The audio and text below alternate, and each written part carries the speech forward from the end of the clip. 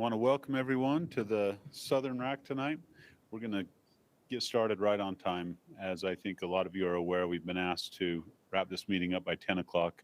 We did get perhaps a slight extension to that, but they would like us out of here so they can get ready for some of their commencement ceremonies. So we're going to go ahead and get going.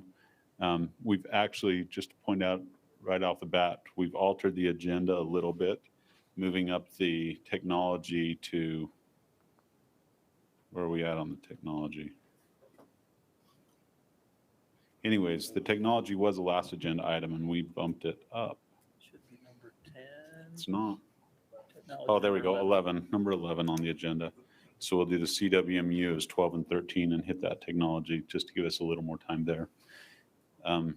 So with that clarification, we'd go ahead and entertain a motion on approving the agenda and the minutes. All right, we've got a motion to approve from Chuck and a second from Riley. All in favor? Oh, there we go, 11. 11 on the agenda. Unanimous. Let's back up a little bit. That would seem like a good time to do it with that clarification on the agenda, but let's introduce the RAC members. Also, we want to acknowledge that Kevin is on the online with us, as is Bart. Bart, why don't we start with you, introduction, and we'll skip over to Austin and introduce. Bart Batista, non-consumptive rep, Kanab, Utah. Austin Atkinson, Cedar City, Utah, representing public at large. Craig Lobb from Burl, Utah, representing agriculture. Verlin King from Bicknell, representing agriculture. City, sending the Forest Service. Riley Roberts, sportsman, Tropic, Utah. Tammy Pearson, Beaver County, elected official. Dan Fletcher, Cedar City, representing Bureau of Land Management. Gene Boardman Hinckley, representing the public at large. Thank you. One last thing I want to go over before we get started. We appreciate the attendance here tonight. We've had a lot of input on this meeting, as you can imagine. A lot of people are concerned, and rightfully so. It's been an unprecedented winter. There's a lot going on, and so we really appreciate the attendance and hope to hear from many of you. If you haven't been to a RAC before, let me discuss just briefly so you understand it. On each agenda item, we'll take questions from the public, which you just stand up, state your name and ask a question, and then we'll have questions from the RAC, and then comments from the public. In order to make a comment, you'll need to fill out a comment card, green cards, hand in one of the division employees, and you'll need that in order to come up to the mic and make comments and suggestions or share your thoughts with us about the proposals. We would ask you to be involved and do that. Lots of times we have a lot of people come to the meetings and then 3 people comment. If you're here, we'd love to hear why you're here and why you want to be here. So please take advantage of that. We really value the public's input. So, and with that, I'll turn it over to you, Kevin, for the regional update. Okay, Mike, can you pull? The Wildlife Board. Yeah, I think you're next still. Sorry, let me do the Wildlife Board minutes. So last Wildlife Board meeting, January 3rd, we had the Utah Prairie Dog Conservation Strategy. That there was a motion made by Brett Selman, passed unanimously to approve the Prairie Dog Conservation Strategy and amendments as presented. Next was a black bear management plan. There was a motion that passed unanimously to ask the division to remove the mandatory orientation course, to apply and instead make it mandatory for those who draw permits similar to the archery ethics course, and that this should become effective in 2024. The next motion passed unanimous that to remove the barrel allowance and ask the division to work with the land agencies. The next motion also passed unanimous. That was to ask Kyle Maynard to work with the division to strengthen the rule language and bring new language back through the RAC and board process. The next motion also passed unanimously to accept the remaining recommendations as presented with the inclusion of a mid-plan review. Next agenda item was a fur bear and bobcat season dates. That passed unanimous with the motion to, or the first motion passed unanimous. That was to ask the division to look into a trap fee increase for non-residents for 2024, and this will be placed on the action log. The next motion also passed unanimous to approve the remaining fur bear and bobcat season dates as presented. Next agenda item was a cougar update, also passed unanimous that we accept the cougar update as presented. So in the last board meeting, everything passed unanimously. I think we'll do that tonight, I'm sure. So, all right, Kevin, turn it over to you. Okay, thank you. I'll be brief, given the length of our agenda tonight. Next slide, Mike. And then the next one as well. From our wildlife section, this first note Teresa put in, I think will be relevant for tonight. We've had a long winter, but our deer in the southern region have come through in remarkably good shape. And that picture on the top left is a deer that was the femur bone from a deer that was killed on the highway just outside of Minersville a week ago. And you can see what we're looking at there is the bone marrow. And that's exactly what it should look like in a healthy deer this time of year. If that deer was stressed nutritionally, it would be bloody and kind of a liquidy type of substance. But we've been told that that's probably as good of marrow sample as we've ever taken at this time of year anywhere in the state. So anyway, keep that in mind as we move forward. There'll be a lot of discussion on deer condition tonight. No, go back.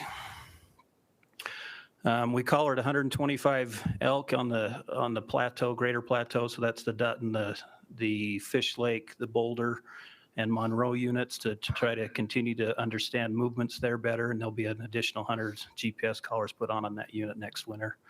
Parker Mountain pronghorn populations that have been struggling in the recent past seem to be on the rebound. We're near our objective, and we've had high production and survival. And then Mineral Mountains bighorn sheep and Zion bighorn sheep production looks great. We've got a lot of lambs on the ground right now. Next slide. Turkeys, as you can imagine, were down in town, and we trapped almost 500 this winter and moved them. Sage grouse lek counts are proving to be difficult to get out to the leks with the snow transitioning to mud, transitioning to roads turning into rivers. That photo on the top right there is the current condition of the Hamlin Valley Road with my four-wheeler stuck in the middle of it there. Something that's we're just developing right now and could be pretty devastating to the California condor population. We've had 18 of them die from avian influenza. And that's still an active infection process that's going on. In addition to that, several states have confirmed mountain lion mortalities that have tested positive for avian influenza, which I think is the first time that's ever been recorded and concerning. Utah prairie dog counts are a lot higher with the monsoon rains we had last late summer and early fall. Pheasant chicks will be here in May and in the Richfield pens, and then we've put a lot of work in on our Pavant WMAs. Next slide. From our aquatic section, next slide. Really the overall message here is our reservoirs are going to fill.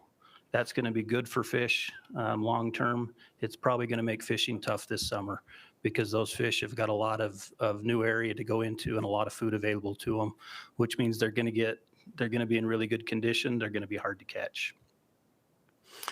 So just an example of that on Minersville, you can see those graphs there.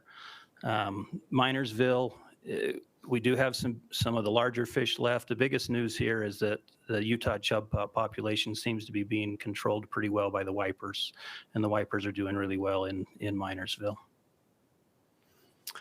Otter Creek looked better than we expected it to. You can tell by some of those pictures, both big rainbows and big wipers still available, and chub numbers low in Otter Creek as well. Our Washington County Field Office just continues to do amazing things in the face of a population that's growing faster than anywhere in the nation, and they're trying to keep animals that rely on water off or from the endangered species list, or working towards a recovery, and the relationship that we have there with Washington County Water Conservancy District really is what makes that happen. Next slide. Our habitat section, go back one, Mike, that middle picture, that is the bridge that will be put in place in Bicknell Bottoms to allow people to get across the river. We have our upland game area there. When we're releasing pheasants in the fall, a lot of them fly north and are immediately across the river and nobody has access to them. We'll put that bridge in before the hunts this fall, and people will have access to a lot of the acreage over on the other side of Bicknell Bottoms. Next slide. We did complete a prescribed fire out on Bicknell Bottoms just on Sunday to kind of rejuvenate the marsh there, and it turned out just the way we wanted it to. And then our seasonal road closures will end on our WMAs on May 1st. Outreach section. Next slide. The Snow Goose Festival in Delta in February went really well. If you've never experienced that, to see 10,000 plus snow geese come up in one flock, it's worth going out and experiencing in February and March in Delta. We've had some SUU interns working with us, and that's been a good experience. Dedicated hunters are picking up. There'll be a high demand for projects this spring, and so we're encouraging people that are in the dedicated hunter program to get your hours in early. NASP stands for the National Archery in the Schools program. The Western Regional competition for that will be held here next week in Sandy. And then YHEC stands for the Youth Hunter Education Competition, and that'll be in Vernal, May 5th and 6th. From law enforcement, next slide. As you can imagine, the shed antler closure put a lot of pressure on our law enforcement guys, and they put in more than 1,500 hours just in the southern region patrolling that. We do have a new officer that is in Wayne County now. He'll be in training for the next couple of months. His name's Sean Stuckey, and we're looking forward to having him as part of the region. And that's all I have. I'm happy to take questions if anybody has any. Yeah, I've got a question. What possessed you to put a parking lot on that site where that Black Hawk Indian skirmish happened there at the Battle of Red Lake, they call it, right there at the Bicknell Bottoms? I'm not sure about, I know we improved the parking lot, and then we added a new one down, just south of your place there. We had cultural clearances done on anything we do that way, so I'm hoping we didn't disturb anything. Well, you did, because there's right there before you get the fish hatchery on top of that knoll. The locals know that it is a site that the militia from San Pete followed the Black Hawk Indians. They come over Pollywog and they caught them there. It's Red Lake, which was the Bicknell Right. Bottoms name.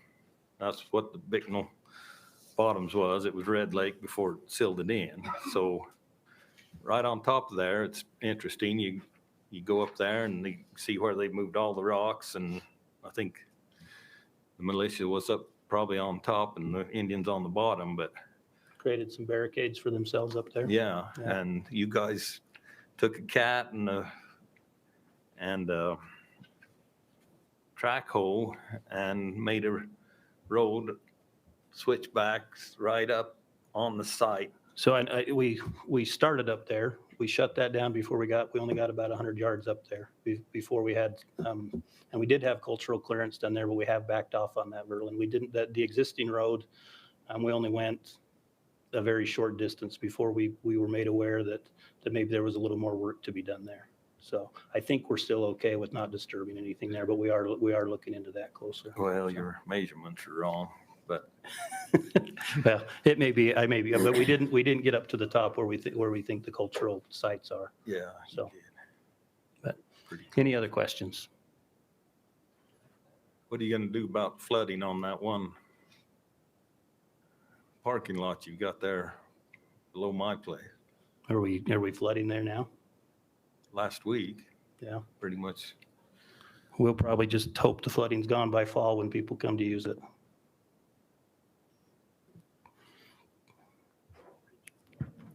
Any other questions? All right. We're glad you found us, Dax. Meeting probably would have been a little different if you didn't make it. So we'll turn the next agenda item to you. If you want to maybe just add some upfront clarity or any comments you might have. One thing I was thinking, Dax, it might be good just to quickly discuss. I think your presentations were great. I think all the presentations were really well done and demonstrated your train of thought, the division's train of thought. But maybe if you could just take a minute to talk specifically about the southern regions, what maybe makes those recommendations so different from the northern regions. Obviously, that's where a lot of our comments came in. That might be helpful up front. Yeah, you bet. Thank you. Yeah, I got a little turned around. I think I tried to go to where we had the last RAC meeting at. And guess I got to pay attention, huh? Yeah, I've started the last couple RACs with some similar information.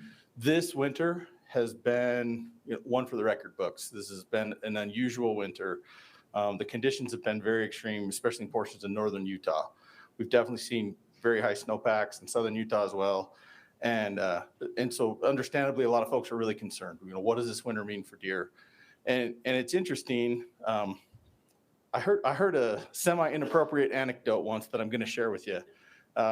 My major professor in college told me the average human has one breast and one testicle, but you sure don't see a whole lot of them around. Sometimes average doesn't mean that much. If you look at permit recommendations across the state, it doesn't look like we're changing very much. If and someone might say, when you factor in how bad things are for deer in northern Utah and how good things look for deer in southern Utah, average doesn't mean that much. So I didn't get many smiles. You guys didn't like that one. You've been reading the comments too much. We needed a diagram, Dax. So the point of that is, sometimes average doesn't tell you a whole lot. And this is one of those winters where I don't think average tells you a whole lot, especially when we look at deer. When the biologists sit down to make recommendations for deer, and this is another thing I picked up a lot of this in the feedback that we got from the public. And I talked about this a little bit in the board work session, if any of you all were able to watch the board work session. The recommendations that the biologists made are focused on the best available data. And in the past, our recommendations have been more reactive. We really stressed managing to a 3-year average, and we would wait and collect data, see where we were, and then make recommendations reactively, for what, based on what we had observed.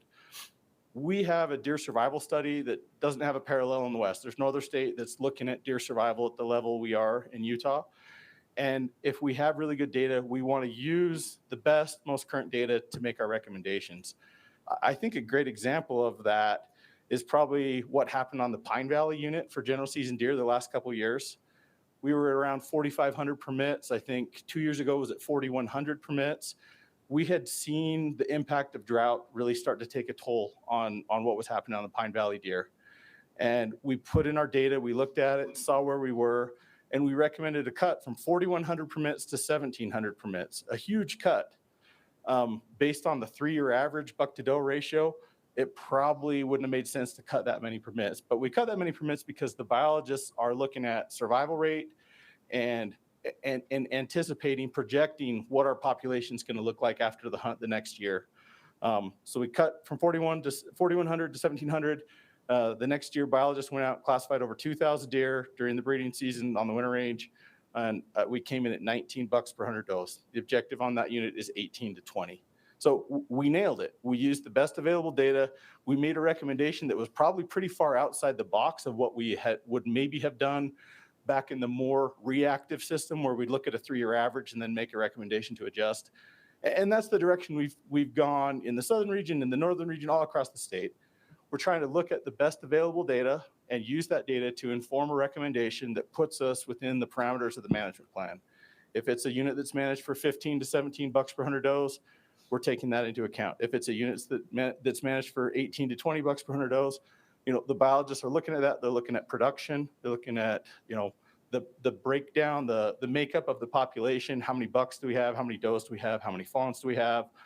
What's the anticipated survival? We don't count bucks, or we don't count fawns as bucks. We count fawns as fawns, but we know that about half of those fawns will be yearling bucks the next year. And those are the kind of things that we're taking into account when we make a recommendation. And this year we're seeing really good survival in southern Utah. We've seen good production. We've had some good monsoon pattern rains the last couple of years. And so that's why you're seeing recommendations for permit increases in southern Utah. And it's kind of tricky when folks want us to be proactive when it comes to making cuts, but they want us to be reactive when it comes to adding permits back. And the biologists are going to take the best available data, combine that with their local knowledge and experience on these units, and make recommendations to try to manage to the targets that are in our management plan. And it might look a little different. We made this commitment. We've talked about this through the public process before. As we try to use the data from our deer survival studies, you're going to maybe see more ups and downs. And instead of the 3-year average went up a little or down a little, we're going to increase permits or decrease permits by 5% or 10%, kind of these arbitrary numbers. We're trying harder to really dial it in and nail it. And the reason we do that is because, that's the job of the biologist, to make a recommendation to what's in the plan. And if we, keep a buck-to-the ratio at 24 when it's supposed to be 18 to 20, that's not fair to the folks that, have agreed with that management plan that's been approved through the RACs and the board. And it leaves a lot of opportunity, that's missed out on by folks that maybe want to go hunt. It's also not fair if we're supposed to manage a unit for 18 to 20 and we're at 15. Again, then we're not managing to the level of quality that we've committed to. And it's not always perfect. And we do practice adaptive management where, we look at this, we monitor it and make adjustments. But I guess I just wanted to explain that. And especially in the northern part of the state, our plan is to look at the data again at the end of this month before the board meeting on the 4th and see where we ended up, in real life compared to where we had projected or anticipated that we would end up. And on a few of those units in northern Utah, things actually look worse than we thought they would be. We know that a lot of mortality still occurs in the month of April, especially in central and northern Utah. And the biologist had taken that into account, based on looking at previous years, kind of the trend line, where are we? And this winter was held on a lot longer than usual. And I think on a few of those units in northern Utah, we probably need to make a revision, and we plan to look at it again the end of the month and come back to the wildlife board with the revision. The flip side of that, a lot of the units in southern Utah, the recommendations we made were actually pretty conservative. I know that might sound like a shock to some folks here in the room, but actually really conservative. And we're probably going to have higher survival rates on a lot of these units in southern Utah than we anticipated. So I guess I just wanted to explain kind of the background of where the recommendations came from. And I've heard a lot of feedback from a lot of folks, passionate deer hunters that really care. And some folks feel like, the recommendations surprised them maybe if they were more used to kind of this old, more reactive model where we looked at 3-year averages and then just kind of made incremental adjustments based on that reactively. So I hope that helps explain some of the context behind the recommendation. And I hope that we can have good discussions tonight, and I hope that adds to some understanding to why we recommended what we did. Dax, I think that really helps. Could I ask maybe one more thing I'd just like you to clarify before we open up to questions from the RAC? As I think you're aware, and you've probably heard all the phone calls, it's got to be an interesting position from you dealing from northern Utah to southern Utah and the two extremes. But we have an overwhelming amount of emails asking to not increase any of the permits. What would the division's reaction to that be if this RAC were to recommend no increases? Would our units still be inside of the Mueller plan if we did 1 year, or would that put us outside of the plan, in your opinion? So I think if on the units where we recommended, and it varies, it depends unit by unit. Some of the units, it's an increase of 100 permits or 75 permits on units like Southwest Desert, and then Pine Valley and Zion are probably the big ones. But across the region, I think if the RAC and the Wildlife Board decided not to increase permits, we're going to be outside the parameters in the management plan. You're going to see buck-to-the ratios, in the mid-20s, probably on a lot of units. Thanks, Dex. Which means people don't draw. already. So I was talking with one person. So, and I grew up in this region. I grew up in Santa Clara, and my family I grew up hunting the Pine Valley. And I haven't hunted the Pine Valley in probably 15, 20 years because I can't draw a tag. So my family, we hunt in northern Utah now because we like to go hunt. And, we're not maybe the biggest trophy hunters in the world, but we like to go hunt. And we could only draw a Pine Valley tag every 3, every 4, every 5 years. And so, yeah, I grew up in southern Utah, and someone told me, well, if you guys keep adding permits, I just want my kids and grandkids to be able to hunt someday. And I said, yeah, I mean, that's the idea behind a general season deer unit, is we manage those units to optimize for opportunity, at different levels. Some are 15 to 17, others are 18 to 20. But the whole idea behind those units, the general season deer unit, is that's where you can take your kids hunting, or you can draw on a more regular basis versus a limited entry unit. So, if the RACs, the board, decide not to increase permits, not to follow, on these units down here, and not to follow the division's recommendation, you'll end up at higher buck-to-doe ratios.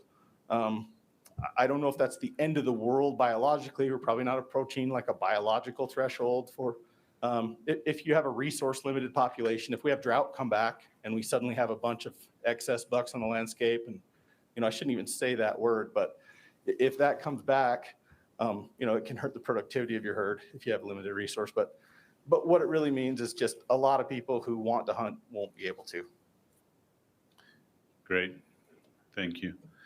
Let's go ahead and open up to questions from the RAC. Questions from the RAC, then questions public, comments public, and then comments RAC. You said it wrong in your introduction, but this is the right. In the introduction, I skipped the RAC. Oh. Technically, that's not wrong. When you were reviewing the process. Yeah. But anyway. Yeah, but we do questions from the RAC first, then questions from public, comments from the public, and then comments from the RAC. So questions from the RAC. Well, this is going to be an easy night. I was intentionally looking the other direction.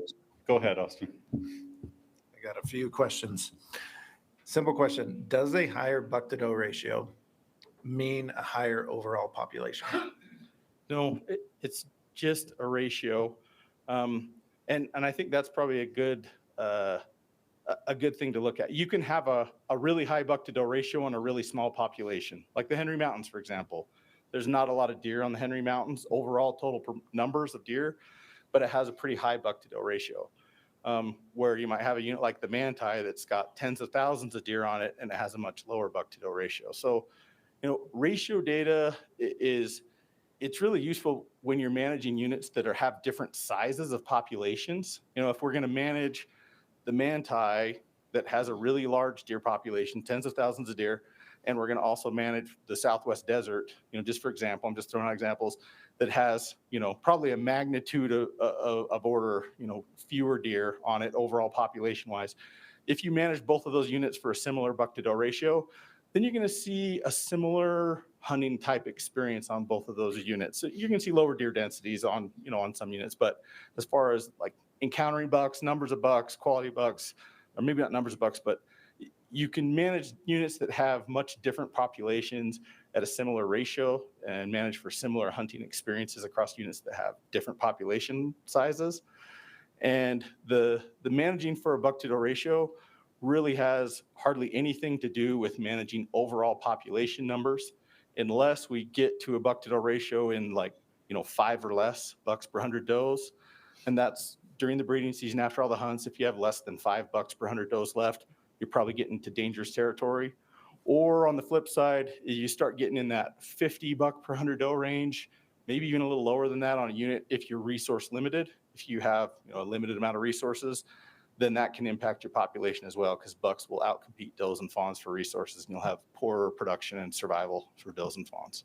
So population management and buck hunting management are pretty darn separate, except on really the extreme ends of things. Follow up to that. I don't know why this is echoing so bad. Would you say there's a minimum population threshold where that buck-to-doe ratio does not work or is not as applicable? Say sub 1,000 deer on a unit. You know, I don't know if I've looked at that specifically, but if you get to the point where you've only got 10 deer left, but 4 of them are bucks, and so you've got 6 does and 4 bucks, and we say, oh, you can get to a point, I think, when numbers are so low where, really hunting is probably not even your focus at that point. Your focus is going to be how do we save this population from blinking out. But I think when you're looking at units that have thousands of deer on them, it's probably not significant. So, and you can manage for a high buck to doe ratio, and quote unquote quality buck hunting. We manage for a high buck to doe ratio. We typically issue fewer permits. You have a higher success rate, but it's hard to draw. You don't draw as often, but you can manage for a high buck to doe ratio and a quote unquote quality buck hunting experience on a unit that has a relatively small deer population or even a declining deer population. And you can manage for a low buck to doe ratio on a unit with a lot of deer with a growing population. So you can have an opportunity hunt on a population that's large and growing, or you can have a quality hunt on a population that's smaller and shrinking. Eventually, at some point, it gets to be where it's not sustainable. But the Henry Mountains, again, is a good example of a deer population that's declining, but it still has a high buck to doe ratio, and it's still a relatively high quality hunt. Couple more questions on that. Did we screw up the Henry Mountains, in your opinion, then? Too high a buck to doe ratio? So I think, and this is a little bit of me pontificating here. Henry Mountains, the fire on the Henrys in the early 2000s, I think we really saw incredible benefits from that fire. We had closed the unit, we reopened the unit, we had these fires that really gave that habitat a boost, had great nutrition available. So you had a growing deer population with fantastic availability of nutrition. We saw great bucks on the Henrys for a window there. And we saw a similar thing in the Book Cliffs. That rattle fire in the early 2000s in the Book Cliffs, right after the unit had been closed for a little while because it got down to those, mid single digit buck to doe ratios. It was a general unit, closed it down, and then had a big fire, opened it back up as a limited entry unit. Both those units kind of kicked butt for a while. I think we're seeing that on the Oak Creeks right now. It's probably that Oak Creek deer population is you're really seeing some dividends that you get from good fires on deer populations. So at this point in the Henrys, if we are against a resource limitation and we're at 50 bucks per 100 does, it's possible we're affecting productivity of the herd. If you look at the Henrys, that population's not really growing, and the buck to doe ratio is actually decreasing on that unit. But it's because it's following the population trend as the number of deer on the unit has declined. And I think it's a combination of factors. I think the flush from that fire has kind of petered out. It did its thing, and now it's kind of died out. And the drought, I think, really took a toll as well. I've got a bunch more. I'm asking you some questions that are basic. I realize I'm trying to get to some biology questions so we can understand. Can you tell me, when you collar a fawn to do your fawn survival study, what time of year do you collar them? How old is that fawn? What does that look like? Yeah, so we do, on our deer survival units where we have adult does and fawns collared, we collar them in December, and our survival year tracks from December through December. We collar them in December, does and fawns on those units, and then monitor their survival throughout the year. At that point, we consider it a fawn. It's about 6 months old at that point. We have some units where we've done neonate studies, neonate meaning a newborn was just born. On our neonate studies, when we study those newborn fawns, we're catching does in March typically, and we give a vaginal implant transmitter, a VIT, that it sits in the birth canal, and then when they give birth in the spring, like in May, June, then we go out and that alerts us when they give birth, and we collar the newborn fawns. So, but most of the deer, and we don't do a lot of those studies. They're really labor intensive, time intensive. We've done a few across the state and have a few more planned for this next year. But typically on our deer survival units, we collar in December, does and fawns. Bart's got a question though. Bart, we're going to bring you in, and then I'm sure Austin will go back. So go ahead, Bart. Well, I have a few questions too. First question. So I just want to confirm, when do we finish those population assessments? Is that in December, January timeframe? Yeah, so we look at it as a post-season, so after the hunting season. Most of our hunting seasons wrap up for deer. Most of our hunting seasons are going to be wrapped up, by November, December timeframe. And so we look at on that survival year, kind of that December through December period. That's when we're looking at that. And after, a lot of times we don't actually come up or calculate the estimate until a little bit after that, because it takes a little bit of time to get all the all the harvest data compiled from the hunts. And we look at that in addition to survival data when we do our population models. Does that answer your question, Bart? It does. So since we've had a lot of snowfall since those were completed, do you have mortality data from then indicated that you can extrapolate to the population from your collared deer? And how does that compare to previous years? Yeah, great question. Yeah, so we did collar additional fawns this December on all of our survival units, additional does on some units too, where we needed to backfill to make sure we maintained a good sample size. And at this point, we have those data. I got updated survival data this morning from Randy Larson at Dr. Randy Larson at BYU that we work really closely with on the survival project. And because we've been doing the survival study for 9 years now, a lot of times we can look at and see where this year's survival lines out compared to other previous years. We don't have projected population estimates for next year yet, but we are looking at the survival data, and in a way, I guess we're building a part of a projected model for next year. I guess my question isn't really about projected models or anything. It is, percent of collared, percent of mortality of presented collared deer, however you want to say that. And that's not a projection. It is, we have 100 collared deer and 20 of them died, or 20 fawn died. And so do we have any sort of relationship so we can compare mortality of this year to previous years? Yes. Just so we can kind of, you say that these numbers are subject to change, and it seems they'd be subject to change based on mortality rates. Yeah. Right? Or survivor rates. So. Yeah, we do. I'm just trying to get some information on that. Yeah. Like I said, I got an update this morning. If you have questions about a particular unit or anything, I can tell you where we're at as of this morning for, starting last December till right now where we're at. I guess I'd be happy with, are we seeing higher mortality now than last year to the same time? No. In northern Utah, yes. In southern Utah, no. So in southern Utah, we're seeing increased or the same survivorship? Yes. Yeah, we're seeing really high survival rates in southern Utah.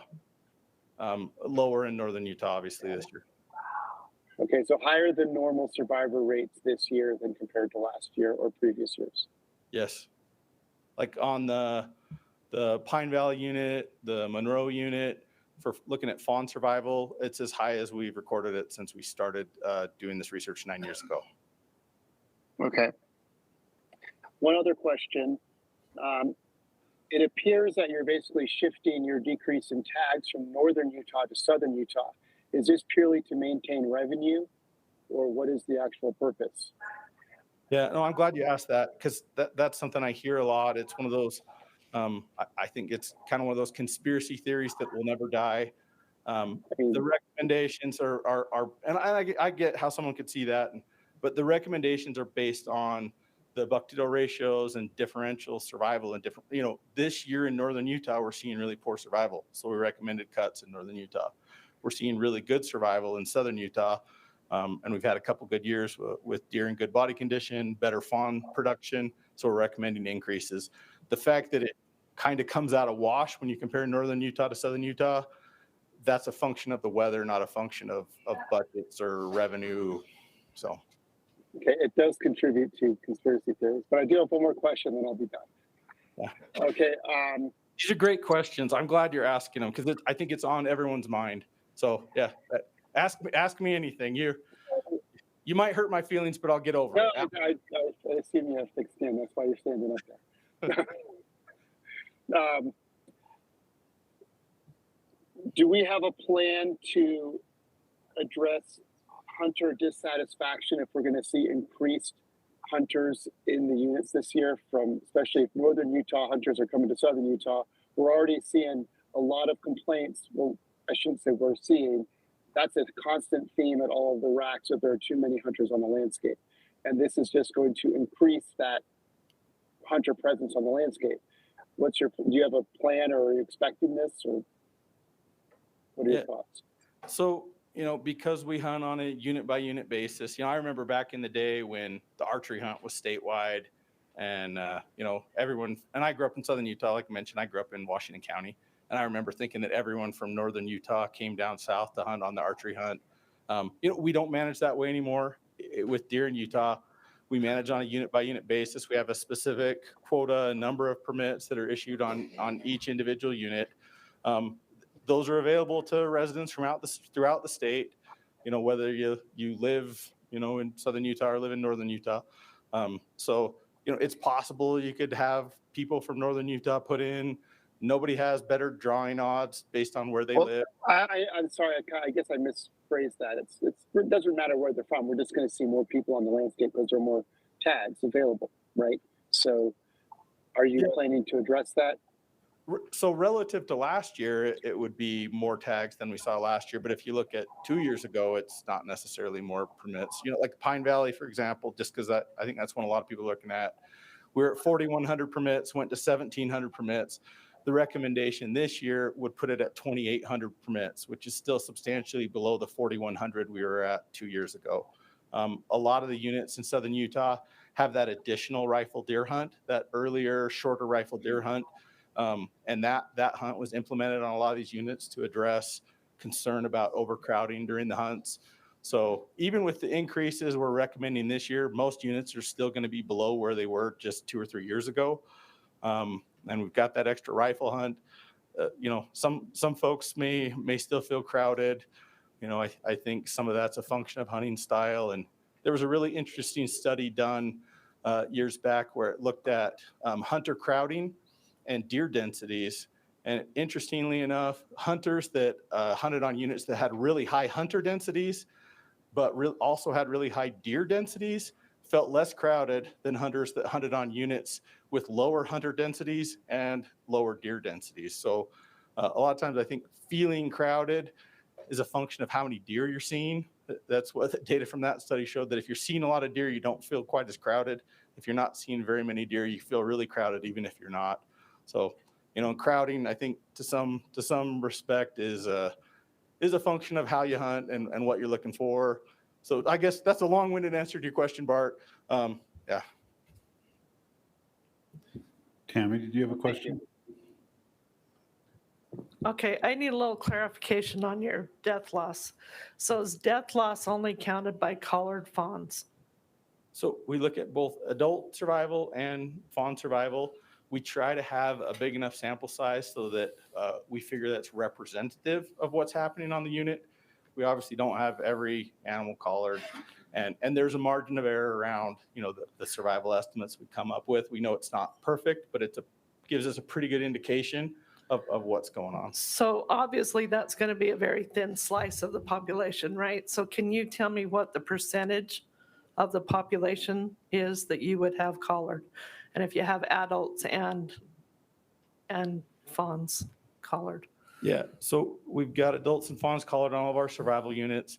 We could go through and do the math on what percentage it represents, but the sample sizes are give us a pretty good indication of what's going on. It's kind of you're a politician, sorry, maybe that's a dirty word. That's a bad word. In southern Utah, that's a dirty word. When you do polling data, you don't have to necessarily ask every single person to get an idea of what the trends might be. It's the same type of thing where we have an adequate sample size to where it gives us a pretty good idea of what's happening with deer numbers. And I got to be totally honest, we will sometimes see pockets that experience something different than what we're seeing with collar data. In northern Utah this year, the Morgan South Rich unit, that unit saw we saw a lot more mortality on that unit than we did on neighboring units that had similar conditions. And, we're still figuring out exactly what happened there. So there can be pockets sometimes that aren't captured by the callers, but generally I'd say the callers give us a pretty good idea of what's happening on the unit. So question, would you be specific to beaver? Yeah, maybe our folks can help. So your question is how many we had? Yeah, and I'm gonna put Mike on the spot. What your percentage of collared animals and what the death ratio is, because I am also a conspiracy theorist. And what I see on the ground, both in the Southwest desert and on the beaver, is not what your science is saying. Yeah. So I'm not necessarily a firm believer in the buck to doe ratio, but I grew up here. I'm a landowner. I've raised animals my whole entire life, and the landscape is completely opposite of what we had 40 years ago when I came to southern Utah. And so we do not see the deer. The population's not there. I know we screamed and hollered for years on the beaver until finally somebody says, oh yeah, maybe we should count them and do the winter counts, and the deer are not there. So that's why I'm really curious as to increasing tags, because maybe they're there because some of the collared ones survived. Sorry, that was a statement, not a question. You started with a question. Do you want to end with a question? So on the beaver unit, we have 38 collared does, and in the beaver unit, I think we just have collared does. I don't think we have fawns on the beaver unit, but and we use neighboring units that are similar to get an idea of what we've got survival sometimes. One example I'll give is the Monroe and the Fish Lake. And I shared this in one of the presentations I gave. Vance Mumford's a biologist for the Monroe unit and the Fish Lake unit. And the Monroe unit is our survival unit. And we chose survival units intentionally, tried to choose units that were representative of neighboring units because we know we can't collar deer on every single unit in the entire state. But we keep trying. We're increasing how many we have every year. But Vance looked at the numbers this year when he was making his recommendation, and he said, we're seeing really high survival on the Monroe. And I know on the Fish Lake, those deer winter a little bit higher, the snow's a little bit deeper. And so he adjusted his estimate of what he thought survival would be on the Fish Lake. He used the collar data to inform his recommendation, but he tweaked it and modified it and made it specific to the Fish Lake unit because he's worked there for years and he knows where the deer go and knows that the conditions were a little bit different. Not vastly different, but different enough he felt like he needed to account for that and take it into consideration when he made his recommendation. So, the collar data, we do lean on it pretty heavy and we feel pretty good about it. And we have a track record when you look at, we've been doing this a couple years now where we use the survival data to inform our recommendations. And our track record is that it's hitting really close. On most of the units in southern Utah last year, where we used that type of data to make the recommendations, I think there's 11 general season deer units in southern Utah, and 9 of the 11 we were at or above objective. 2 we were like 1 buck per 100 doe below. So I mean, if you can hit the mark 9 out of 11 times, that's pretty good in the biological world for making recommendations. Did that answer your question, Tammy? We got 38 collared does on the beaver. Yeah. And how many of them are still And alive? I think called that's- you a politician. Listen to me talk. I'm teasing. Sorry, Kevin. I think the question is, what's the survival of those 38 DACs? On the beaver, right now, we're at 95% survival. We've had 1 deer die, 1 collared deer die. But that is specifically to beaver, not an estimate for Monroe. That's specifically to beaver. So we don't have fawns collared on beaver, but we do have adult does. So, And what's that? They were roadkill. So, and that was the picture Kevin showed in his regional update of that really, buttery looking, delicious looking bone marrow off a really healthy animal. And I've looked at a lot of the marrow and a lot of femurs from deer and elk in northern Utah this year, and it looks like, pomegranate jelly. It does not look good. It's got that clear gelatinous texture. They're metabolizing their own bone marrow to harvest calories to try to stay alive. And, yeah. So. All right, other questions? Go ahead, Austin. So I need some help understanding basic biology of how these growth models work, right? So Pine Valley is my example. Population estimate puts it at 18,000 deer. If I take my buck to doe ratio and spit it into that, there's about 14,000 females or does on the unit. I'm trying to understand how many of those does are pregnant. 90%. 90%. Most of them are going to have 2 fawns. That fair to say? Yep. And you're not going to collar them till December. Yep. What percentage of fawns, how many are we losing from when they're most vulnerable, they come out wet and helpless between then, say, May and December? You can calculate that if you look at our classified fawn to doe ratios. If you take those assumptions, 90% pregnancy, which we've shown time and time again on units all around the state, and an average of, it's probably going to be 1.8 fawns, are actually given birth to. We could look at the numbers and figure out, what actually, we could have a pretty darn good idea of what actually hits the ground in May and June, and then what's still there when we classify postseason. And that can answer that question for you of how many of those are actually making it till December when we go out and collar fawns. So, we could get at those numbers.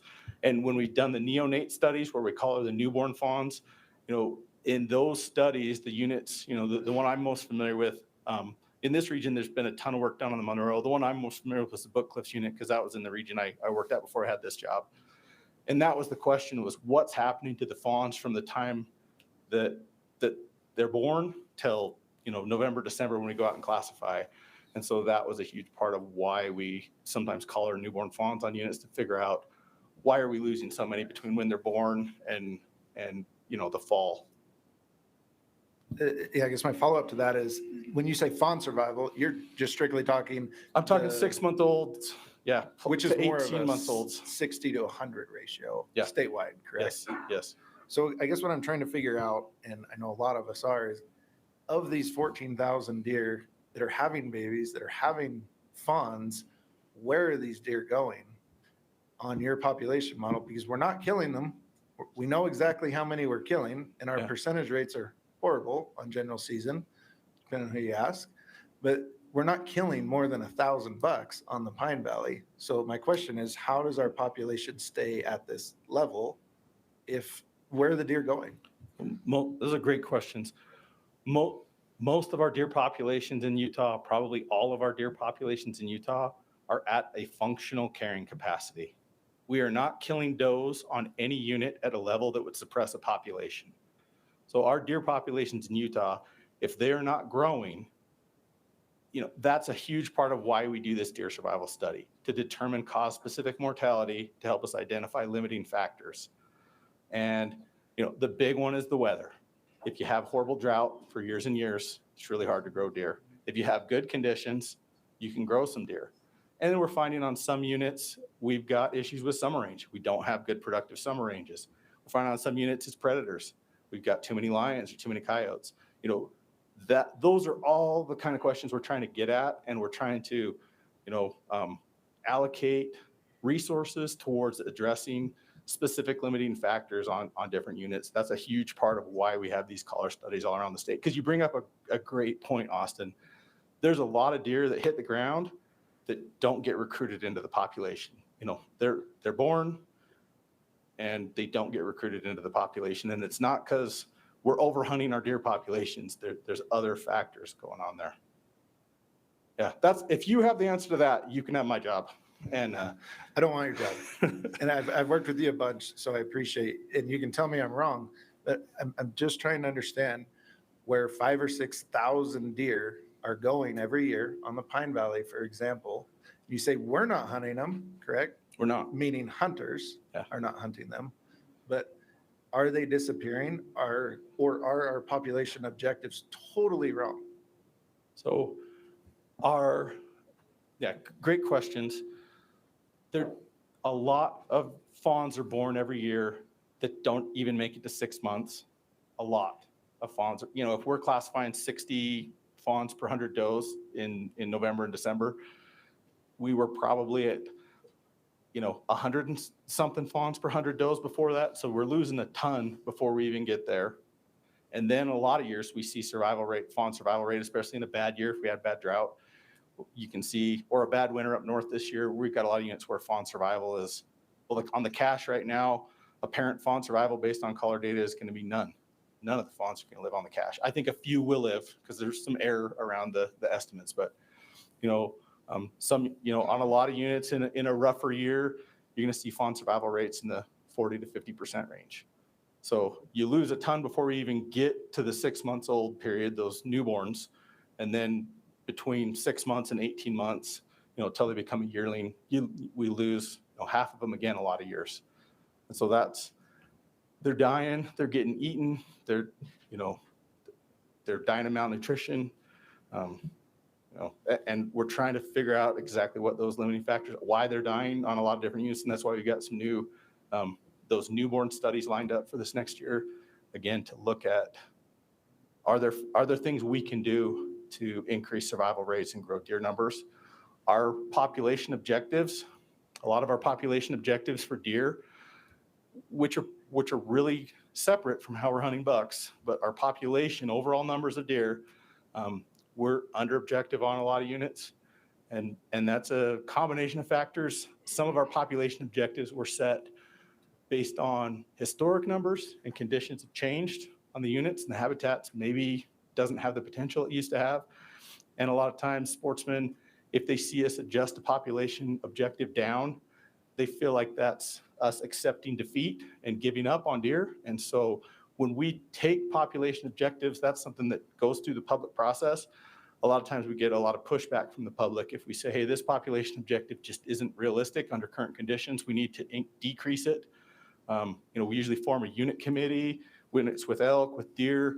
We take them through the public process, and a lot of times the public really hates to see that because they feel like we're giving up on our deer if we lower a population objective. So some of our objectives are probably a social number rather than being as reflective of actual biological conditions. Dax, maybe something that will help with Austin's questions. What adult doe survival and fawn survival and fawn to doe ratio do we need to have a stable population? I know we kind of know in general where those need to be, and if it's above that, we think we're growing. If it's below, our population is shrinking. So maybe that'd help. What survival? Where do we need to be to just stay level for a year? Yeah, we need adult doe survival probably in the mid to low 80s. We need fawn production probably in the 60 or above range, and we need fawn survival again in probably that 50% or above range. That's where you can probably maintain. When we start seeing adult doe survival in the mid to upper 80s, and we start seeing fawn production in the 60s into the 70s, and you start seeing fawn survival that's 50, 60, 70, 80%. When we really were growing a lot of deer, I was looking back through data for, that's when you can really grow deer. I was looking back through the data for the Pine Valley unit, looking at survival in like 2014, 15, 16. And a lot of you might remember those were great years, and they killed a lot of really good bucks. Those are years when we had adult doe survival in the mid to upper 80s, and we had fawn survival that was really high too. And we had great monsoon pattern. That was before the drought really started kicking our butts, and the population was growing. We also ended up with a really high buck to doe ratio because when we recommended permit increases, we got told no. And then I think people got used to a larger growing deer population managed at 24, 25, 26 bucks per 100 does. It's pretty hard to go from that back down to drought, these drought years, lower production, lower survival. Sometimes almost feels like you're missing an entire age cohort if you have really poor fawn production and survival one year, and overall deer numbers went down. In one of the presentations I showed kind of during those really good years, 2014, 15, 16, in that range, we grew 100,000 deer across the state. And then, starting in, 2017, 2018 through about the last year or two, we lost 80,000 deer across the state. So December of 2021 through December of 2022, so the last year that we have a complete year worth of survival data for, we grew 30,000 deer, about a 10% increase in the state. And that's when I took over as big game coordinator. I thought, yeah, we turned the corner on this drought. This is going to be awesome. And then we had this winter, which still looks pretty good in southern Utah, but doesn't look as good in northern Utah. Another question, Dex. You mentioned something when you talked about the Henrys and the Book Cliffs, that those seasons were shut down, meaning no buck hunting for a while. Tell me about that. Why? And is that responsible, outside of the fire, for a huge rebound when it was opened again? So, yeah, great questions. And I opened the door. The big population bounces that we saw in those units are related to the burns, not related to how we were hunting bucks. It's related to those burns and seeing, seeing the habitat come back to where just there was a lot of great quality feed on the landscape. And we saw healthy deer, fat deer, does keeping their fawns alive, and the populations grew. And one of the kind of scariest things about that is, and I mentioned this earlier, you can manage for really big bucks on a population that's declining. If you cut a bunch of tags or close a unit for a few years, and I heard from a lot of people like, oh, the deer are struggling. If we just would shut down the buck hunts for a couple of years, it will really help the herd and the population will rebound. And the reality is, bucks don't have babies. How we hunt bucks isn't what's driving populations up and down. We're not even close to those biological sideboards there. But what you will see if you close a unit down to buck hunting or make big substantial cuts for a few years, you'll see really big bucks on that unit, for at least for a while.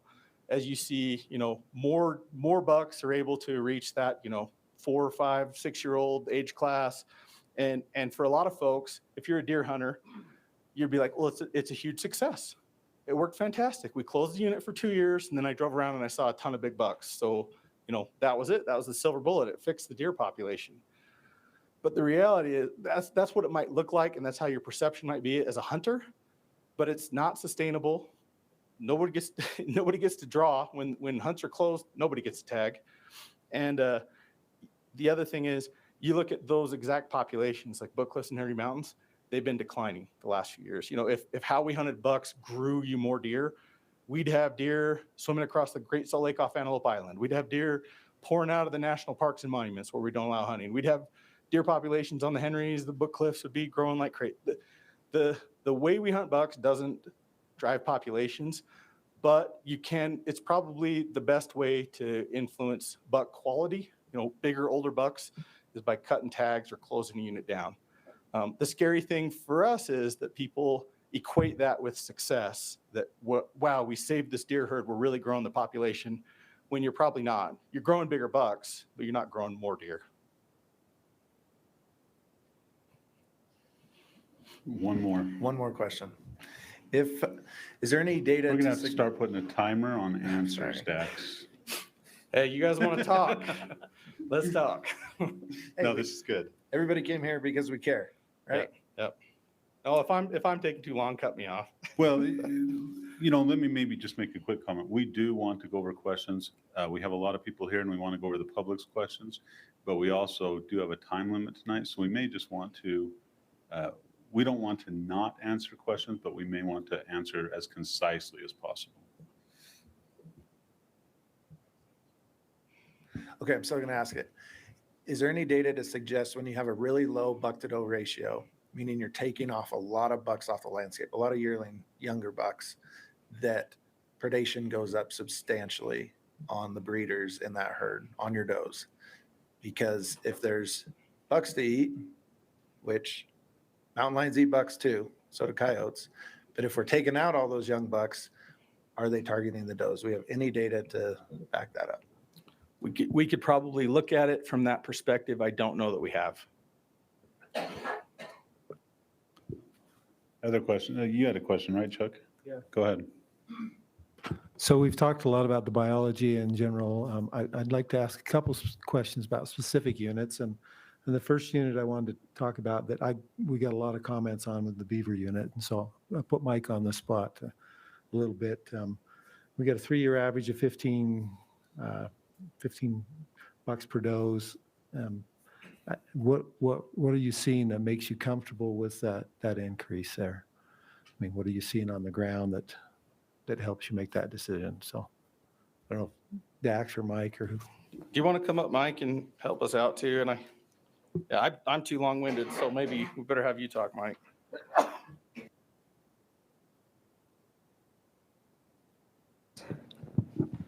Thanks, Chuck. So the big factor behind the recommended increase on the beaver was the good fawn survival last year. We actually had 61% fawn survival last year and high adult doe survival. So far, like Dax has mentioned, we're projecting to have really good survival this coming winter. The buck to doe ratio is below the objective, but if you look at the last 3 years, it's trending up. So we went from 13 to 15 to 17. And running the numbers, looking at and adding in that survival and projecting forward what we expect the survival to be, my recommended increase is actually fairly conservative and might still put me over the buck to doe ratio objective next year. Can I keep Mike up there? And he's like, not so fast. So when you say your fawn survival's in the 60s, or I think you said, what is your doe survival? Or did I get those reversed? No, yeah, last year fawn survival I think was 61%. And you said you had really high doe survival. Adult doe survival. What is it? Do you know what that is? Or Yep, I can pull it up. or was that 95 that you guys were talking about earlier off the? Yeah, Okay. that's so far this year. That's Okay. from this past December. The past December to December, that was 79%. Okay, thanks. Thanks, Chuck. Any other questions? All right. We're going to open up to questions from the public. Just a quick comment here. These are questions. We'll get to comments in a minute. We only have a few comment cards. Please turn in your comment cards if you do want to make a comment. If the questions start turning into a comment, I'll cut you off and we'll ask you to come back and comment. Hand it to a division employee. They'll bring it up or you can walk it up. But questions on the deer permit recommendations. I also just want to draw attention to, we're going to stay on topic and on agenda, and we're on deer permit recommendations. So anybody that wants to ask a question, please come up to the mic, state your name, and ask your question.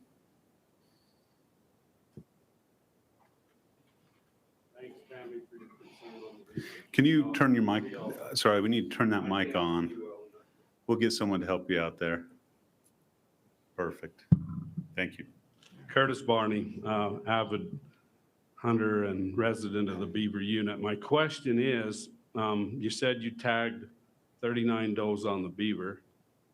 There's 9,200 deer, you say, on the beaver. That's a 0.004%. My question is, do you tag those deer in different parts of the beaver or are they all in one area? Yeah, great question. So we try to get a representative sample and catch deer from across different portions of the unit so that it's reflective of what's happening across a diverse unit.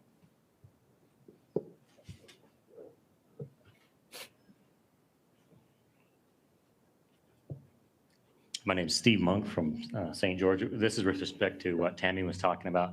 I'm not the brightest light in the room, but I did take statistics in college, and I know that when you have a sample size and a population size, you know what the margin of error is. Do we have a number on what, like how far off those numbers could be on the survival rates? Yeah, let's see here. I don't have it with me right now, but we do. We can get that for you.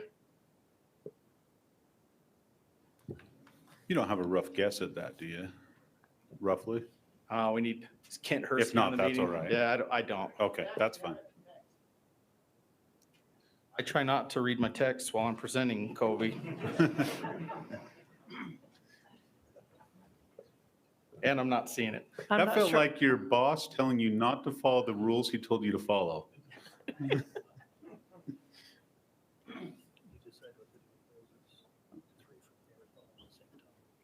Okay. Any other questions? All right, let's go into comments. Standard error for adult does is typically 0.04. For fawns, it's 0.1. 4% or 10%. Yeah. Okay, we'll go into the comments. That's all right. Just a reminder on the comments, we do want to keep it civil. We know there's a lot of people with really strong opinions. That's great. We love strong opinions, but we also want to be civil and organized. So public will get 3 minutes. Organizations will get 5, and we'll keep that time. Again, we're a little conscious of time tonight. Garth, I've got 3 cards from you on the agenda. Let's just open it up. Yeah, that's 9 minutes. No, that'd be 3 minutes, Garth. So I don't know if you want 1 comment card or 1 minute I per don't know. comment or how you want to do I this, just want to but talk for 9 minutes. I So- may or may not cut you off at 4. So first of all, on fawn survival, when the layman hears fawn survival, you're thinking the number of fawns that survived that were being born. And on the neonatal or whatever you want to call it, studies that I was involved in, it's the same as Dak said. We started with 185 fawns per 100 does, and we ended up with 50 in September. So when they're talking about fawn survival, they're only talking about fawn survival after they've gone through the vast mortality period. So it's not a good indicator of what the fawns are producing and survival that's going to help the herd. It's not like you had 95% fawn survival and you had 2 fawns for does and 95% of those made it. No, less than 1/3 made it. So you have to keep that in mind. Now, the thing that bothers me the most is statistically, if you do buck only hunting, statistically, you'll get an increase of deer numbers, statistically, because you're just killing bucks. And so everyone knows that, and that's why for the last 40 years, the Division of Wildlife has said, let's just have buck hunting and it'll increase our numbers. But for the last 40 years, our numbers have dropped. And anybody that's followed our deer numbers have to agree our deer numbers have dropped. And yet statistically, we've had great management by good people, okay?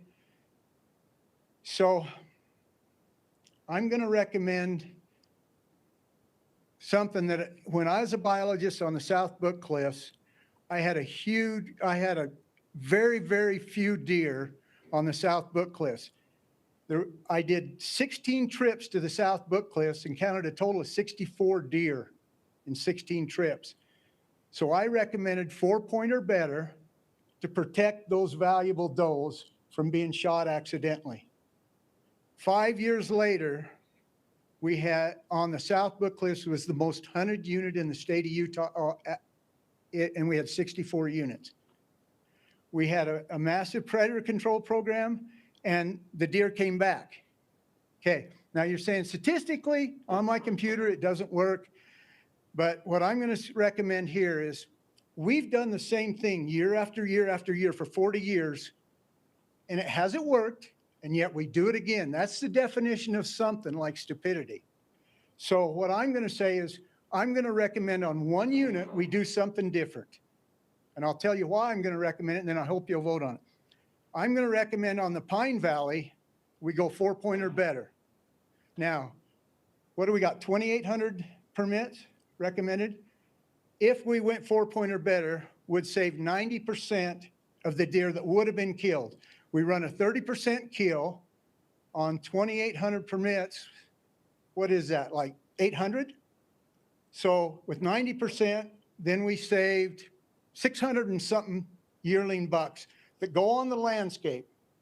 Now, if your deer herd isn't increasing with buck only, that means you're losing all your gain. So I'm guessing if you had say 650 bucks, you just saved, and I know this is hard to figure out in 3 minutes, but you just saved 350 does or 400 does, okay? And when I did it at home, it was 400 does. We've given you 4 minutes. Can you wrap it up? No. And We're going to, I mean, in all reality, we wait all year to have a public meeting. We don't have a public meeting a week before this meeting, this closed doors. We have this meeting. It's our only time to talk the whole year. Now, I know you want to go to dinner, and I understand that. Garth, I'm not going to take being insulted. I've been nice. So don't insult me, Okay. Don't insult me I either. didn't 'cause insult you. I just said that we need to watch the time. We do have a limit on our time tonight, and this is a standard thing of 3 minutes, and we are welcome to emails and phone calls, but the insults aren't going to work. Well, it's an insult to somebody that comes here that spent hours and hours and hundreds of hours, and I've called all the different ranchers I know on the Pine Valley and all the different landowners, and I haven't had one person tell me there's an increase in deer. So let's go back to the point. If we went 4-point or better, we would save, by my statistics, 400 does. In the summer, that's 1,200 deer. Over 5 years, it's a huge amount of deer that would be saved. My recommendation is Pine Valley unit only, 4-point or better for 5 years. Try something different. What we've been doing hasn't been working. And I'm sorry I insulted you, Brady. That's all right. Thanks, Garth. I appreciate it. And I understand there's a lot of passion on this. So thank you. Next, we have Dusty White. And after Dusty, we have Garth Jensen.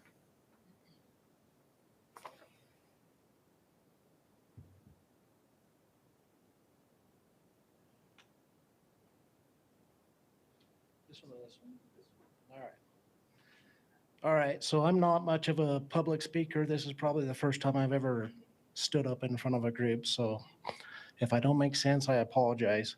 But from my statistics here, we go off the buck to doe ratios. Maybe they're a little bit different than what the division has, but I have the beaver unit as 14.4, 14.5, somewhere in there. So we're under objective. Why are we increasing tags? If you want to go to the overall population, in 2017, the population was 13,950. 2018, 13,750. 2019, 12,000. 2020, 10,300. 2021, 94,000. Continually a decline. Why are we increasing tags? The wildlife board here in their presentation says, well, if we can increase the overall population, we can increase tags. Well, it's decreased. Why are we increasing tags? On the Southwest Desert specifically, we've got 18.5 of the objective of buck to doe ratios. So it's 18.5. So we've got 18 to 20 buck to does. So we're at the lower part of this objective, but yet we're increasing tags by 150 permits. If you look at the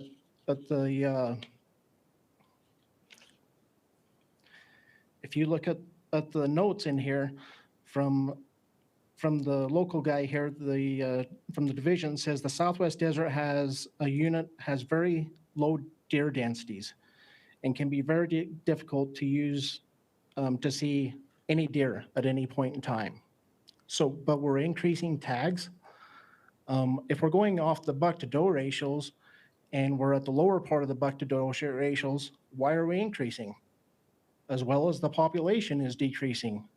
I just don't get why we're increasing tags when the buck to doe is at the lower part, the population is at the lower part, and this is off the division's website. I mean, I don't agree with the deer counts. I think they're extremely not right. However, if you go off their 30 seconds left. Okay. However, if you go off their documentation, it still isn't right to increase tags. So I would hope that the Wildlife Board would not increase tags this year, and that's where I stand. Thank you. For your first time here, Dusty, you did a great job. Thank you for your comments. Garth, and then following Garth is Steve Monk.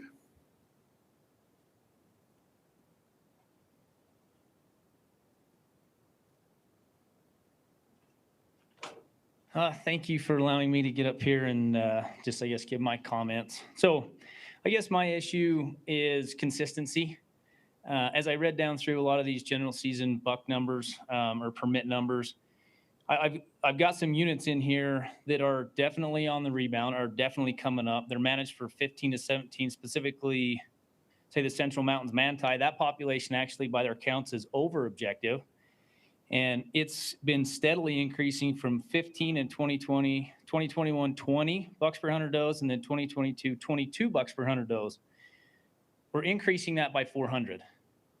And then you go to, let's say, the Pine Valley, you've got 21 bucks per 100 does in 2020, 16 in 2021, and then you kind of bounce back a little bit to 19, but your average 3-year, average is only 19 bucks per 100 does, which is somewhere in the middle, and yet we're increasing that by 1,100 tags. And looking at the Manti, it's over by 2 bucks per 100 does because it's managed for a 15 to 17, and it's at 19 for a 3-year average. So, I mean, there's other instances. The Nebo is the same. It's at 18, and we're managed for a 15 to 17. We're only increasing that by 300. And when you look at the Pine Valley, we're still under our objective as far as population. And I can go on. I mean, the same thing applies to the South Slope Bonanza Vernal. I mean, we're looking at that population, and it's been on the increase, 11 bucks, 16, and then 20. And now we're decreasing permits by 300. So I would just like to see a little more consistent when we start increasing permit numbers in certain units, but don't in other units. And it just doesn't make sense to me, given the fact that, I mean, we're basing this off of increasing and a projected outcome. Maybe that's because they've had a little bit more winter mortality. I'm not sure about that. So that's where I'd just like to see a little bit more consistency. Thanks, Garth. Appreciate it. Steve Monk, followed by Aaron Ward. Ward? I think I have that right. Covey, are you ready for this? Covey, I support the division's recommendations on the Pine Valley increases. I do, because in the grand scheme of things, I'm a big proponent of better quality deer, but we've been running 4,000 plus tags for a long time. The cut last year was giant and awesome. And this increase puts us still to a level that I consider low for what we've been doing. And if we don't increase it, the buck to doe ratio is going to be through the roof, and we're going to have even bigger increases in the future, according to the current plan, which I feel like Jason and the biologists have been doing a really good job at managing to that plan. So I give them a lot of props there, which leads me to my next point. Last time around in the mule deer plan, you guys passed a 3rd tier buck to doe ratio unanimously. The wildlife board shot it down. I think that we need to keep trying for that moving forward because it would alleviate all these issues. I think we've shown that with a lot of tags, 3,500 plus, 4,000 tags, we can run a buck to doe ratio in the low 20s and offer a good amount of opportunity and good quality as well. And I think Garth's idea of a 4-point or better would certainly push us way over our buck to doe ratio right now. And I think you guys should take a vote on that just to recommend to the board that that's something worth looking at in the future. Because that's what you guys do, is recommend, advise the board, right? And I would appreciate if you guys would do that. And like Garth said, let's try something different. Maybe it'll work out awesome. Maybe it won't. And if it doesn't, we'll just go back to the way we're doing it. But I do think we need to have a higher buck to doe ratio down here. I think there's been a big demand from the public, and that's not going away. I can promise that. It's getting worse and worse, the demand, people wanting it worse and worse. So yeah, I would just ask that you guys do that. And I appreciate your guys' willingness to listen and consider these new ideas, even if they do go against some of the recommendations. Thanks, Steve.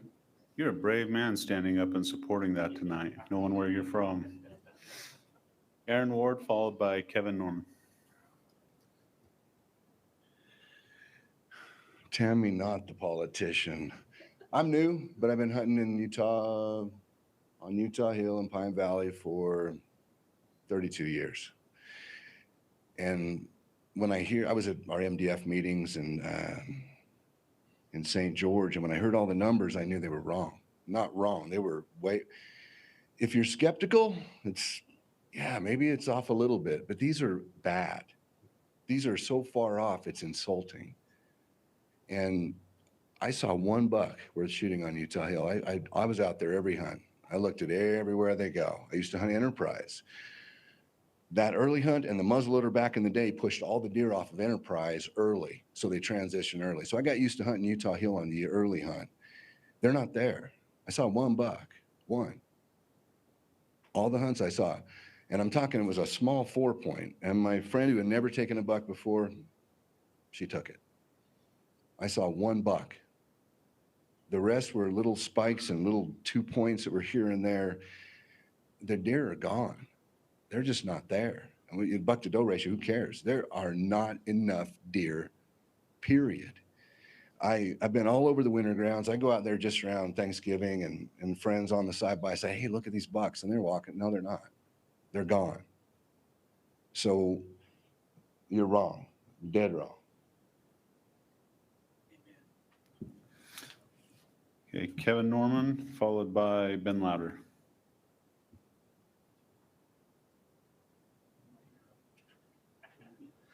Kevin Norman representing SFW. As you know, we have a fulfillment committee that's compiled of our chapter chairs from across the state that form our position, and we support the division's recommendations as presented, with the exception we'd like to see 8,000 permits recommended on the manti. Well, I got the mic. I'd like to make a blanket statement.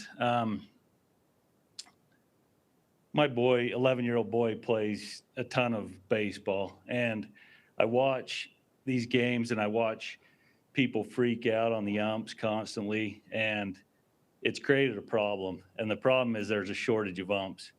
Oftentimes I feel like our division is the umps. We have an unbelievable division that has an open door like I've never seen before. They're welcoming, they're user-friendly more than ever. And I love this process. I love new ideas that show up. I'm at nearly every RAC for the last how many years, and I've seen it work. I've seen ideas come through, and I've seen good things come from this process. And I would just encourage everybody to slow your roll a little bit, be kind, work with the division, not against them, because they are very user-friendly. They're hunters. They care about our sport and our animals just as much as everybody in this room. So I appreciate the RAC and all your guys' volunteer time and efforts, and hope we can keep moving forward together. Thank you. Thanks, Kevin. Ben, followed by Travis Murphy. Thanks, Mr. Chairman. Ben Lauder representing Utah Archery Association. First of all, props to Dax and team, props to the biologists at BYU and the professors that help with the collar data. This collar data has given us the best data we've ever had in the history of wildlife biology here in Utah. It's current, it's as accurate as we've ever had, and it's quite honestly revolutionized wildlife biology to where our biologists can recommend on a proactive basis rather than a reactive basis, which is what our history is based on. And I think that's great. And with that, the division is committed to cutting when necessary. And we've seen that, like on the Pine Valley, we cut deep last year. And then when there's availability for additional opportunity, I believe that it's important that we give that opportunity when and where possible. This year, we're seeing some cuts in the northern region because of the issues we're having up there. Southern Utah has some of the best survival rates we've seen since starting these studies, and as such is allowing us the opportunity to provide additional opportunity to a number of hunters. Still doesn't get us back to where we were just a couple of years ago, but I think it's important that we make those opportunities available. So with that, we support the division's recommendations as presented. Thank you. Thanks, Ben. Travis Murphy, followed by, got 2 cards for you, Travis. I'm gonna ask you to stay with the 3 minutes. I'll make it. I allowed 2 cards last time to go to 4. I'll give you 3:45. Okay, How about that? I'm Travis Murphy. Then Curtis Barney. I'm here on behalf of the CWMU board. It's first time here. I'm also an operator in this unit. But on behalf of the board, we want to make sure that we're present, that we're part of the process. We understand the dramatics of the deer in Utah. We want to support the division's recommendations, and we've talked to them excessively on cuts. As a CWMU group, we've spent hundreds of thousands of dollars in feed this year in the northern unit. The southern unit is a very different animal, but we want to be part of the process, and we want to be present, and we want to be asked and called upon when it's our turn. The CWMU represents a very big piece in this state of the health of our wildlife. And so that's why we're here on CWMU board. To switch hats, probably shouldn't be doing this on the same mic, but to switch hats, I'm a Pavant Ensign outfitter. Pavant is unique in the fact that, well, every unit's unique. Our survival rates is good. We have a great relationship with our local division of wildlife and biologists. The thing that's a little bit unique about that is we're not over objective. I'm going to share a little bit of the same sentiments. Our buck to doe ratios are in line. We're currently, for about 7 months, we hold about 2,500 deer. And we do that for 7 months. That's a huge impact on our agricultural program. When these things come up, we harvest, we take 9 tags. We also are a big part of the LOA association up there. We're one of the 51% owner of the LOA. We would really like to see the deer stay status quo on the buck harvest in that unit. We don't feel like I'm a little bit the same as Tammy. We have been part of the biology in the state of Utah, personally, privately, for about 27 years. We're not new to the game. We understand it. We also believe that the DWR has a great understanding. We are a little bit worried about the optimization. But in our unit, we want to voice our vote, if we have one. So thank you. Appreciate it, Travis. I should have caught that you represent the CWMU. You technically have 5 minutes, but we'll let you go. Thank you. Curtis Barney, followed by Tom Hatch. Hopefully, because I talk slow, you'll give me 4.5. Talking slow, you get penalized. We gave you 3 or 2.5. I'm a 50-year hunter on the beaver unit, and I'm not going to get into the deer numbers. I do appreciate the division bringing out the ratios, the numbers, and the information they have. It's made it much more easy to follow. In their presentation, it stated, as population increases, we can hunt more bucks. If it decreases, we need to hunt less bucks in order to achieve the buck to doe ratio. On the beaver unit, let's take the ratio. In 2020, they had 13 bucks per 100 does. 2021, 15. 2022, 17. That makes a 3-year average of 15 bucks per 100 does. Remember, the beaver unit is 18 per 20. We're at 15. I'd like to be at 20, not 18. I never wanted to be third. I'd like to be first. So 20 is my number. When the biologists make the recommendations, they recommended it on 3 things: buck to doe ratio and the 3-year average on their slides. They made it on second, current population estimates. Let's look at that for the beaver. 14,000 is the goal. 10,300 in 2020. We dropped to 9,400 in 2021. In 2022, just last year, we dropped to 9,200, 200 less than when they said the state average grew by 10%. Something in the beaver's not working because it did not grow, it decreased. The third thing they talk about that they pick these tags on is the fawn to doe ratio. Let's look at the beaver. 2020, 37 per 100 does. 2021, 37 per 100 does. The absolute worst in the state was 37 those 2 years. So the population is still dropping, even though they'll probably say, I didn't see the 2022 numbers, but they say there's a good fawn crop. Beaver did not grow. They still went to 9,200. The beaver unit objective is not to the objective in any of those 3 areas that they said they would look at increasing tags on. So with us being that low on the beaver, shouldn't we be decreasing to achieve that goal? When we were decreasing each of those years, we did see the buck numbers start to get up to the ratio. The last thing I want to say, good, I'll beat my 4 minutes, is they said the goal is to reach quickly the objectives and then to hunt that resource before we stockpile it and it becomes too late. Curtis, you got 15 seconds. Thank you. How can we stockpile anything that we don't have? The beaver doesn't have any 3 of those objectives. We can't stockpile anything on the beaver. I would hope you would not increase anything on the beaver unit. Thanks. Well done. Thanks, Curtis. You made your time. Tom, followed by Tyson Cannon. That's the last card I have. If anybody else wants to comment, please bring them up or hand them to a division employee. Go ahead, Tom. We'll start your time over. Thank you, Mr. Chairman, and members of the committee for allowing me to address the committee here this evening. I'm not a biologist, I'm not a statistician, but I do know a deer when I see one, and I know when I don't see a deer. And I haven't seen many deer. And I think most of us will agree, they're just not there, regardless of what the statistics say.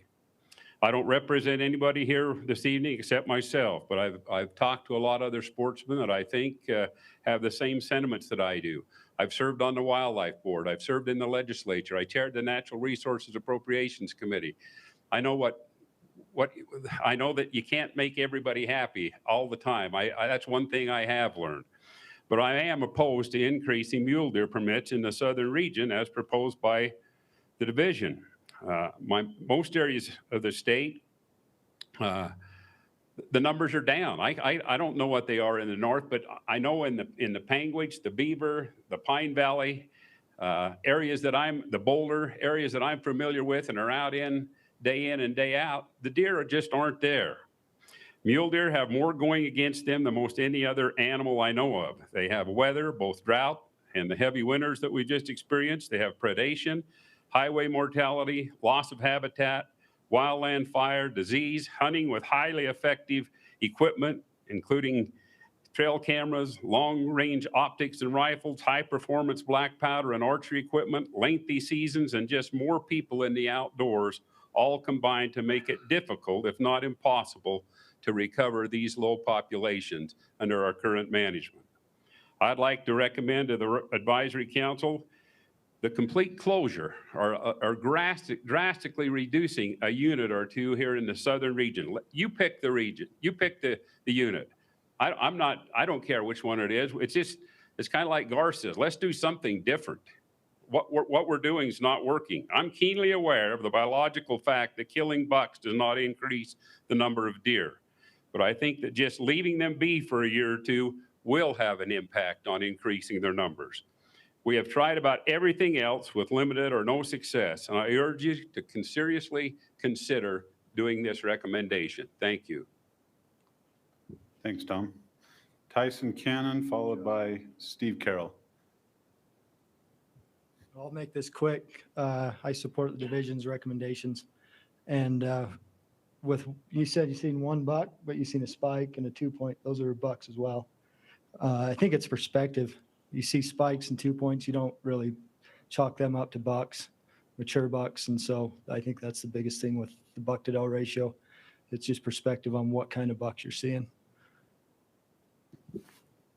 Okay, Steve Carroll, and that's the last card I have. If there's anybody else, again, we want to make sure everybody has a chance to get heard. We don't want to cut this off.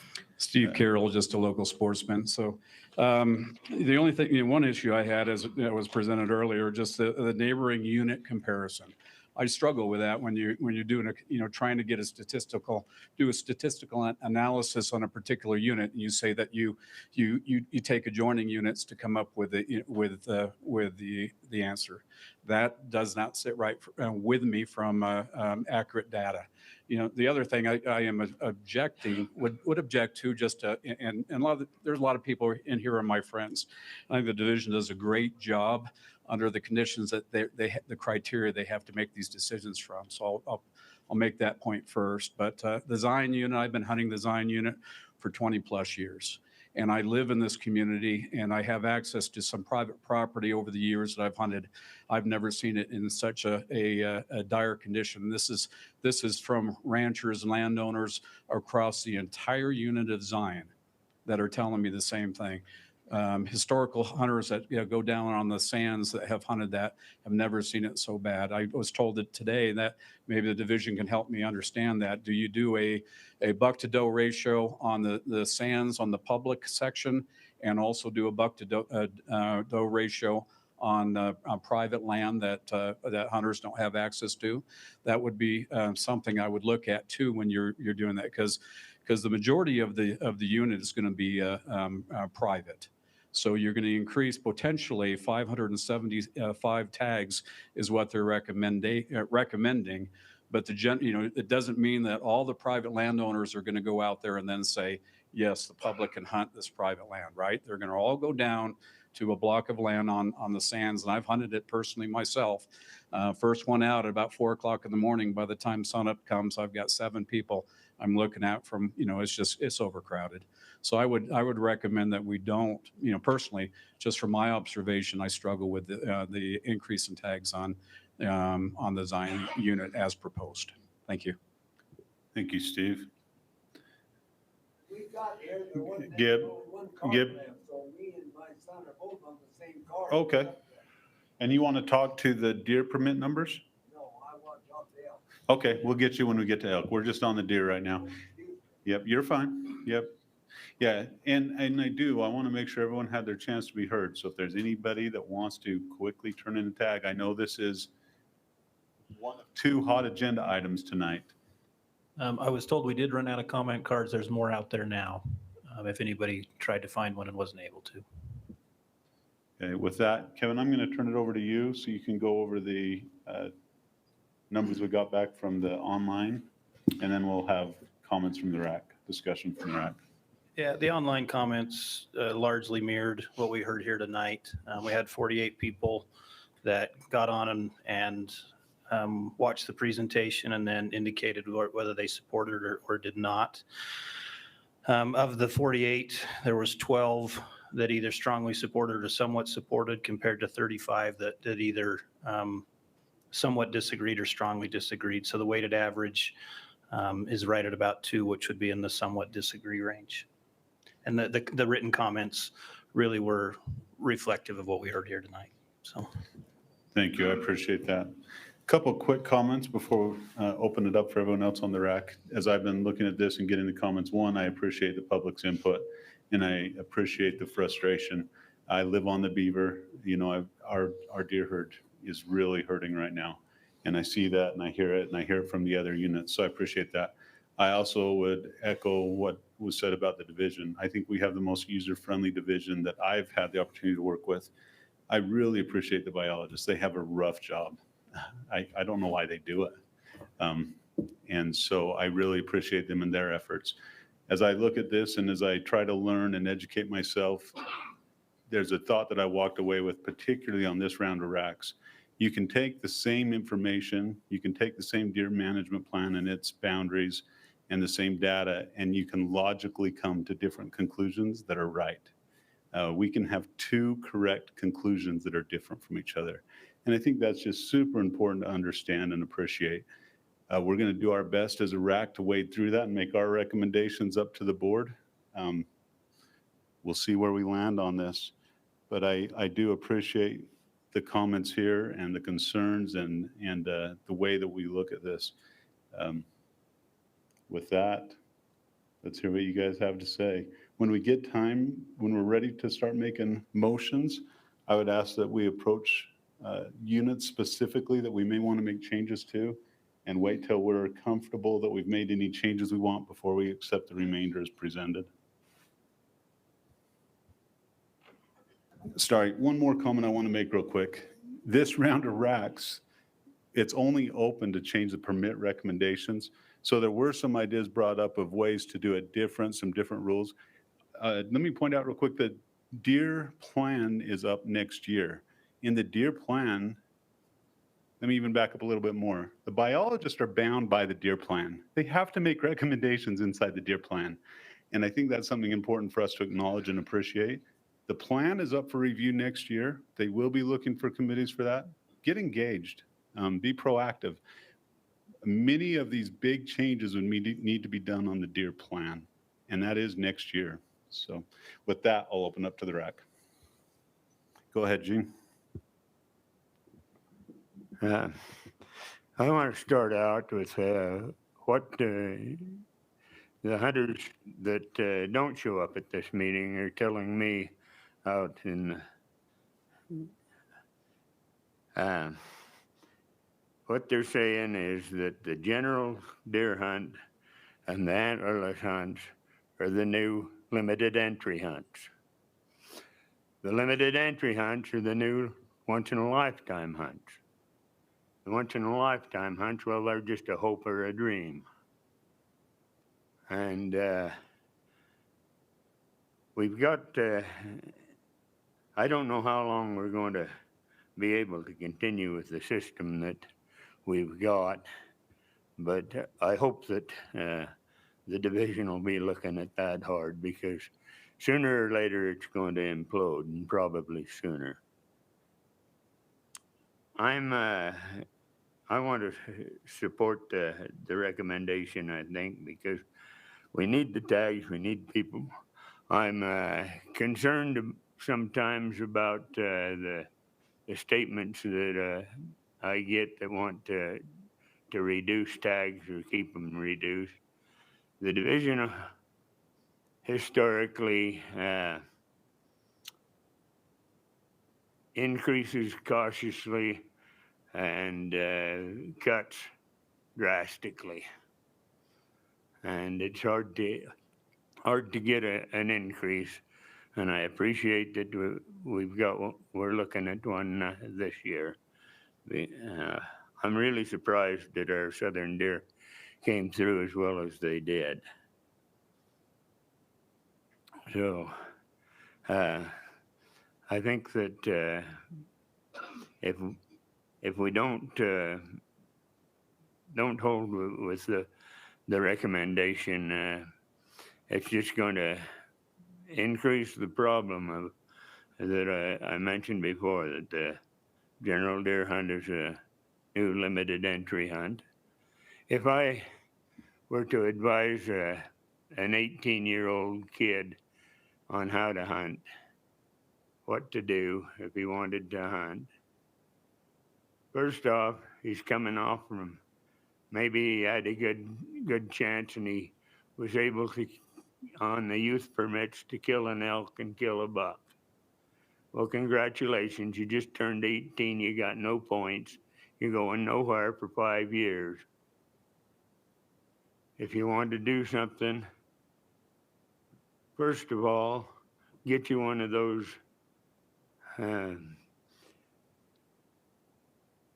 mechanical launchers that shoot those carbon fiber bolts and hunt with that. If you don't use that, it's gonna hurt your back. Secondly, join the dedicated hunter program. I hate the damn dedicated hunter program. I think it's ridiculous. I think there's too much pay to play in it. And I could go on for a long time with that, but I won't.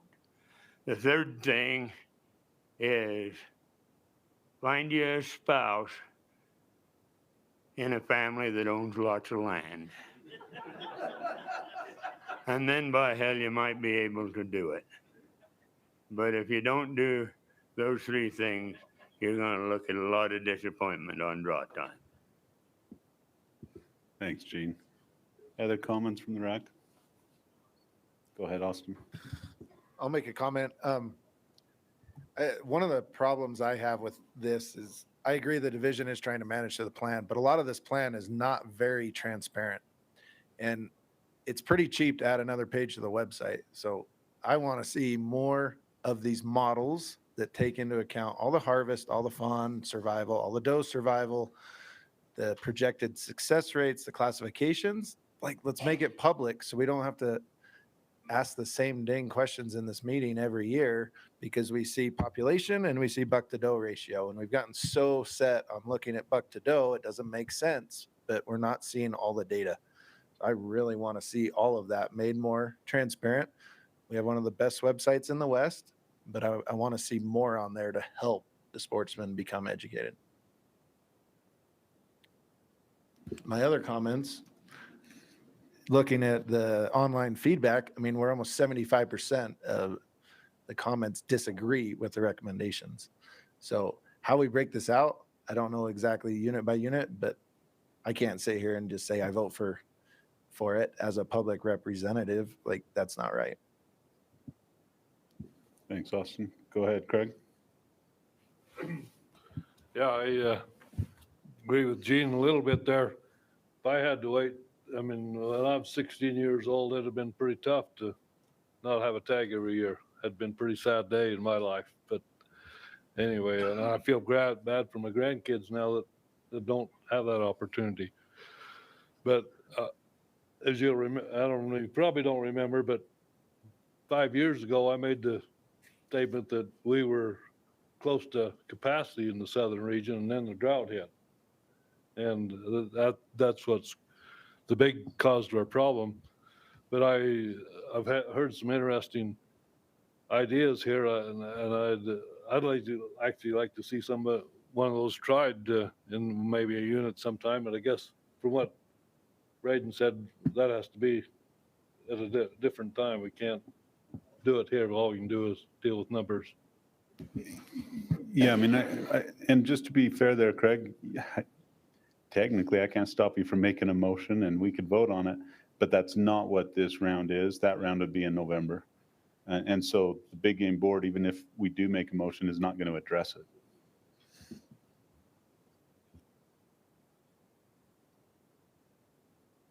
Go ahead.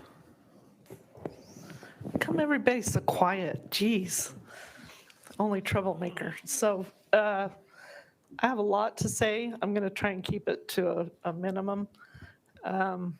Those of us that spend a lot of time in the hills and in the mountains and raising crops, and those big landowners that raise a lot of wildlife, now I'm in the draw unit too as well, Gene.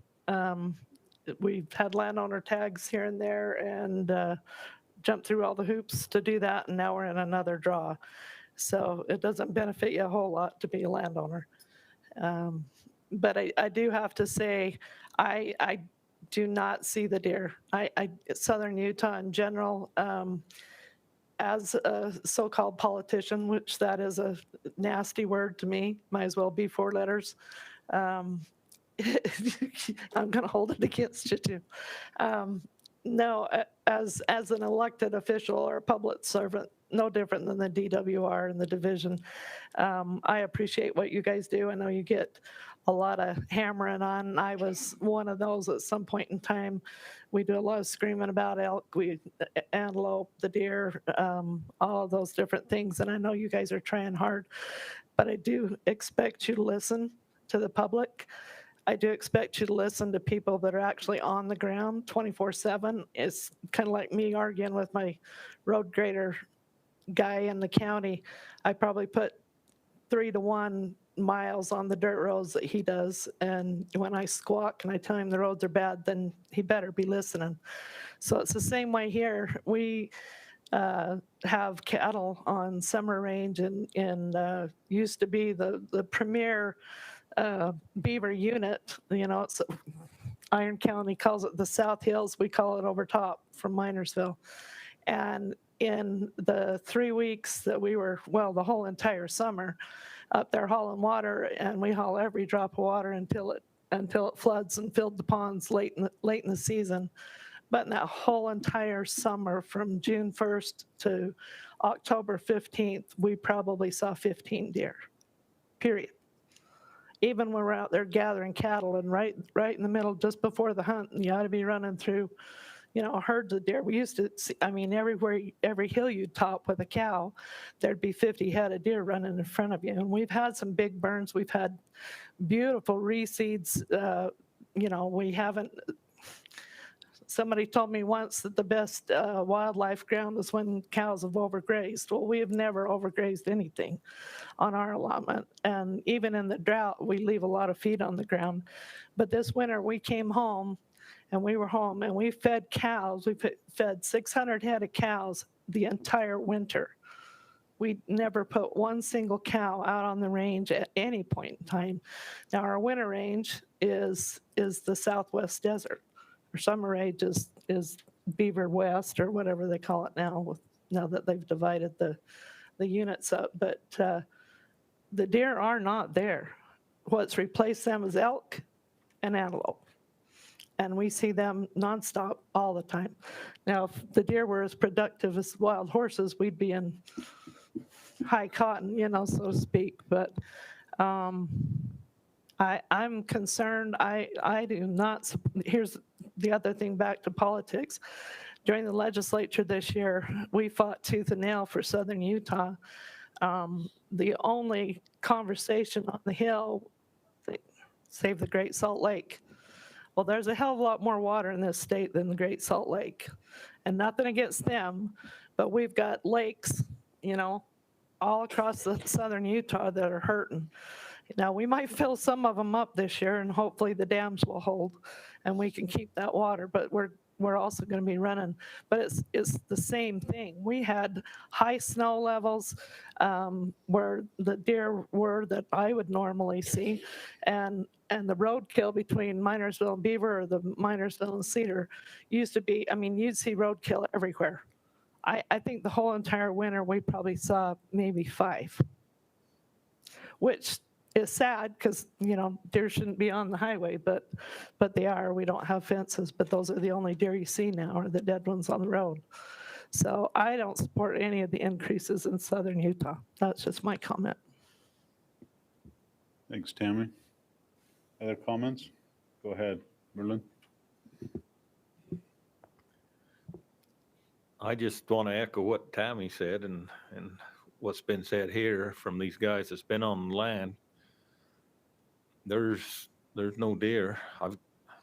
All 7 of the deer around my place are in my field. It's starting to green up at 7,000 feet. I'll let you know, just barely. But a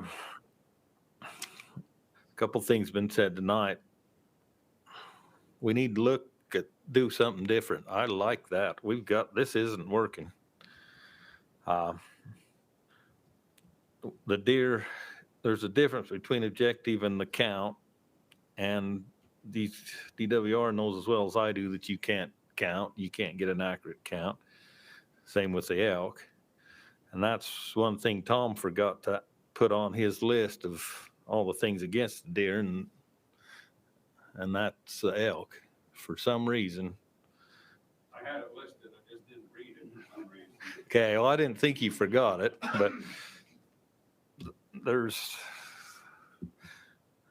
as that elk herd has increased, the deer's gone down, and I think they play a factor, but we need to do something different. And I think some of these things we've talked about, either close a unit or 4-point or better, is something we need to look at when we do the deer plan, but we need to think outside the box because this isn't working. And the drought has been a big part of it, probably. I know it has on my cow herd, but we need to, do something different, take a different look, different approach. A lot of times we come up with these ideas and do them based on what we are sure is going to happen, and then it turns out just the opposite happens. So that's my comment, that we need to think about making some changes, number one, and number two, there just isn't deer out there on the range. The only deer we see are the ones right around the valley, the towns. You get out there moving cattle, you see 1 or 2 deer all summer, you're lucky. Thanks, Merlin. Go ahead, Riley. I think we live in a society right now where everything is so polarized that it's really easy to point fingers and to blame. And I personally have a hard time anytime the government says, trust me. And sometimes that's what we're asked to do. I give a lot of props to the division. The presentations very well, very, very difficult job. The only other thing that I would not want to be in here is an underwater welder or a game warden in antimony. Very, very, very, very difficult. but I want you to know, I support you. You guys are my friends. That being said, just with the feedback representing sportsmen, I would have a very difficult time supporting this as presented just because of the feedback. A lot of what we do is social. A lot of what we do is biological. I would not want to do anything that would hurt our herds biologically. And if I thought that decreasing or increasing the numbers would do that, I would definitely be against that. I also wanted to point out there's a saying that says, a luxury once enjoyed becomes a necessity. We enjoy the luxury of big bucks, big bulls often, and that becomes the norm. That's the expectation because what once was that luxury, and that's not always the case. We're going to have drought years. We're going to have years where there are record winter years, and I appreciate the Toms and the Garths with the thinking outside the box. That's the kind of stuff that we need. We do need to do that. And yes, we could make a recommendation to that time, at least to get it on to the fall one, which I don't mind doing at all. I don't know that there is anything formulated well enough to put that into any kind of emotion, but I do like the idea of thinking outside the box. I like that a lot. That being said, I think that there are some specific units, those that came, the beaver got a lot of mention. I got a couple of phone calls on the Oak Creek and some of those. And so now the task at hand for us is to look at trying to split this up and to try to formulate some kind of emotion in support of individual units and then move on with the rest of it.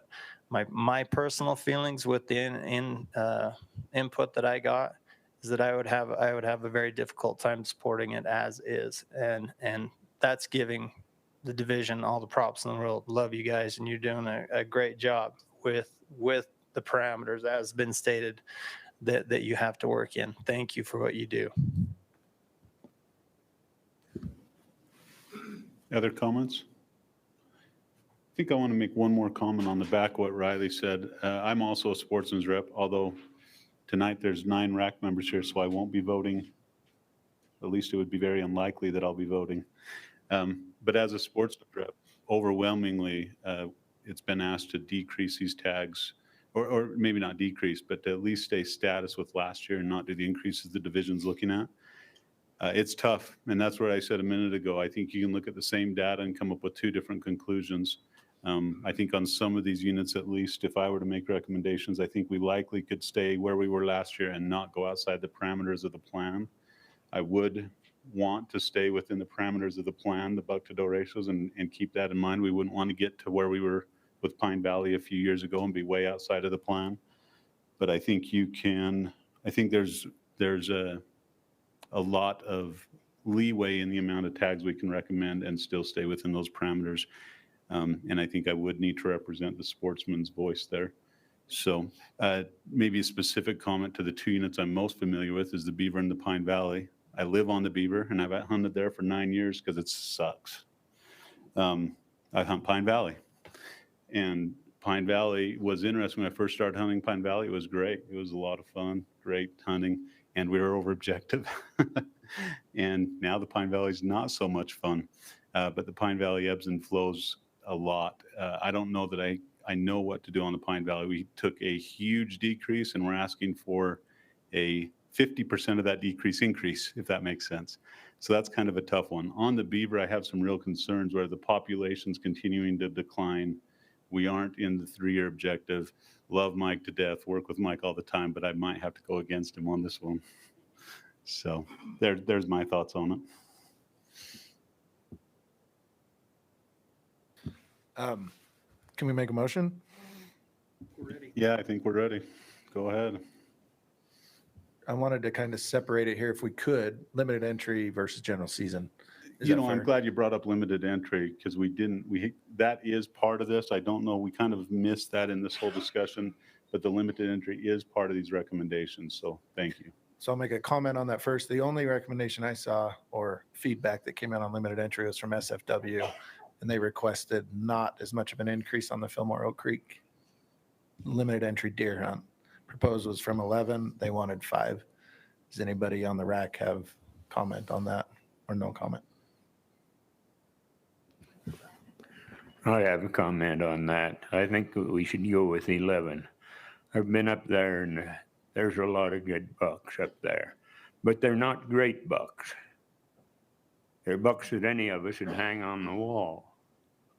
There's 3 points up there that outside beam measurement would go 30 inches. But they're only 25, 26 inches wide. They'd sure hang beauty on my wall. There's a lot of 4 points there that will go 26, 28, but they're never going to go 30. They've already got their growth. That's as far as they're going to go. I think that it might be a problem for those that are only hunting for 36-inch spreads, but we're wasting game if that's all that we permit for. I think the 11 is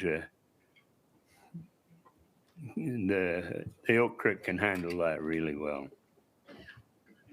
You had a comment too, Riley? Go I ahead. did. I like the 5 increase. I think that it creates a little bit of an increase, but it also allows for in years to come, especially if management hunts and some of the things that we've seen on some of the other quote limited entry and even the premium units. And I think that that's kind of the direction that that's going anyway.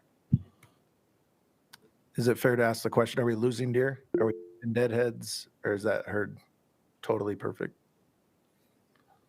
Are you asking that to Dax or the RAC? You were looking over Dax here. or Mike, you're Mike? probably the best one to Go ahead, answer Mike. that. Can you answer that quickly for us? Just speaking to deadheads, I talked to Stetson the other day, and I think they've given away 17 deadheads just since November on the Oak Creek. All of it, yeah. A lot of malnutrition, a lot of older looking bucks. Some of them have been younger that were lion kills or other. Some of them were wounding loss from the hunts. It's kind of ran the spectrum.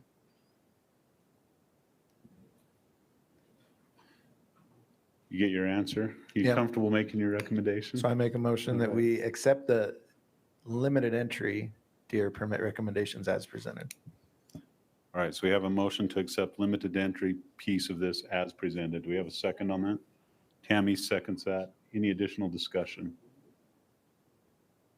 All right, all in favor? We'll see if we can do this with raise of hands. That's unanimous. Thank you. Yep, got him. Oh, sorry, not Chad. I saw Bar. I didn't realize Chad joined us. Let me Chad just- raised his hand also, so it's unanimous. I was a little late, sorry. Let me check with my ladies back at the office, keeping the minutes. Alyssa and Denise, are you guys awake, and did you get that recommendation or that motion?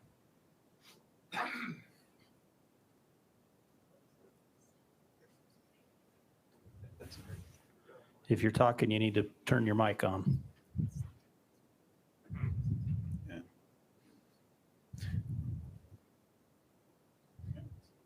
All right, I got it. I'm going to assume they did as well, so.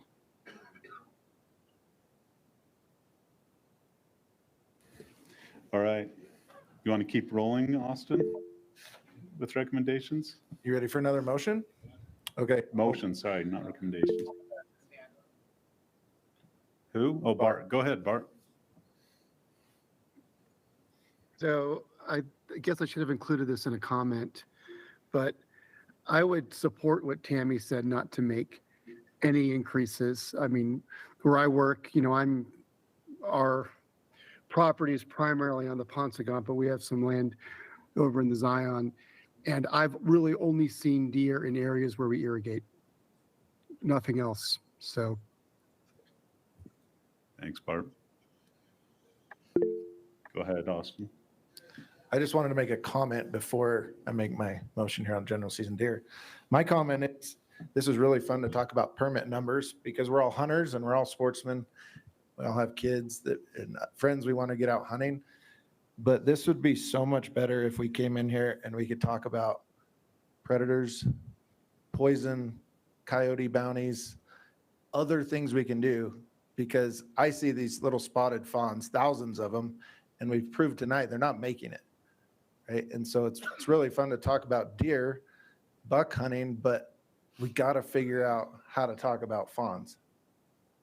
Because all these numbers, like we say, they're estimates, but something's killing our fawns. And so part of my motion is some things I want the Mule Deer Committee to look at and have ready next year, so we don't argue about the same thing again. Okay. So my motion, general season deer, I move to accept as presented with no increases on the following 5 units: Beaver, Fillmore, Mount Dutton, Southwest Desert, and Zion. Beaver, Fillmore, Mount Dutton, Southwest Desert, and Zion. Trying to stay in our wheelhouse here in the You know, southern it looks like region you a have little your bit. motion written down there. We need you to just copy and paste that over to Kevin. Maybe I'll let you sit next to me next time. Okay, You got so it? we're accepting general season as presented, except no increases on Dutton, Beaver, what were the others? Fillmore, Fillmore, Southwest Desert, and Zion.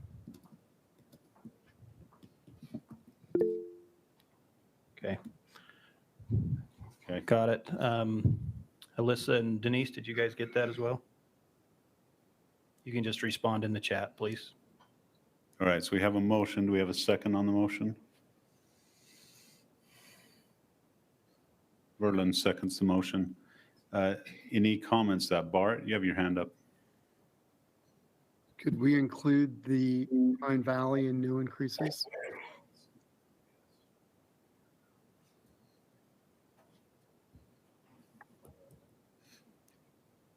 Well, you have the option to allow that, or Bart could make an amendment to your motion. Can I amend that? Is that the rules? Yeah, you can amend it if you get a second to it. I propose that we amend to also include the Pine Valley unit with no increases. Would anyone like to second that amendment? Tammy will second that. So what we'll do is we'll vote on the amendment, right? And then we'll vote on the original motion. So any discussion on that amendment? Go ahead. Just wanted to ask Bart what his reason was for adding that. It seems that we're not giving time for the cuts that were made last year to take into effect. Especially, I don't trust the data they're saying that we've had this survivorship that they're saying. So I'm not comfortable with increasing the numbers. I won't be voting on this, but I would like to make a comment. As I said a minute ago, the Pine Valley one is a real head scratcher to me. We did drastic cuts there, and we are asking for a drastic increase, but not nearly as drastic as the cut. I don't know that I could support no increase, but I'm not voting. So that's just my comment. Can I make a comment on Go it? ahead, Austin. Since it was my motion to start with that Yep. he played with. I have some other ideas. I'm going to have a follow-up motion about the Mule Deer Committee and some recommendations we want to make. I worry that if we don't increase the Pine Valley, we're just delaying what's going to happen by a year, and we're going to see a huge substantial increase. So if we just want to push it off a little bit, like I spend a ton of time on the Pine Valley. I don't see any deer out there either. I'm on your side. But I don't see how that'll work in our current plan when buck to doe ratio comes in too high and we come back with 3,500 permits next year. Well, we do have an amendment with a second. mean, so we need I to think vote my on it. response to that would be, we'll know better after this year. You know, that I guess right now we're unsure about the data. Well, I'm skeptical of the data. You're sure there's no deer there. So we can guess about buck doe ratios in the future, or we can wait for that to happen. And I think we should just wait to see what the data says in a year. And we should be conservative now because, we have been hit with a hard winter.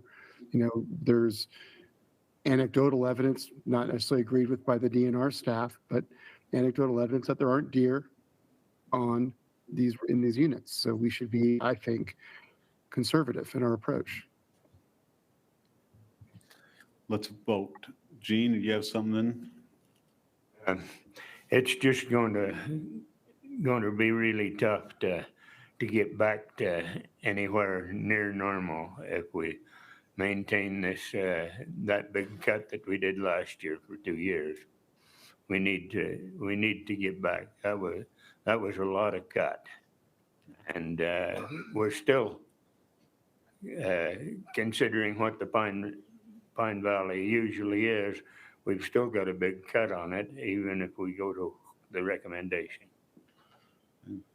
Well, I think this one's going to be split. Let's vote and see what happens. So we're voting on the amendment. So we're voting on the amendment? So what we're voting on is the motion, there was a motion to amend, to add the Pine Valley to the list of units to not have any increased, without increased permits. So So we're just voting on the amendment right now. Only on Pine Valley. So all in favor of that amendment, raise your hand. 3, right? All opposed? 6 opposed, 3 in favor. Motion fails, or amendment fails. So now we'll go back to the original motion and vote on that. All in favor of the, Can we have some discussion on that? oh yeah, sorry, go ahead.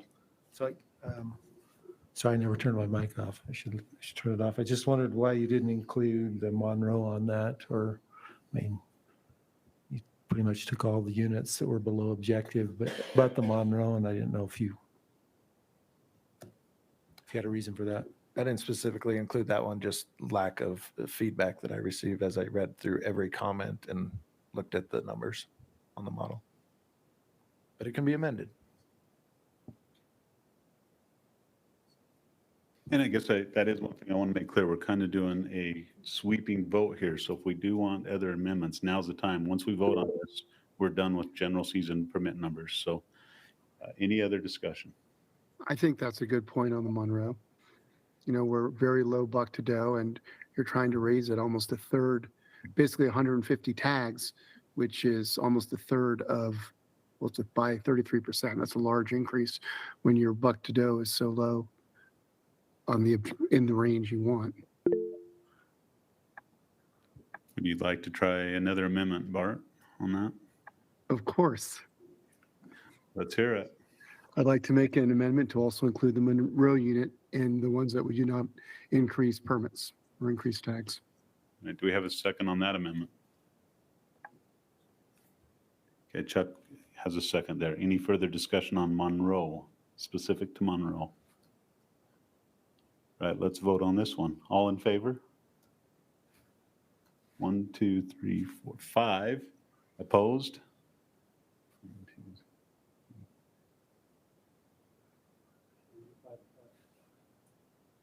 All right.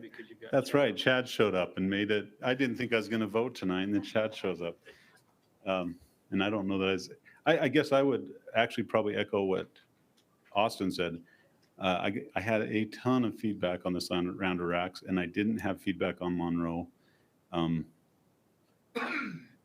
Representing the sportsman with no feedback, I probably am inclined to go with division's recommendation, so I'm going to vote no.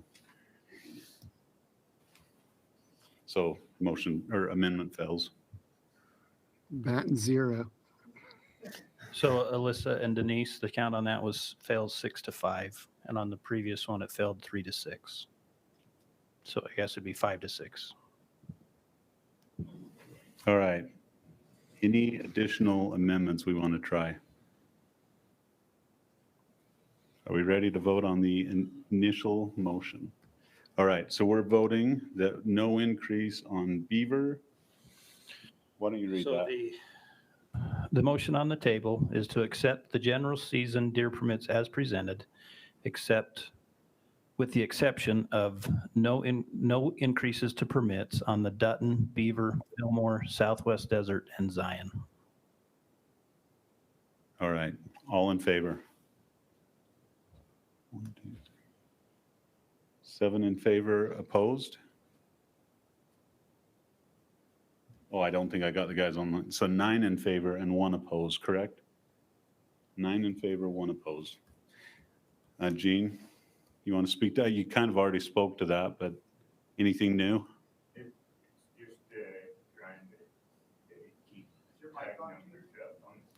I'm not I'm not wildly against it, but Moderately I'd opposed. rather have it as the other way. Sounds good. Well, we have a 4-hour slot in here tonight with a slight extension. We're 2 hours and 20 minutes. No, I think we're right on track, but I think we probably better take a quick 5-minute. Sorry, Austin had more. Sorry, can I make one more quick motion? Yeah, I guess. This is more of a, even though we voted on all the remainder permits, we probably do need to wrap up the remainder as presented. You're right. So go ahead. is that okay? Yep. So I move that we make a motion to accept the division recommendations, the remainder as presented. Also, I'd like to include in there, this might be hard, instructions for the mule deer committee to look at an antler point restriction as an option, not necessarily on all general season units, but it needs to be an option that biologists can use. Combining limited, general, and dedicated hunter into one species category in the draw. And the use of the new restricted weapon seasons in the mule deer planning committee. It needs to come from this RAC, so the board directs the committee to do that. All I right, would second so- that. And Riley would second. I almost motioned that, so thank you.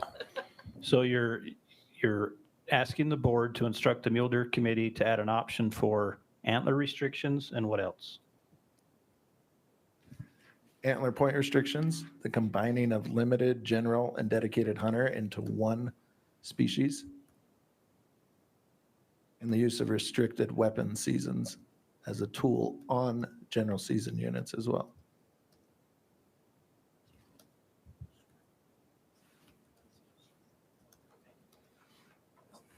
Great. So we have a second discussion. Gene, go ahead. I don't understand that second item. We talked about it before last year. Right now we're running 3 species categories: dedicated hunter, general deer, and limited entry deer. 3 different point systems, 3 different draws. We're saying is looking forward to your point about how many permits are available, simplifying it, and deer probably just needs to become deer. Okay, I think I've got it now. So Gene, Austin, to make sure I've got, so There's what you're a lot of discussion on this, but based on your history, I think you're in favor. I think this is right up your alley. So what you're really, to sum that up, your recommendation would be to have one draw for deer, not a limited entry draw, a general season draw, and a dedicated hunter draw, but a single. That's correct. You can apply for one deer permit, not a limited entry and a general season. Yeah. And or a. I mean, I don't like it because we know the game now, but So can I simplify? there's no such thing as general anymore. Can I simplify the motion down into the terms that I just said to have one deer draw? Perfect. Thank Sounds good. And just to be clear, this is asking to have the mule deer working group look at it. It's not directing change. So this is just asking the committee to look into it. Okay. We have a motion. We have a second. Any additional discussion? Can you or say exactly what the motion is again? Does it include the point recommendation? We've almost got it ready to read. Give us just a Okay. second here. Okay. All right, so here's the motion. Make sure I've got it right. Accept the remainder as presented, but ask the board to instruct the mule deer committee to add an option for antler restrictions, to have a single deer draw that includes dedicated hunter, limited entry, and general season in a single draw, and allow the use of restricted weapon seasons on general season units. All right, are we ready to vote? Okay, all in favor? Passes unanimous. Thank you. Now we'll take a 5-minute break. That passed unanimous? Yep.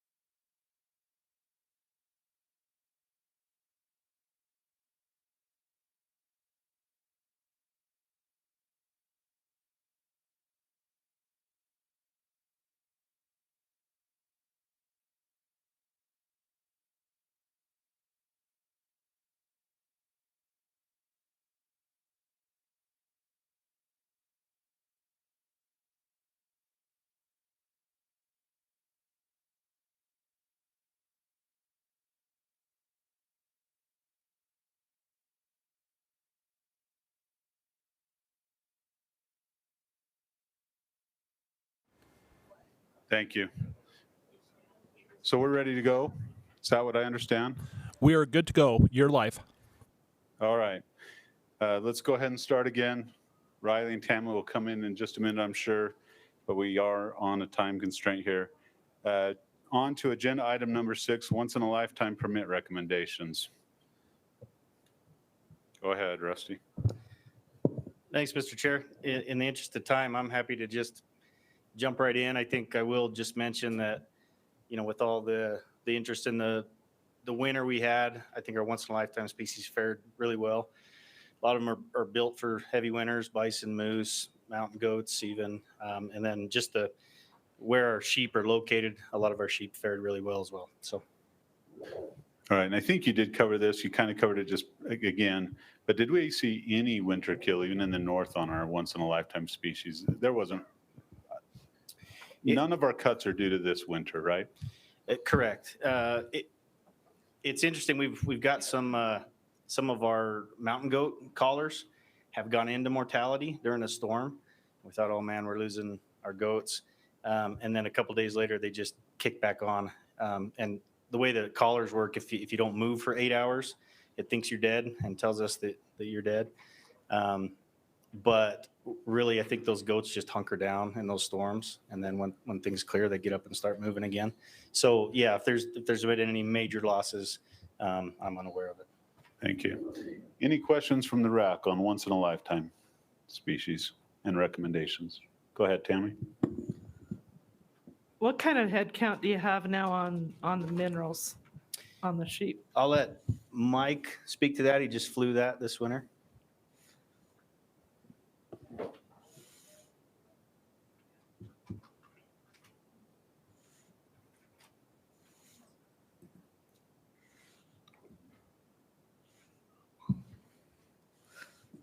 He's going to be tired of me picking on him.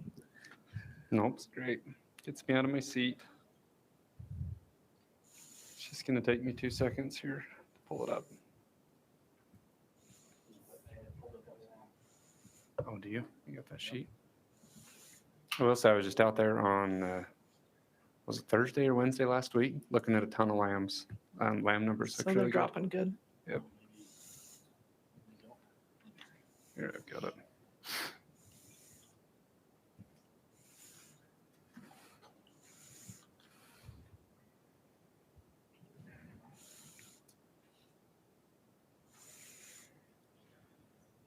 Okay, so we flew it in October. We counted a total of 54 sheep at 70% siteability. That projects the population right around 80 sheep. Okay, stay. I want to go through a history of the Mineral Mountains, okay? Okay. Okay, so what year did we put sheep on the mountain? 2019, does that sound right? October 2019? Is that right? Yeah. We brought 51 sheep at that time. Okay, that's where I'm going.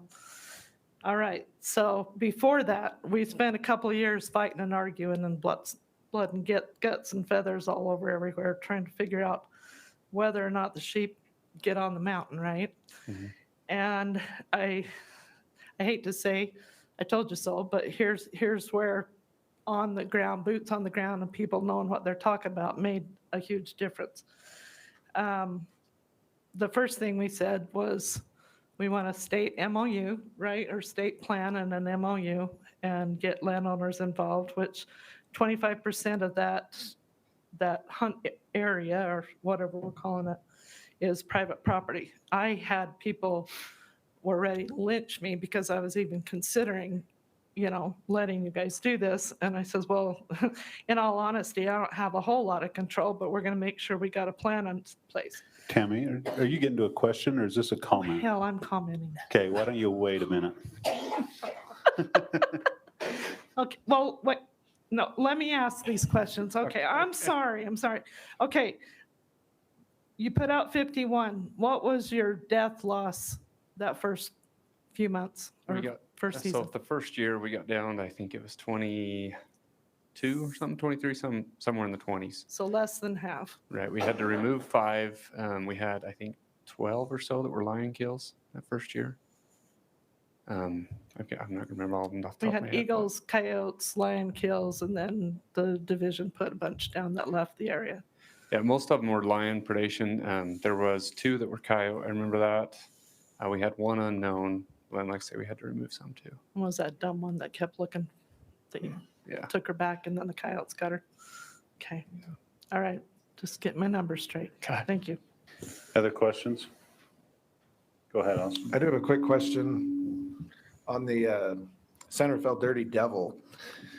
The archery hunt there, when I was on that hunt last year with a friend, when an archery hunter doesn't kill, I hate to say I want to just kill another sheep in that spot next year, but that almost warrants a chance to increase permits for me in the future. So when we increase the rifle permits, can we not increase the archery? Or tell me how that archery component is supposed to fit into the plan. Yeah, the way it fits into the plan, it's outlined as one of the strategies to increase some opportunity. And to be quite frank, the sentiment behind it, as we've talked to different RACs and the board and other constituents, is that needs to be a difficult hunt. The success rates need to be lower than any legal weapon hunts. And so by design, it's a tougher hunt, obviously. But there's nothing in the plan that spells out if percentages splits for weapon types. So it's just kind of up to the biologist and how they want to handle it on the ground level. I have a question on the once in a lifetime species. Occasionally we get units that just have 1 tag, which means it goes into the random draw. And I understand that we may not want to issue 2 tags. Would there be a reason that we wouldn't want to do it every other year so we could have 2 tags? So a point holder could get 1 and 1 could go random. Is there a specific example? Like, so I know the only one I can think of is like Willard Peak. So San Juan. Okay, yeah. Sheep many times are 1 tag. Yeah. It seems like if we just back that up, did every other year, then you could give 2 tags, have the same take every other year, but then you could have that high point holder tag. Right. I just wondered if there's a reason that my thinking doesn't work. Not necessarily, other than, it's kind of like the Pilot Mountains. You're trying to keep track every year and switch back and forth and just kind of create some inconsistency for the biologist. But if that's something that the RAC wanted to recommend, it's something I think we could entertain. And I forget. Yeah, I'll just leave it at that. Thank you. Any other questions? All right. Questions from the public? I don't have any comments from the public. Okay, we got 1 comment coming up from the public. Any additional comments from the public on this? Please bring your card up now. This is once in a lifetime. Thanks, Troy. Go ahead. Troy Justin. It's my first time. There we go. Troy Justinson, Sportsman, Fish and Wildlife. We support the division's recommendations on the bucks and bulls once in a lifetime. We just want to say thanks to the RAC for not cutting my Boulder General season deer tags. I've been 5 years now without a permit. We as hunters get too used to not hunting. I ain't got too many deer camps left in me. I mean, Gene's telling me he's 81, and sometimes it's more important just to be out there and have a tag and be with your family, not so much worrying about that tape that tells you whether you did good or not. So thank you for leaving that alone. Thanks, Troy. Input from online input. Well, we've got one more from Ben that just came up. Just showed up. I snuck in. Sorry, Braden. It seems like a strategy to go last or something. Go ahead, Ben. Just hadn't turned it in yet. Ben Lauder, Utah Archery Association. I'll make this quick. We support the recommendations as presented. Thank you. Great, thanks. Do you have the online feedback? Yeah, not a lot of written comments. 62% either agreed or strongly agreed or somewhat agreed. 25% strongly disagreed. So our weighted average is 3.5. So in that between neutral and somewhat agreeing. Okay. And there was, let's see, there was only 16 people that commented on that one. Appreciate it. Open up to comments from the RAC. Before we get to that, I won't be making this motion, but I'd ask you guys to maybe entertain this. That idea that I asked a question on, I'd just like to see once in a lifetime. This will be my last round of RAC, so I won't be able to speak to this individually in the future. But Last I'd like round to of big see, game racks, but you do have to come to one in May. well, okay, yeah, the last cycle. Yeah, the last cycle. But I would like to see if I think we need to encourage to have 2 permits on these once in a lifetime. As Gene said, these are once in 5 lifetime permits. And if you've been saving your points for years to try to get one of these, I think we need to do what we can to follow that process. So I'd like to see us have a minimum of 2 tags on a unit. And if that means we go without 1 year, that's fine. I'll make a comment to that, where we're setting seasons in December, and I know we're doing 2 years now, but I don't know how we would set a permit aside where we're setting permit numbers so much later after the data comes in. I think it would take the biologist to say, on this unit, I'm going to recommend 1, so I'm not going to recommend a season this year. I think it's actually really easy. If we're talking deer units, I think it's really complex. We're talking once in a lifetime. I think that's pretty easy. My rebuttal to that would be, if we only look at the resident field, it could get easy. If you look at non-resident, it could get very, very messy, because most of these non-resident hunts are 1 permit. Thanks for clarifying that. Strictly resident. Yeah, we do not want to get into Forget that. them non-residents. Yeah, well, we just frankly don't have enough permits. I'd love to do it for non-residents. It won't work.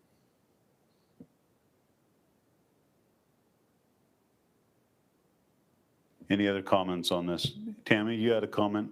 Now that I was long-winded on mine, I am just going to encourage us to be concise also in our comments. I'm offended. No. I'll cut you off if you get long-winded. Just wait. No, so here's my point with the bighorn or anything necessarily in general. And for those of you that don't know me, I think I know a lot, and I'm very opinionated, and I'm not shy. So a lot of our argument was, before you put bighorn on the mountain, is you got to kill the cats. They've decimated our deer herd. Even after the big Milford Flat fire, we had massive herds of deer on that mountain, and they're gone. And we blame it on the cats. We blame it on predation in general. Didn't get much. I don't know what the word is for it, but anyway, it wasn't until after the sheep were gone that we opened up the cats on that mountain. But I know SFW and a lot of people put a lot of money into transplanting those sheep there. I'm tickled that they're doing well. I actually made the trek a couple of different times this year before the snow got too bad, and saw them myself. Lots of pictures. My kids have been up there and watched them.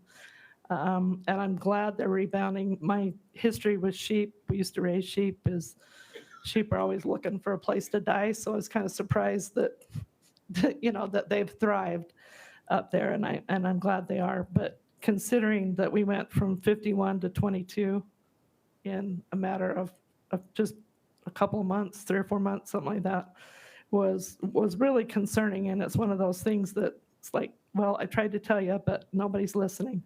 So it's the same thing with the deer herd. Anything else, please listen. Your DWR people, I love the guys, girls that I work with, and I used to come guns blazing, and I apologize for my past history, but I like working through issues, and there's always issues on both sides. And the only way we get things done is somewhere in the middle. I've learned that through politics the hard way as well. So I don't have any issues as far as a once in a lifetime. I'd love to make your motion though, Braden. I think that's a good idea on these things, that there's only one tag. I think that we absolutely need to split that or share it or whatever with on your point creep. Go ahead, Austin. So I have a problem with permit numbers, and I guess I'll bring it up now. first of all, commend the division. This has been the most awesome thing to get proposed permit numbers before the draw deadline. We've got a few more days. Thank you very much for doing that. One issue that's come to light when we approve these permit recommendations for limited entry and once in a lifetime, what we're not taking into account is that the 200 expo permits will be pulled out of these quotas that we approved tonight. Not a big deal on most hunts because it's only 200 permits spread across the whole state. But on some of these low permit hunts, like Braden mentions, especially non-resident hunts, they're losing those bonus permits where you may look in the packet, it says there's 2 beaver goat tags, but in reality, there's only 1 because we already gave 1 away in the expo. So I was wondering if Covey or Dax could speak to how we could remedy that. What can we make to the board to get them to understand we've got to set these permits differently and not have guys apply thinking there's a permit when there is no permit? Yeah, actually, I think it's something that this year just highlighted the issue, right? Because you're seeing the proposed permit numbers before, and then it's like, well, the way the expo rule is written, it says those permits cannot be additive. Well, really, there are no such thing as additive permits because with conservation, with landowner permits, with everything we do, we take that into account before. But the way the expo rule was written, for whatever reason at that time, it says we have to deduct those because they are another public draw from the public draw permits. I honestly think, Austin, this is a simple fix. And if the RAC wanted to make this request to ask the board to have the division look at this specifically and make it so that those permits are accounted for, but not deducted from the public draw. So we write it in a way where just like all the other permits we offer, conservation and everything else, they're accounted for previously, but then what you see as public draw is the exact number that goes to Fallon instead of being adjusted down because of Expo. It is a problem. Like I think that whoever wrote it, and I'm just assuming now, was trying to be extremely forthright and honest, and it actually does the opposite and kind of feels like, well, this is what we said, but then when we said we sent 2, we only sent 1 because 1 was already deducted. And that's not what we want. We want to be transparent. So anyway, we can fix it. That's how I'd recommend we fix it. Thanks, Colby. Go ahead, Vernon. I don't know how long it's been that way, but it seems like in the past, it's those conservation or those permits were kind of never talked about and we never got to see them. So I'm kind of thinking it's good to see them and to realize that they're coming out of the public draw, even though it makes you mad. The other comment I wanted to do or make, and what it is I'd like to give you an update from the Wayne County Henry Mountain Grazers DWR Bison Committee meeting we had, where they meet with us and tell us the numbers they're going to hunt. 2 things I wanted to cover. The permittees requested that they stay at 275, the drought number that the board come up with last year. I can't remember if that worked out or not. And also, as a rancher and the Henry Mountain Grazers, the people involved in this that are affected by the bison herd on the Henry Mountains, and through the Henry Mountain Bison Plan that was just updated, there's a couple paragraphs that talk about genetically pure, and there's got to be a certain number of bison to keep that genetic purity. They'd like 1,000, but they can get it done with 400 if you count the calves. Well, recently the National Geographic wrote an article based on a study that was done at Texas A&M, where they, instead of looking at mitochondrial DNA, they looked at nuclear DNA and they mapped the genome of buffalo. And the title to that story was "All Bison Have Cattle DNA in Them." And both the study and this article said why. So genetically pure bison do not exist. And so that frees up the DWR to be able to manage that herd down there for the resource, which hasn't happened in the past. There's resource damage, but also there's been people who have been around bison other places say that Henry Mountain, those bison are smaller, whether it's a resource or inbreeding. But this would make it so that DWR could do like the ranchers do and bring in a quality bison, bull or cows, and upgrade that herd, still keeping the number where it needs to be. So we asked the DWR at that meeting to include some kind of comment on the bison plan that genetically pure number or trying to keep purity in this herd is not relevant based on the latest science. And I just wanted to comment that. I don't know whether it got, think we took minutes at that meeting, but I wanted it on the minutes here. Thanks. Mr. Chair, you okay if I comment on that? Yes, please. Yeah, when that plan was written, the best available science said that the Henry Mountains was, one of 4 genetically pure populations in the world. And since then, that paper came out from Dr. Durr down at Texas A&M, and I've spoken with him on the subject just recently. And the thing about that paper is it didn't look at the Henry Mountains specifically. It looked at Yellowstone National Park. And so he's inferring that everything that's come out of Yellowstone National Park therefore has cattle introgression. And so we've talked to Dr. Durr. We're trying to get him to look at the Henry Mountains specifically at the nuclear level to see, because there's a chance where we grabbed them so early from Yellowstone that the individuals we took were still pure, that there wasn't integration yet. So we'd like them to know for sure before we modify the plan, but are certainly open to modify the wording after we know for sure what's going on with the genetics there. The other thing is, even if there is cattle integration, they're still among one of the purest populations in the world. And so we also don't want to disturb that.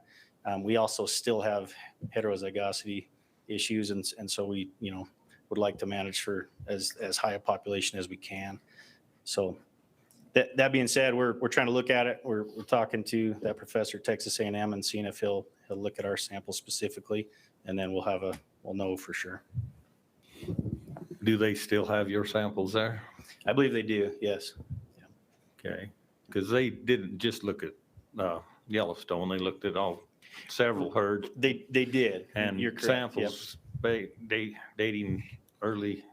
Right, but as they're late inferring, 1800s, making inferences about the Henry Mountains, it's related directly to the Yellowstone National Park, one of the herds they looked at. So they're inferring that everything that's come out of Yellowstone, which would include the Henry Mountains, would have some introgression.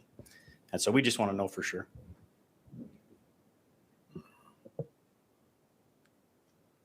All right. Any additional comments? I think we're ready for a motion. If anyone would like to make a motion. Go ahead, Austin. I got a motion. You can do it all in one. I move that we accept the once-in-a-lifetime permit recommendations as presented, except that we direct the division to never recommend less than 2 resident permits per hunt code. I don't know if I can do that. Thank you. Forever or just for this season, but that's how I would like it. Again, I think, I think that recommendation relays what we would like, and it will take some finessing to get that in the rule. Okay, I think I got it.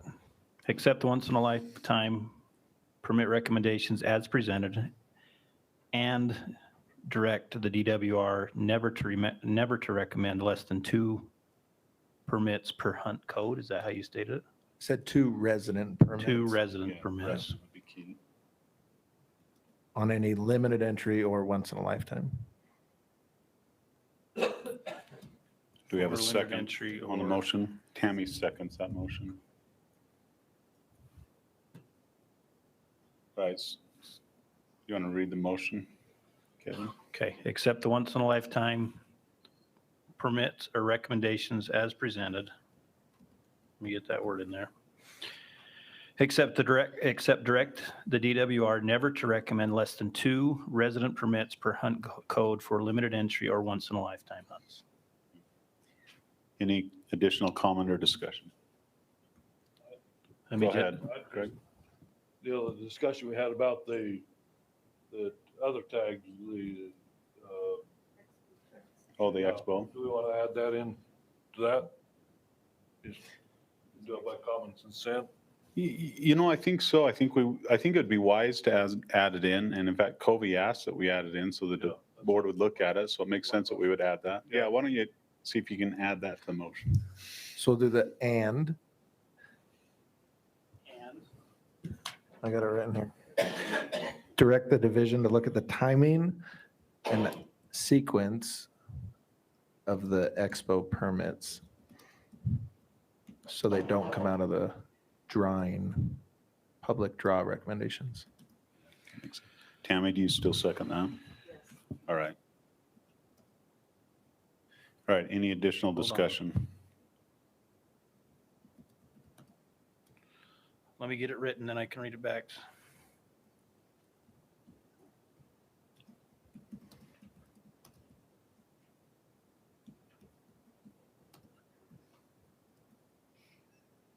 That might be the longest motion we've had. All right, let me try this. And I'm just going to go from the and. And I put divorce because it's corrected instead of direct. So let me change that because we're not going to divorce the division. We're going to direct. There probably have been days. And direct the DWR to look at the timing sequence when expo permits are accounted for so that they don't come out of the public draw recommendations. Right. All in favor? Oh, So my only question is that we're voting on once in a lifetime stuff and we've thrown limited entry tags in there. I mean, I don't know if this is a problem or not. I'm just wondering.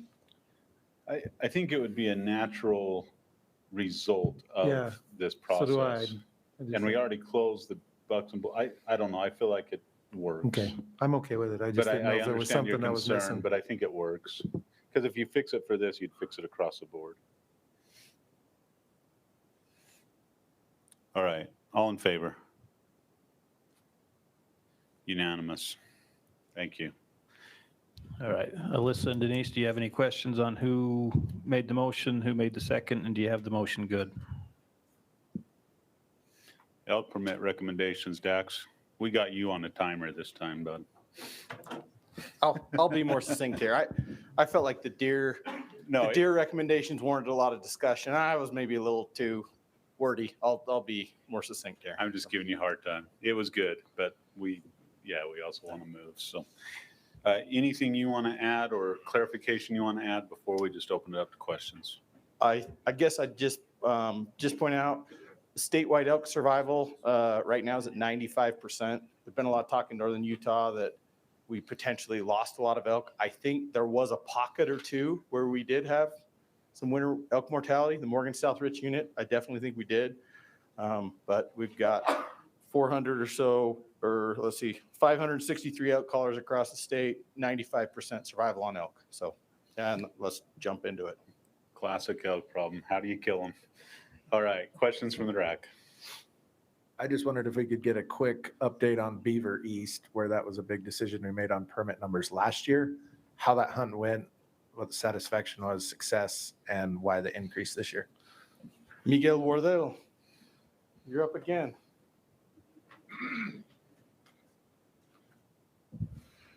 All right, this will take me a second to pull up, Austin. You said you wanted harvest success and satisfaction? Yeah, just how that hunt went. I mean, that was from the Southern Region meeting where we agreed to basically tags, double the yeah. permits last year, and now there's an increase again. Obviously, the management plan has changed, but how did that go from your perspective and from the stats? So I'll pull up the data, but the hunters that I talked to were really happy. I actually sent out an email to a sample of the hunters once we got the age data back and asked for pictures and responses from them about their hunt. And I didn't hear anything negative from any of them. There were a lot of really big bulls killed on the beaver this year.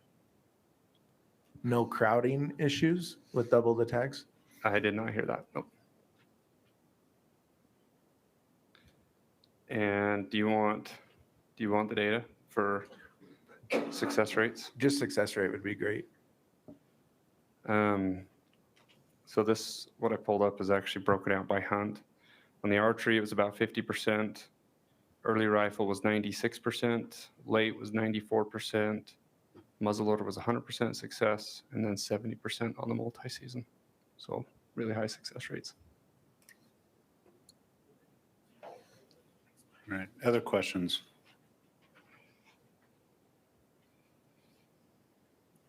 All right, questions from, you gotta be quick on the draw. We're cranking tonight, Tammy. You're gonna make a comment too. I can already predict it. No, I'm not. I got another question for the Hams unit out on Southwest Desert. What your success rate was on that one? Do you know that one, Jason? Southwest Desert South, and which season? So the hams hunt on the The north. Hams Hams, hunt. yeah, Okay. Hams. Yes, so the hams hunt on the Southwest Desert this last year kind of had a little bit different from the previous year. 1 second, I'll have that.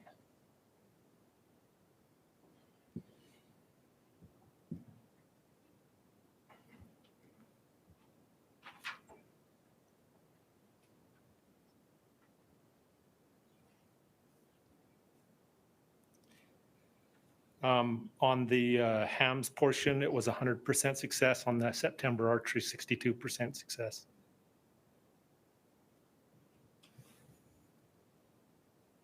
Is that all you need, Tammy? Any follow-up? And 100% on which? On the hams portion, the handgun, archery, muzzleloader, shotgun. Okay. We had 8 permits on that. And just the archery was 62%? 62.5, yes. Higher success rate on that one than beaver. All right, We're better shots on the west side. no comment. All right, questions from the public?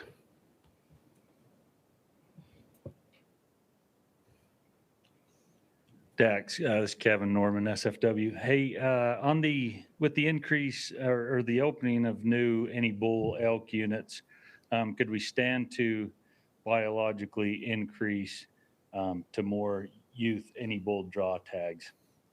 Yeah, great question. Thanks for bringing that up. That's one we talked about a little bit in a couple of the other racks.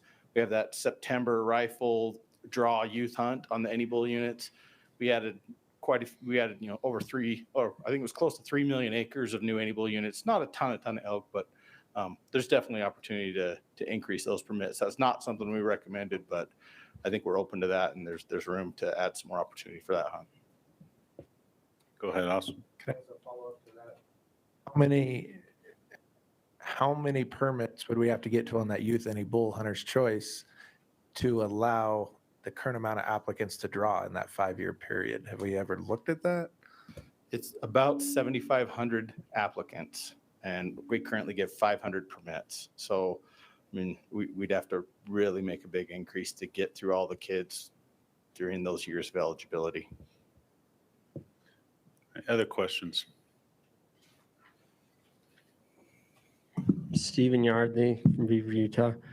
I have a question as far as they used to always give all of the numbers of the permits for both the elk and the mule deer and all the others, and also for the antlerless in years past. And then COVID came along and they stopped doing it, and they've never done it since. And so everyone sitting out in the audience is completely up in the night and unaware of where the elk numbers permits have been in the past, where they are now, population objectives. And I think it'd be really beneficial there aren't a whole lot of these meetings to cut down a couple more trees and print off some stuff so the general public is informed and aware of what's going on along with the people on the RAC.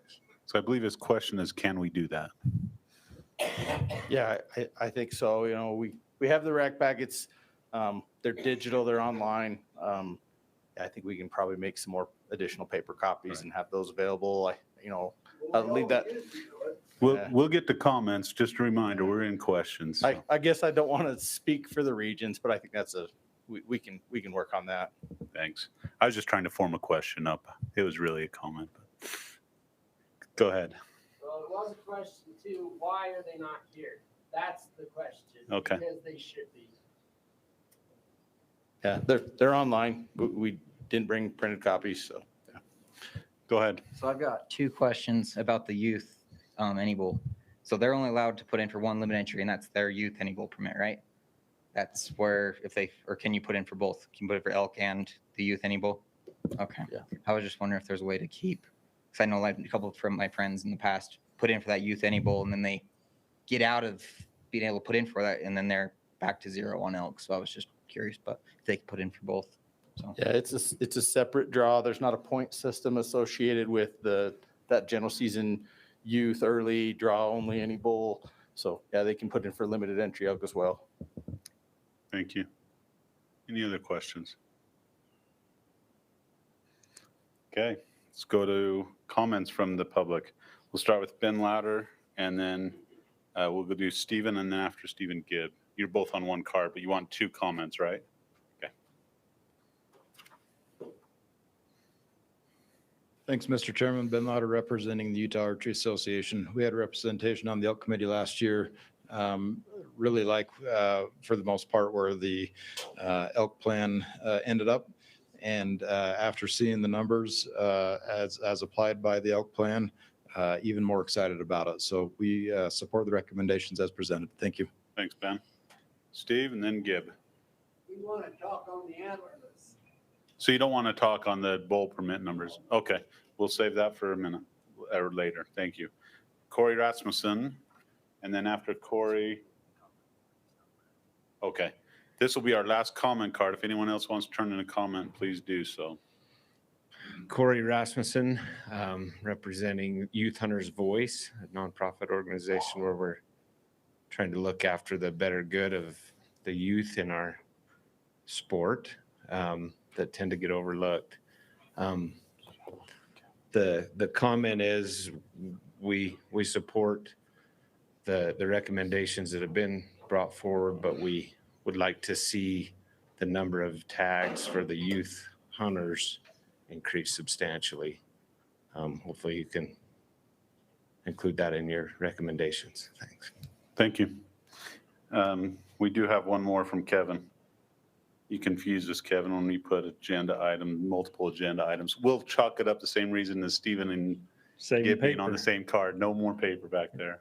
Kevin Norman representing SFW. We support the division's recommendations, but we would like to recommend increasing those permits for the youth any bull draw hunt from 500 to 750. As expressed, it's very doable, and we, like the Youth Hunter Voice, want to keep as much youth hunter opportunity as possible. So thank you. Thanks, Kevin. And then Steve Monk left a comment. I guess he had to leave. So let me just read his comment. He said, late season archery elk needs to have many more permits. Success rates will be very low. And if this hunt is about giving opportunity, dish out some tags, which I think is the goal going forward, but they want to slowly ease into it to see how it actually happens. So any additional comments from the public? Anybody want to comment? Okay, let's go ahead to online. Do you have the online feedback?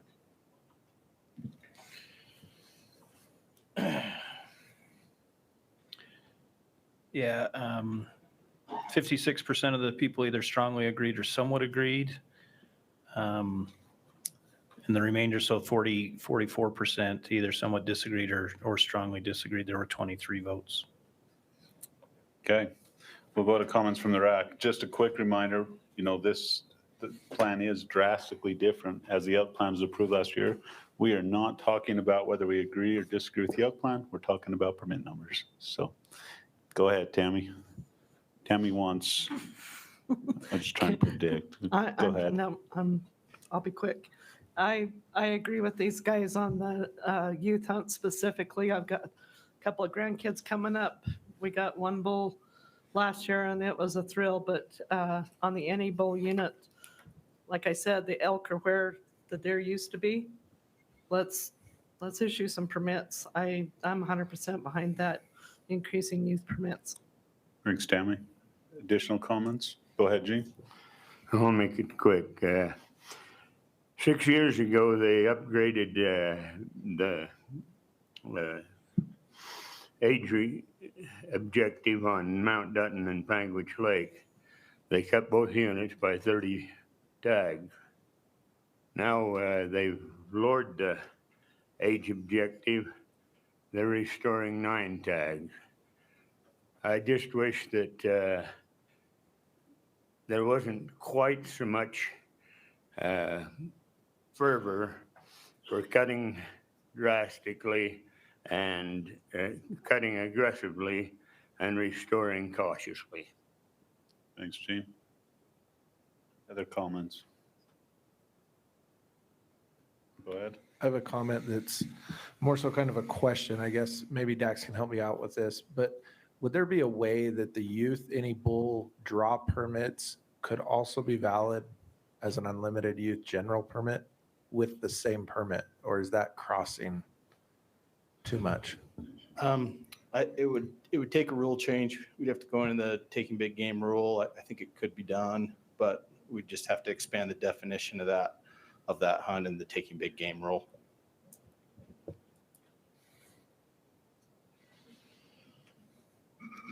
Additional comments? We ready to entertain a motion? Someone like to make a motion?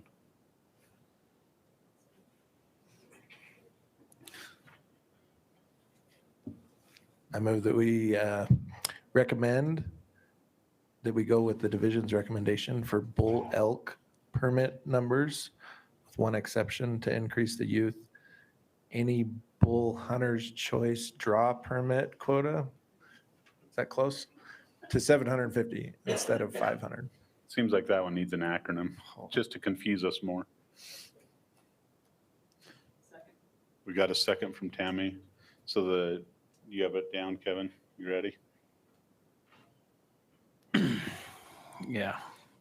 So to accept the recommendations for bull elk permit numbers, but add 250 permits to the youth any bull hunt. Okay, any additional discussion on this? Go ahead, Gene. Yeah, this is a September hunt. It's quite interesting that we cut the limited entry September hunt so bad, and you want to send the kids out to kill 750 September bulls. We ready to vote? All in favor? Okay, 9 in favor and 1 opposed. For the reason just stated, I'm assuming.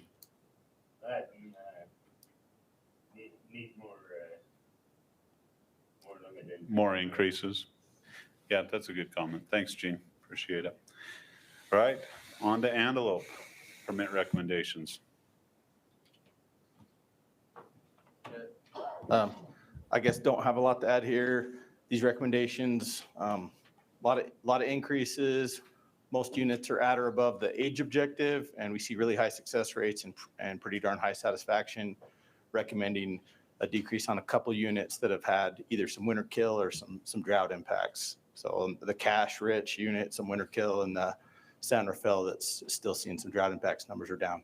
So other than that, pronghorn, we get really positive feedback from hunters, and we've given more and more and more opportunity. Thanks, Dax. Any questions from the RAC? Questions from the public?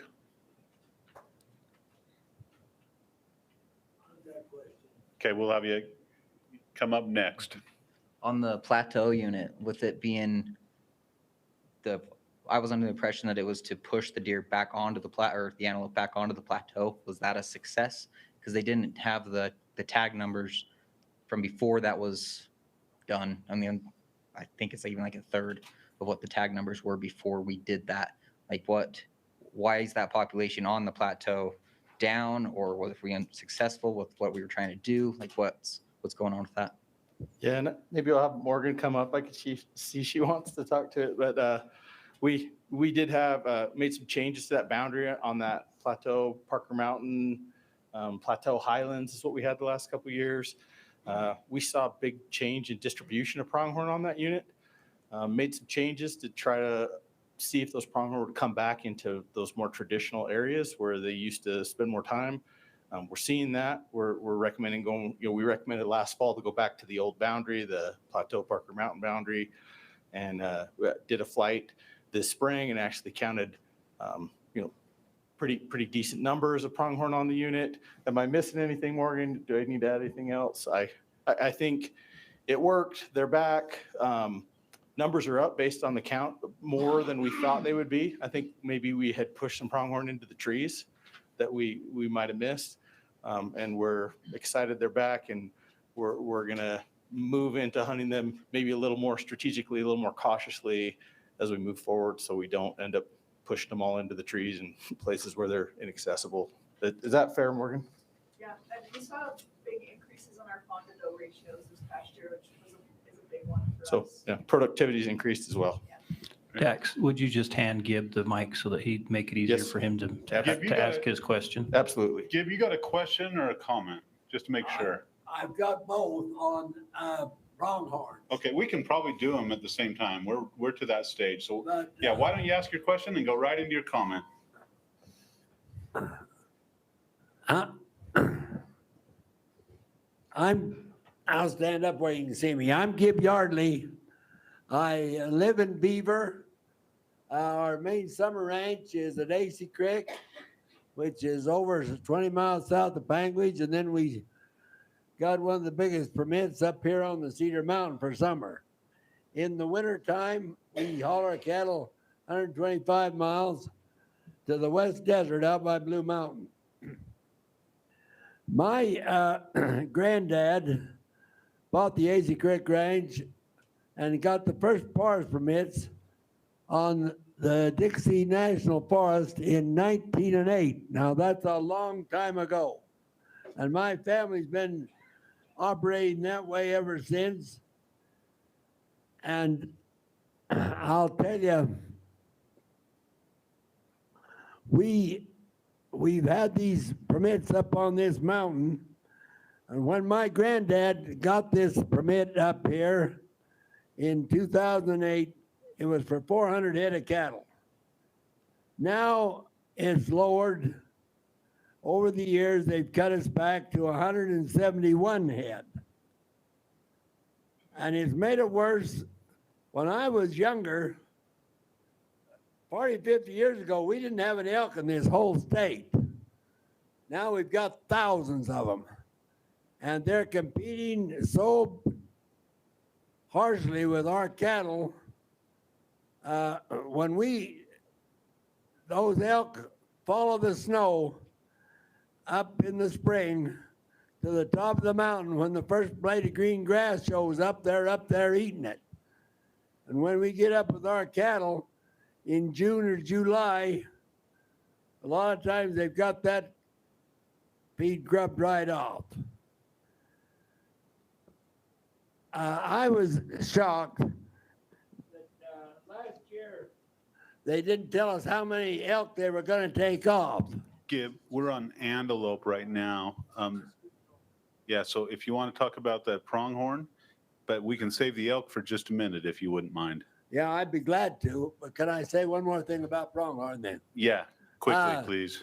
All my life, I've come to these meetings and I've heard all the excessive antelope on the Parker Mountain. The DWR has been trapping all those pronghorns and planting them all over this state. Now, right out there next to my fields in Beaver, They say from there to Cold Fort, there's 600 head a year ago. Now, I haven't seen as many this year. But I think we ought to take off out there about half of those. There's way too many antelope out there. I think they should half of them be hunted. And thank you. Thanks, Gib. Gib, we always appreciate you making the effort to be here. This is a late night, so it wouldn't be the same if you weren't here. Thank you. I'm only 90 years old now. I know. I'm just hoping you're here when you're 95, my friend. All right. Any other comments on antelope? Go ahead. I'll make a comment on antelope, and it ties into elk too, but since we're talking antelope, everyone on the board, and myself included, doesn't see mule deer. But we see more and more antelope, and we see more and more elk. There's a direct correlation, if I can say the word correlation, between the elk populations, the pronghorn populations, and the decline in the mule deer populations. They're competing for the same feed. They're competing for the same resource, especially the pronghorns. And they're both browsers, and they're on these west deserts and in the areas where they run side by side, they compete. And I think, like my dad's mentioned, the pronghorn populations exploded wherever they're planted. And we're seeing pronghorns in a lot of places where we haven't seen pronghorns. And I think that could probably be echoed by anyone that runs on desert range or that hunts on desert range. There's a lot more pronghorns than there used to be. And I think if you want to bring up the mule deer population, one of the best things you can do is to decrease your pronghorn and elk populations. Thanks, Steve. Kevin, the only other comment card I have is yours.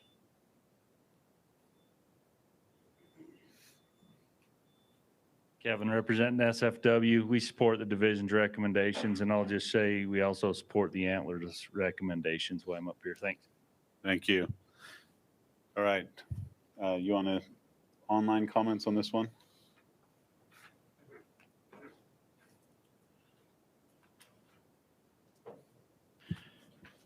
Yeah, only 10 comments, 60% in the agree category, 20% disagree, and 20% that were either agreed or disagreed, which I never understand. I don't think there were any comments on it, if I remember correctly. No, very, very little written comments, if any.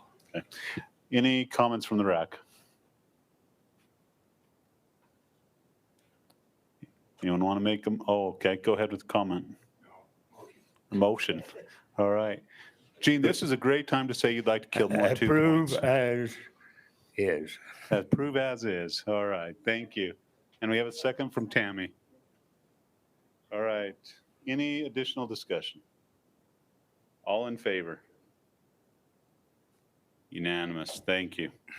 Move on to antlerless permit recommendations. Dax, any clarification you want to add before we just jump into questions?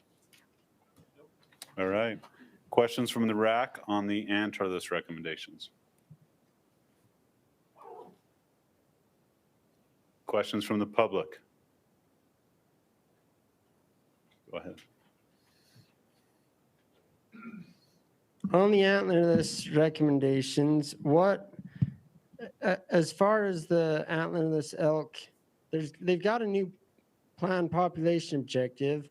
What was the old population objective for like 2020 versus the population objective now specifically for the Southwest Desert, Beaver, and Panguitch Lake? Have we changed? We haven't changed those since 2020. None of those population objectives have changed for those units. What were they? What was the population objective? When was it last changed, and what was it changed from? Any of our regional personnel have the context or answer for that? I'd have to do some digging. Looks like Jason's coming up. Thanks, Jason. Southwest Desert's population objective hasn't changed since about 1998. It is currently 975. For beaver, it's 1,050. That last changed, I think, in 2007, and it went from 950 to 1,050.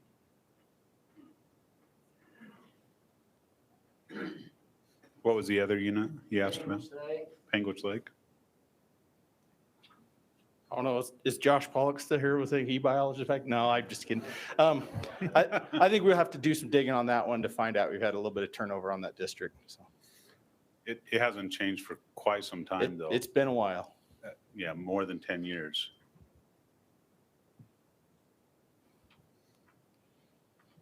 Any other questions there, Steve? Is that what you needed? Well,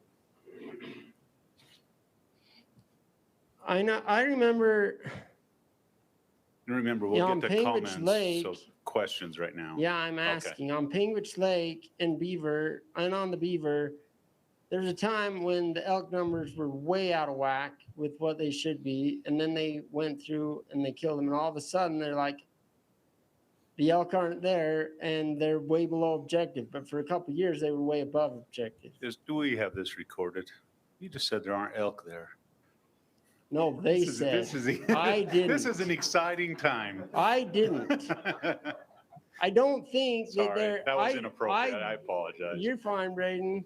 But when they said, I really question the counts because we're seeing the numbers and we run on the same range and we see year after year a lot of the ranges that we go to. And I'm wondering where the drastic change occurred from it being way over objective a few years back to all of a sudden it's below objective. Specifically on the Penguich Lake. I don't know if I have the history off the top of my head. I think we can get with you. I think we can make the commitment to get with you sometime in the next few days, but we're going to need to do a little digging and see where we're at there. We haven't changed the objective on that unit in a long time. You know, if it's all right, if I might just comment to that, this has been a discussion for at least 5 years, and we've really been aggressive at trying to get those units inside of objective, and we've had a huge increase in cow permits.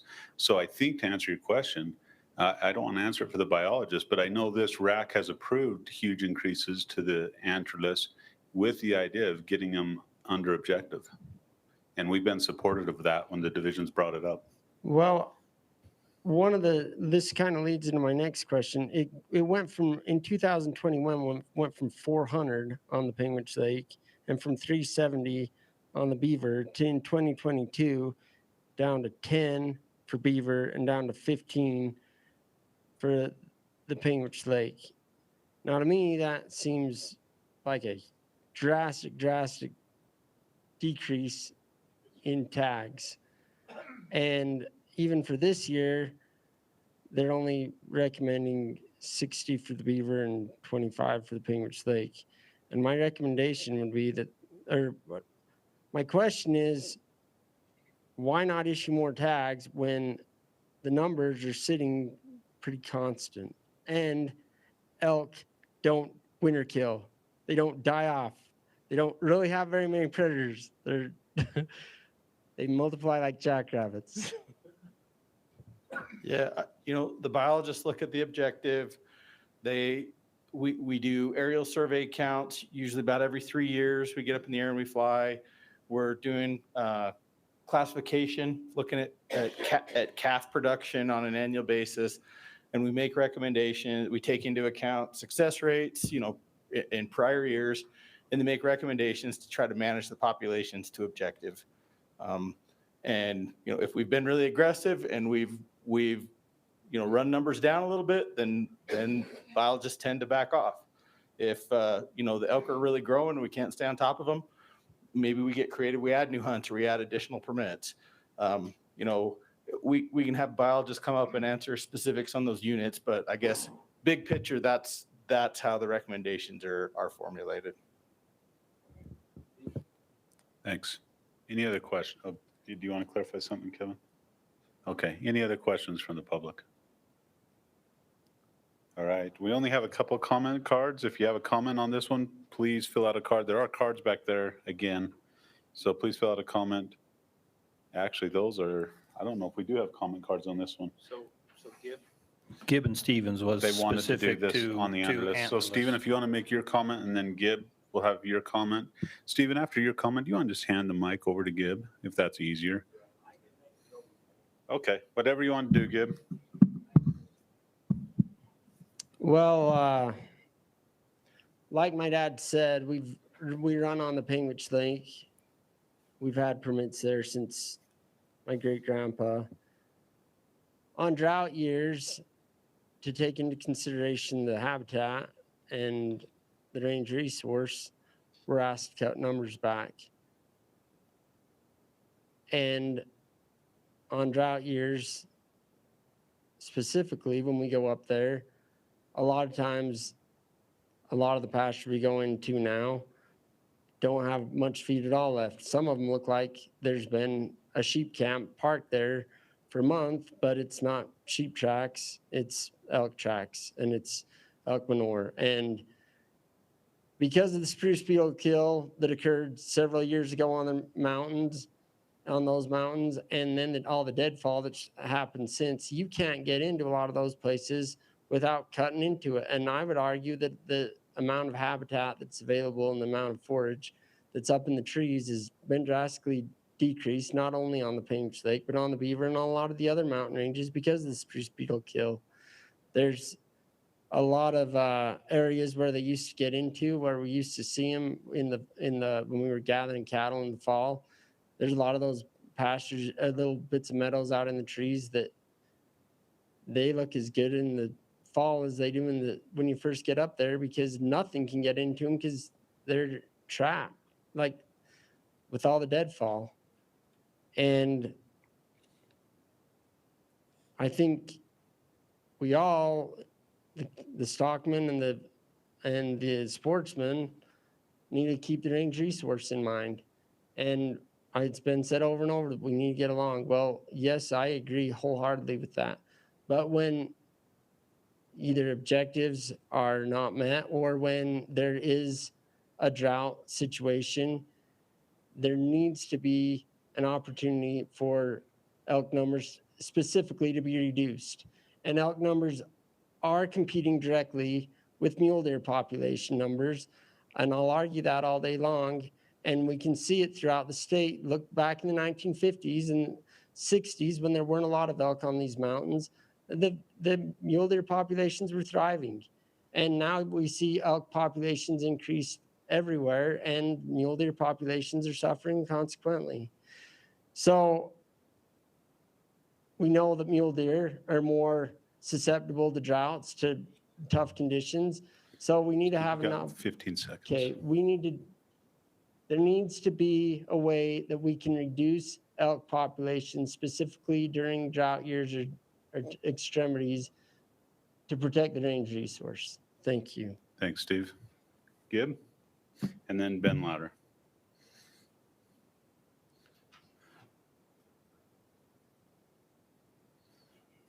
And Gib, Let me just a have that one reminder, paper. you have 3 minutes.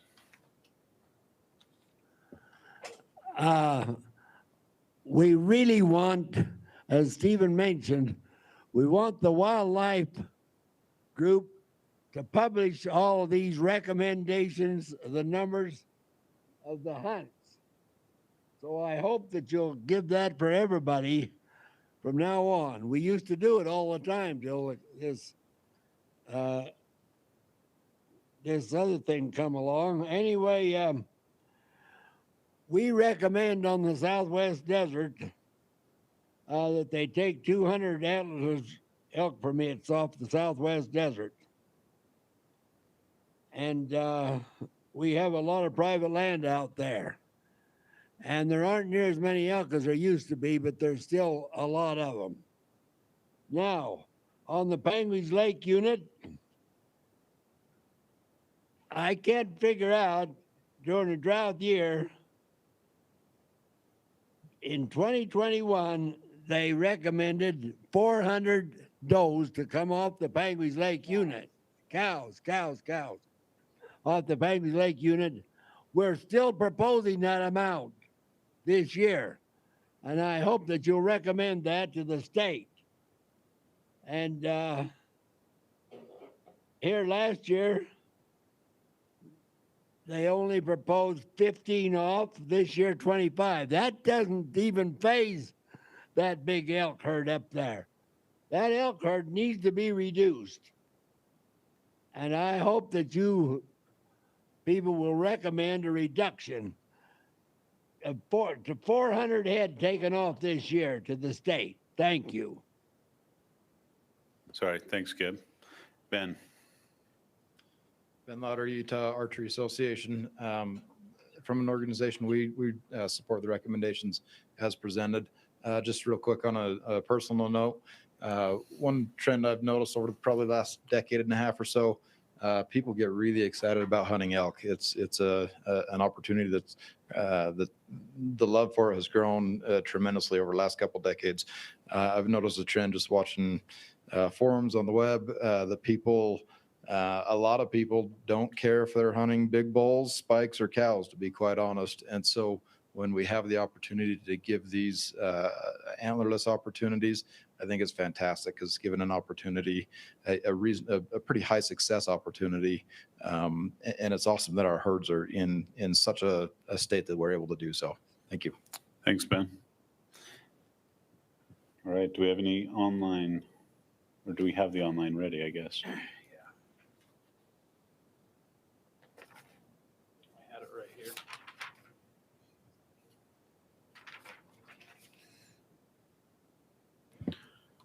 Okay, for antlerless, we had 21 people that commented, 57% in support, 43% either disagreed or strongly disagreed.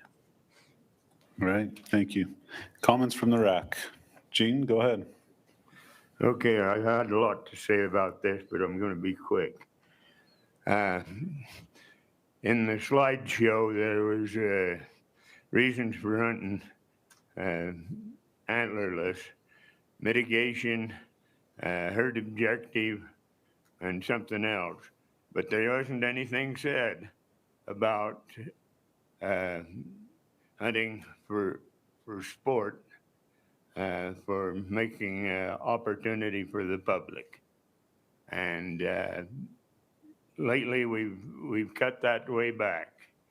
After we couldn't have a deer camp anymore, we managed to have a camp for a little while in October with drawing cow elk and doe antelope over on Dutton. That's all gone now. And it won't come back because we've got the mid-season bull hunt. We'll never get it back. But we need to have more opportunity for elk for the public and not worry so doggone much. A dead cow's a dead cow. And they don't all need to be killed on private land. Thanks, Gene. Other comments? All right, we'd entertain a motion.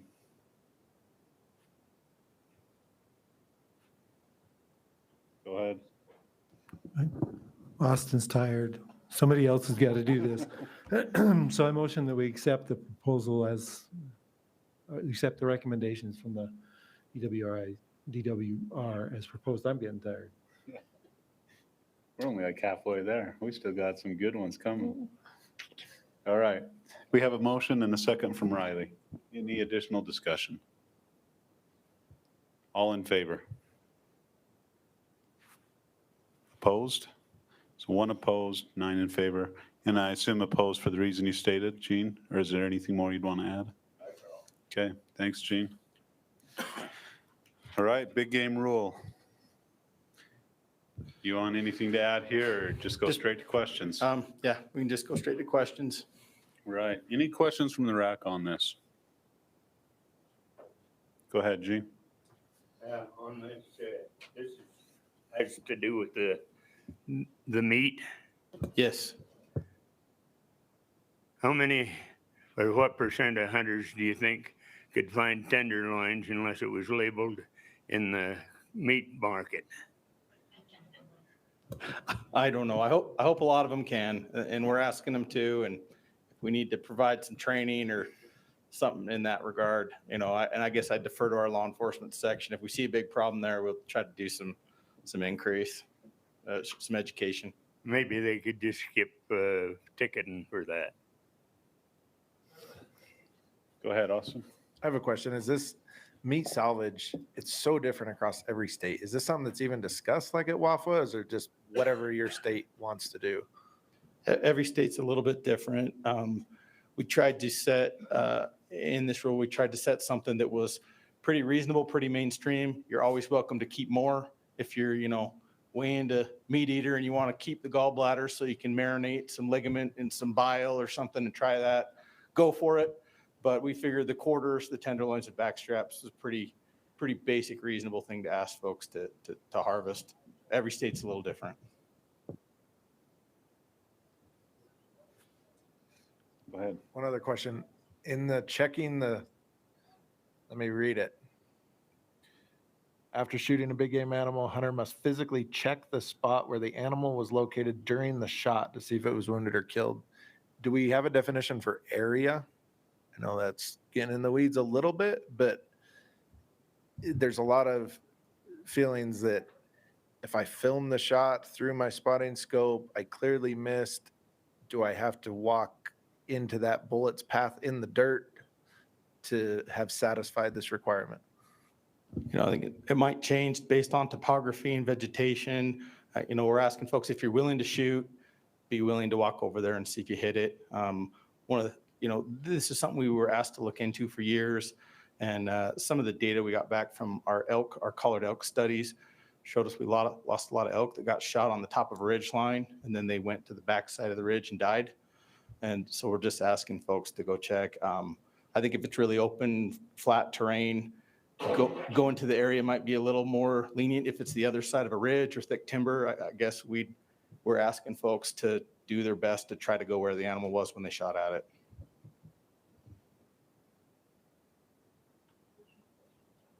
Go ahead, Tammy. Okay, I learned this when I was a kid, and I'm old enough, nobody asked me for my hunting number, but damn it, I got that. I earned it when I was 12 years old. But this is part of the ethics, right? I mean, when you shoot, you make sure that you didn't wound something, you follow it, you track it. I think that's just common sense, but how in the world are you ever going to regulate that or monitor it? I mean, unless you've got other hunters turning people in because they didn't walk over to wherever they shot at something. There's so many, we're making so many rules that are completely unenforceable. Kind of like some of the game camera stuff that went on. And I've got friends who are game wardens that are also county commissioners and involved in this kind of stuff. You're starting to verge on statement, Tammy. Okay, I'm done. I made my point. Tammy, was that a rhetorical question, or would you like one of our law enforcement guys to come up and How address are it? you going to manage that? Paul, do you want to come up and give a response to that?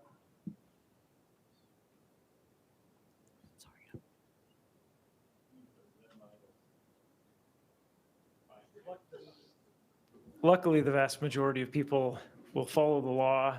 There are going to be some people that won't, and we do rely on the public to turn those people in because we can't be everywhere at once. And I think that, there will be a fair amount of discretion that the officers will use in the enforcement of that. And I really trust the officers in our region, especially, that they'll make great decisions about how to enforce that. We won't be there to watch every shot, but hopefully the public will be concerned enough that we have people walking over the ridge and seeing if there's something dead.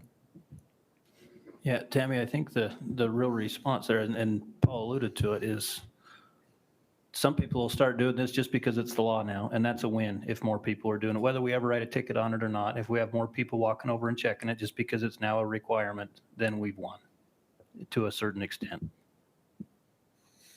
We'll get to statements, Tammy. We'll get there. Comments. All right. Any questions from any additional questions from the RAC? All right. Questions from the public? I don't have any comment cards filled out on this. I know Ben and Kevin like to comment on everything. You guys want to comment on this one? No? Okay. Online responses, Kevin. 100% support. Thank you. I want to make a quick comment on this one before I open it up. I'm so happy to see this one. I mean, to me, this one, I'm surprised we're getting any pushback. I have heard, Tammy and in another RAC talk about how to enforce it. Frankly, I think this one's easier to enforce than a lot of rules. Guy shoots, doesn't walk, guilty. It's easy. I think, and there's plenty of people out there videoing things. There's plenty of hills to watch people and their actions. I love it. The only thing I would request is let's make sure we can make it enforceable if we need to tighten up the description, and let's do this one. Wyoming had published on their collars, they had a 1-to-1 loss ratio with elk. For every elk recovered, they lost one. We've had several comments tonight, Gene and Ben, about how much people want to hunt elk and how they enjoy hunting elk. Well, if we're losing 50% of them, think of the opportunity we're losing. So I love this rule. I hope the division is I want to see enforcement on this. I think this is great. My only comment on the mandatory harvest reporting for antlerless hunts, it's cool, but I want it on general season deer hunts. We've been told it's coming, but let's do it. We will bring that recommendation this coming fall. Thank you. Any other comments? Go ahead.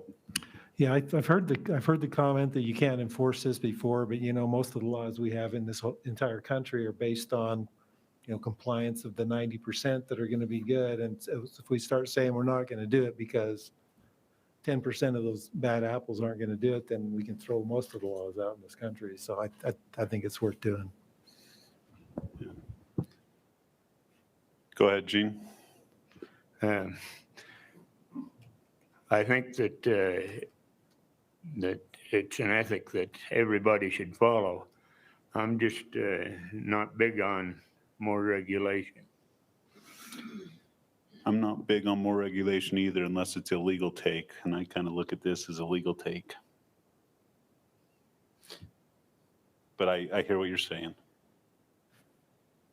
Go ahead, Vernon. Well, I'm with Gene. Now everybody has to do their hunter safety. I'm old enough and I still had to get the number. I don't know where I'd lost, if I still have it or tore it up right after I got it, but that's covered in that class. I don't see why we need another law to try to enforce. Another question is how many points you're going to give that guy that turns you in. I don't like another regulation. Well, additional comments? Entertain a motion. Go ahead. Or you nodding at someone over here?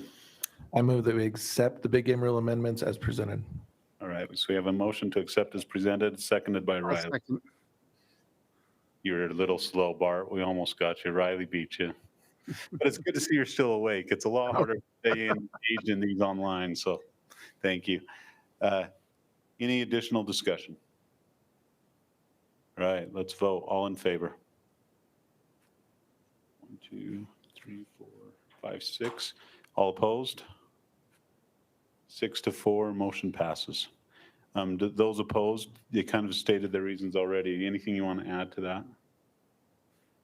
Okay, thank you. Now to the next fun one, technology. I'm assuming this is why half the room's still here, but we'll find out.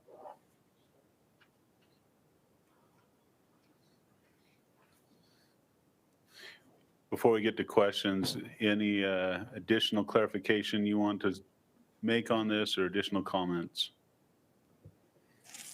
I've been drinking Mountain Dew all night. I'm ready to roll. All right. Well, let's There's make a lot this. of people here for this, so let's get into it. I'm new to this RAC process, but, well, you know, I come to RACs every year, but not doing the RAC tour. And I feel like some of us are divided, but we're in a room with like-minded people for the most part. So it's pretty neat to see the public process, even though we don't all agree. We're all passionate about hunting and preserving that for future generations. So it's good to see. Good comment or bad comment. Let's do it. All right, questions from the RAC? I just want a little clarification on the restricted weapons. One is pretty restrictive. Is there any hunts that we use that on right now? No, it's a totally new idea.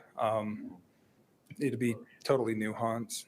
Like, we're not talking about adding additional tags. It'd be probably taking tags out of the pool or some variation of that. It's just a new tool for the biologist to use to gain management, maybe offer more opportunity. I should have taken better notes because I don't have it in front of me, but I thought I could remember it. And I know there's been some discussion on this, so I wonder if you've come back with this. But the name that was used to describe a muzzleloader, I don't think that rifle exists or that muzzleloader exists. Have we gone back and looked at that and seen if we could clarify that name to capture what we're trying to get there? Yeah, we've talked about There's that. something like flintlock, maybe cap lock, kind of side lock muzzleloader, if I remember right. Yeah, it was, it's a little hard to understand, but people are bringing up matchlock, you know, and who's ever seen a matchlock out of a museum or something? I mean, so there could be some massaging to that to make it more defined. And we have talked about that. I've talked about it with my chief who was involved in writing that rule. So you don't have any proposals yet, though, of what that might say?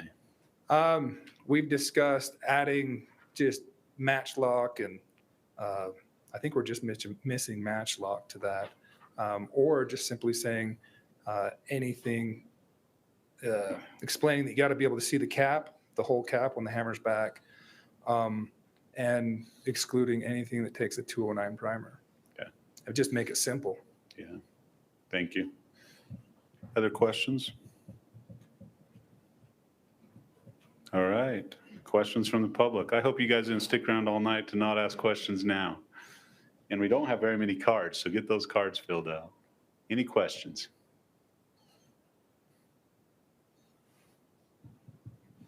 Tyson Cannon, was there a reason why scopes on muzzleloaders wasn't addressed on the technology? So it was addressed by the committee. We spent probably more time on that than, we didn't spend more time on anything else than that. Let's just put it that way. But we're not bringing it through on this RAC process because we felt like there might need to be a little bit more thought going in that. Maybe having a survey done for that. That keeps coming up. So that we're going to meet this summer and we're going to go over that. We're going to go over it a little bit with a fine tooth comb, maybe throw a survey in that and come back this fall with something. Yeah, let me just clarify. So when the Wildlife Board put this technology committee together, they put it together as a standing committee. This isn't one that this is the recommendation, then we're done. This will be a process that will continue. It'll probably get less intense because we're moving closer, but you'll see stuff coming through on technology, when we need to do it. So. Hey, you know what else is intense? Sleeping bags. That's from my 9-year-old. I hear it every day. You have been drinking too much Mountain Dew. All right. Question. Yes, come on. If you could state your name and then ask your question. Steve Stout. I'm from Hurricane, Utah.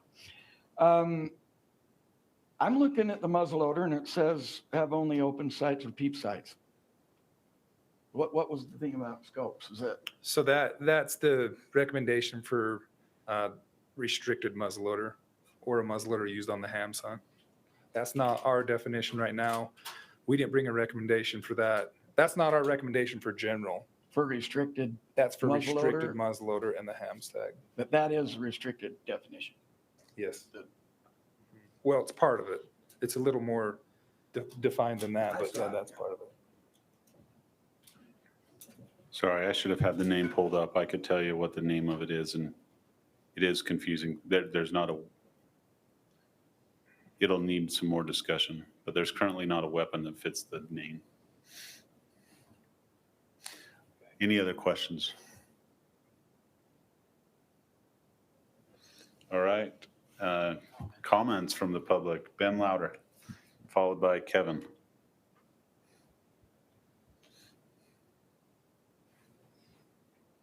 Thanks, Mr. Chairman. Ben Lauder, representing Utah Archery Association. One note on the muzzleloader thing. I think last week this came up. I think it's the wording is flintlock percussion cap. That's it's it. like merging Flintlock two- percussion cap Yeah, it's like muzzleloader. So if merging you're two shooting a things. non-flintlock percussion cap, you're guilty. And the argument was that a flintlock is one thing and a percussion cap is another thing. Yeah, so anyway, just it some does. clarification there. So Utah Archery Association supports the recommendations as presented with one exception. That exception is regarding the restricted archery definition that's in this recommendation. We're choosing to stay neutral on that. We discussed this with our board of directors. Not terribly happy with the definition, but we're not going to fight us. We're just going to stay neutral on that definition at this point. Thank you. Thanks, Ben. Which definition, Ben? Restricted archery. Restricted archery. All right, Kevin Norman, followed by Doyle Moss.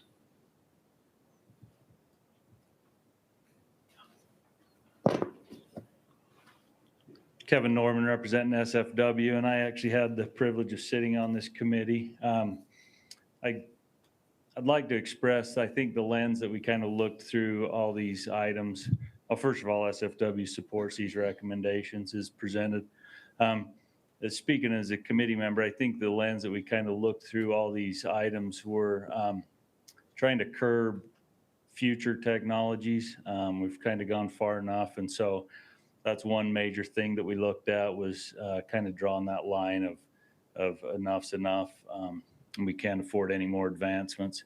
The other thing we looked at was how can we increase opportunity while maintaining quality.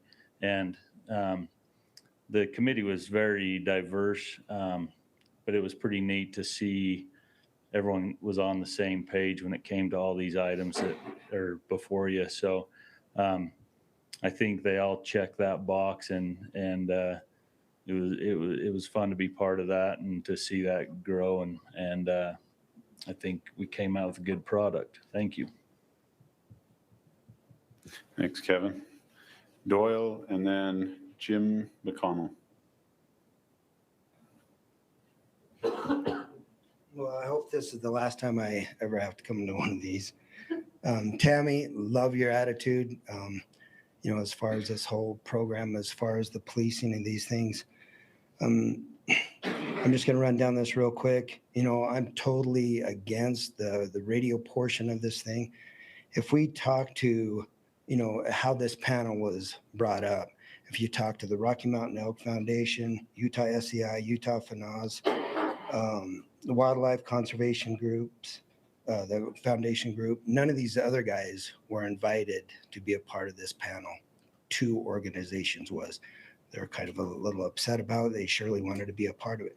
I'm just wondering if these little panels you're doing, if these 7 or 8 people have this much power that they vote on something and then it gets brought to you guys and it's already been recommended, so you guys are just passing it off. Is there any way to have those meetings YouTubed so we can kind of know what's going on, to know how drastic all this hunting stuff's going to change? The biggest thing is, who is going to police the radios? It's not the public job. You guys are talking about the public. You guys don't pull over people when they speed by you. It's not anybody's job to police this wildlife issues except the COs. Do you know what the problem with the COs are in this state? Great men, but underpaid. We can't keep COs. Why don't we all figure out how to pay the COs? They're $20,000 to $30,000 less than they should be paid. They just go get a sheriff's job, and we can't keep them. Right now, we have 1,200 poaching problems in the state from this one year, and we're worried about if somebody clicks a radio to kill an animal.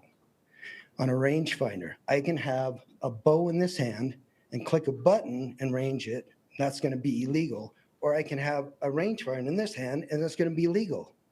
Does any of this make sense? I mean, I'm sure you guys already got your own mind made up. I mean, you guys just say yes, yes, yes.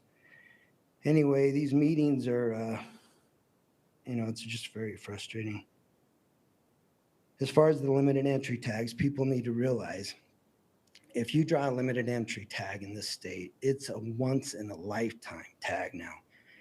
You guys draw, you will kill an animal before your season ends because you may never get one. And it's just, which I totally understand and totally respect, but people, if it just comes down to it, if you want less animals killed in this state, issue less permits. Anyway, there's no way to police this, and I just think it's going to be a big mess and people fighting against each other. And there's going to be maybe 5 people that'll obey by your little law, and everybody else is going to do whatever they want because it's unenforceable. Anyway, have a good evening. Thanks, Doyle. Can I don't know can I mention something to that? I think we want to be really careful. If you have some clarification, that would be appreciated. But if it's a rebuttal, I don't know that we want to get into rebuttals. Well, it'd be more of a clarification of what the committee was thinking about when the committee came up with radios and. Yeah, just be careful to keep it as clarification would be my caution there. We don't want to get into any sort of a debate or a rebuttal. So if you have a clarification, go for it. In my mind, it's the same thing. I guess it's more of a so with the rangefinder comment, with it being illegal to put it on a bow and push a button versus having it in the hand. As a big archery hunter, and as most of the committee was archery hunters, we know the biggest factor in harvesting an animal. One of the biggest factors once you get within range of an animal of harvesting it is movement and the lack thereof. So when you have a rangefinder on a bow that can range, and I have one on my bow that I'll have to take off if this passes, that you can consistently range with very little movement at full draw. And so that was the committee's underlining reason for that. And then when you talk about radios and whatnot, this will be a rebuttal, but I'm going to say it. I'm going to cut you off. Yeah, I'm not going to get into that. Because I think it's very fair to have our different opinions. And that's why we're here, is to express our opinions. But we want to allow those opinions without a rebuttal by the division or the RAC. That's fair enough. Go ahead. Jim McConnell, I'm just representing myself. I've hunted pretty well primitive my whole hunting career.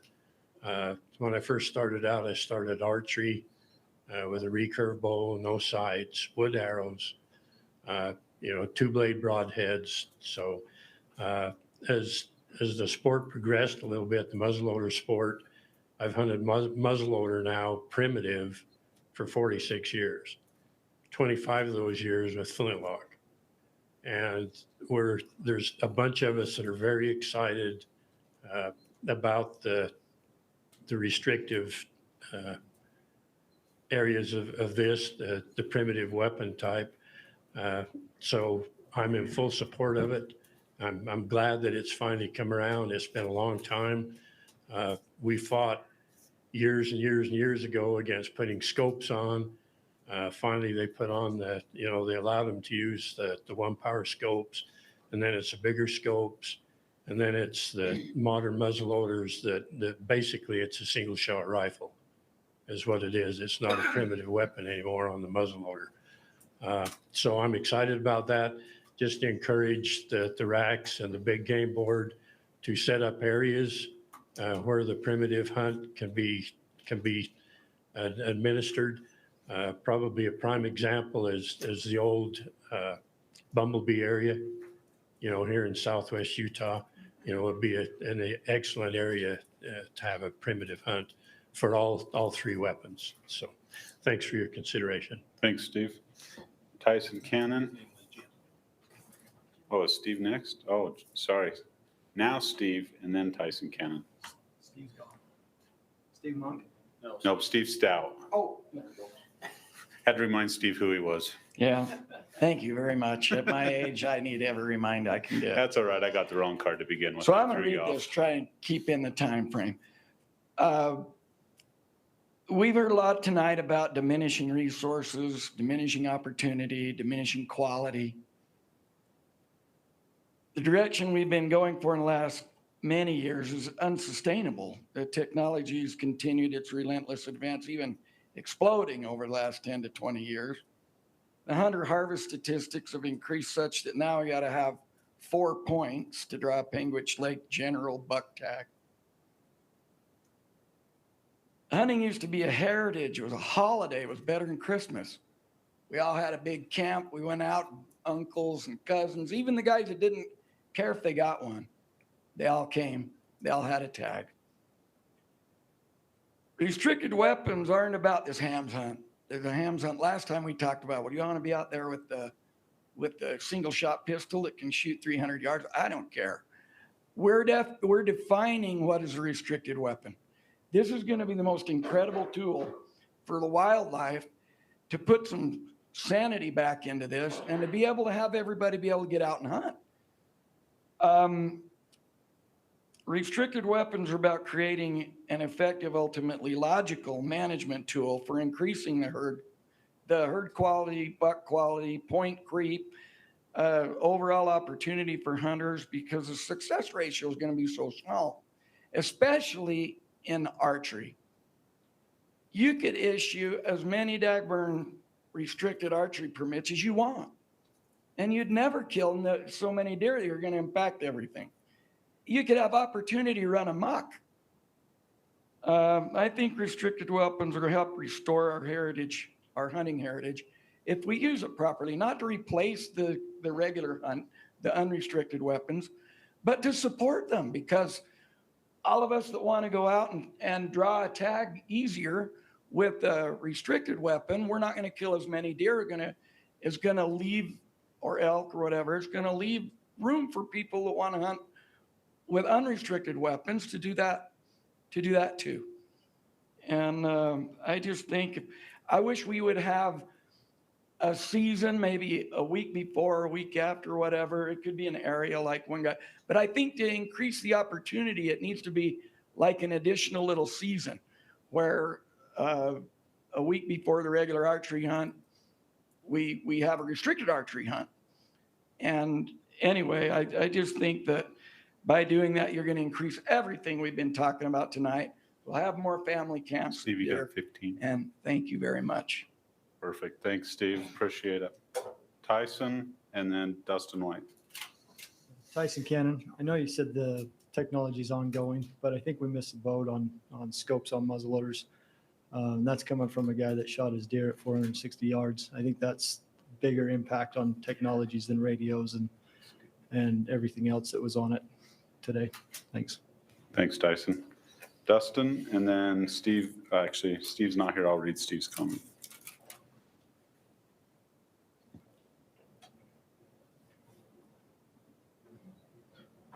Wow, twice in one night. This is kind of crazy for me, but something that I'm kind of passionate about. Regarding the two-way radios, I'd like to echo what Doyle had to say. And I am for keeping up with technology. However, I am not for laws and rules that we can't simply enforce. It's another law, it's another rule. At what point is a two-way radio gonna be illegal? If I call somebody from my camp to come over here, is that illegal? If I tell somebody there's an elk right here, is that illegal? At what point is it illegal? And how are you gonna enforce that? And simply just like the trail camera law that we implemented last year. Me for one, I spend numerous hours out in the field, probably as much as anybody, seeing multiple trail cameras out there in the field during the hunts. Is it just somebody out there just wanting to take pictures of the wildlife because that's legal? Or is it some guide that's out there and just going to say it's there just to take pictures? I mean, how do you enforce that? I'm not for regulations and more rules.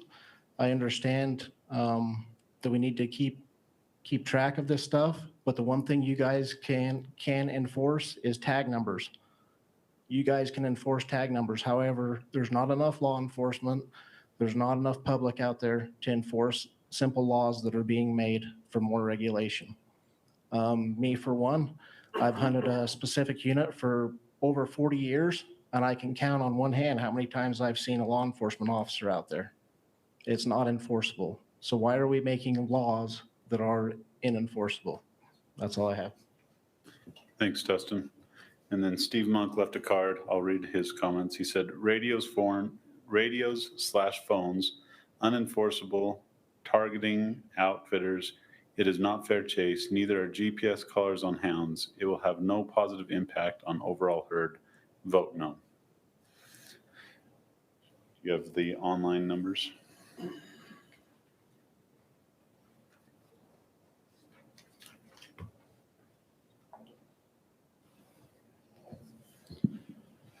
Yeah, this is the other one that we had a fair number of comments on, so I'll spend a little more time. 34 people took time to comment. Let's see, I'm split between 2 pages here.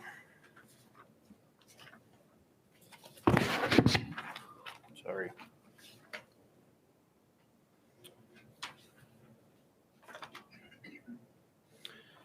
So we had about 38% that were in the either somewhat agree or strongly agree, and 56% in the either somewhat disagree or strongly disagree. So the weighted average, 2.5 takes it, down towards that somewhat disagree category. The comments, largely reflected the same sentiments that we heard here tonight. The two-way radios and phones was probably the thing that was commented against the most, but also a fair bit of support for primitive weapon hunts and the opportunities that will bring in the future. So, All right, thank you. I'd like to make my comments before I open it up to the RAC on this one.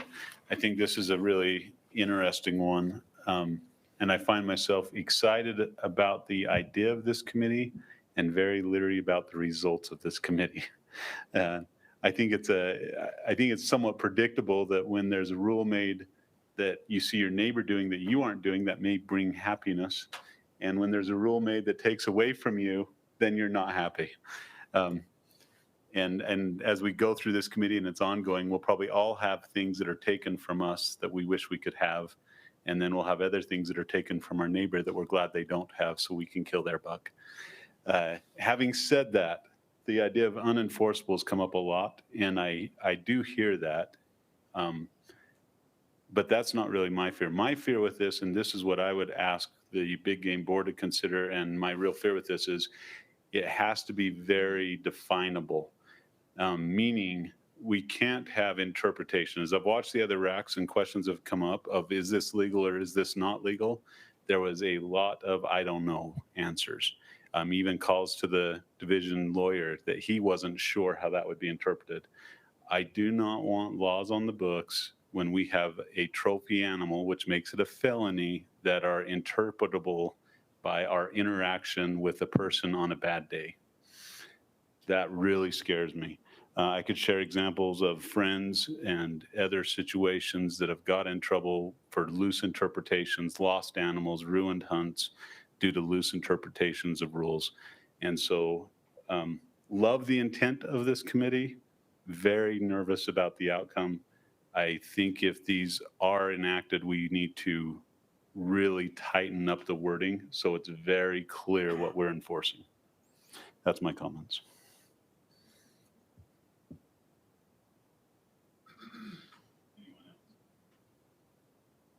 Go ahead, Tammy. I love the idea of the primitive hunts, and more power to you if you can do that. The older I get, just the thought of shooting a muzzleloader makes my shoulder hurt. But I have a hard time, like you said, with some of the recommendations on this. I know we've got little kids that hunt with us. We make sure they have a two-way radio on them. We keep track of them. We ought to put jingle bells on them so when they're not lost somewhere, but they're too noisy. We're trying to teach them how to be quiet. But I just don't see the enforcement. I don't think there's any possible way to enforce this. And the other thing that I really worry about is it's kind of like with water law and a bunch of other things. There's not enough officers. There's not enough enforcement. So you're turning your neighbor into your enemy, watching you like a hawk for fear you do something wrong or whatever. And then you get a lot of this turning in, hopefully they're getting points or they're getting a tag somewhere down the road. I don't like a lot of it. I'm supportive of part of it, but not all of it.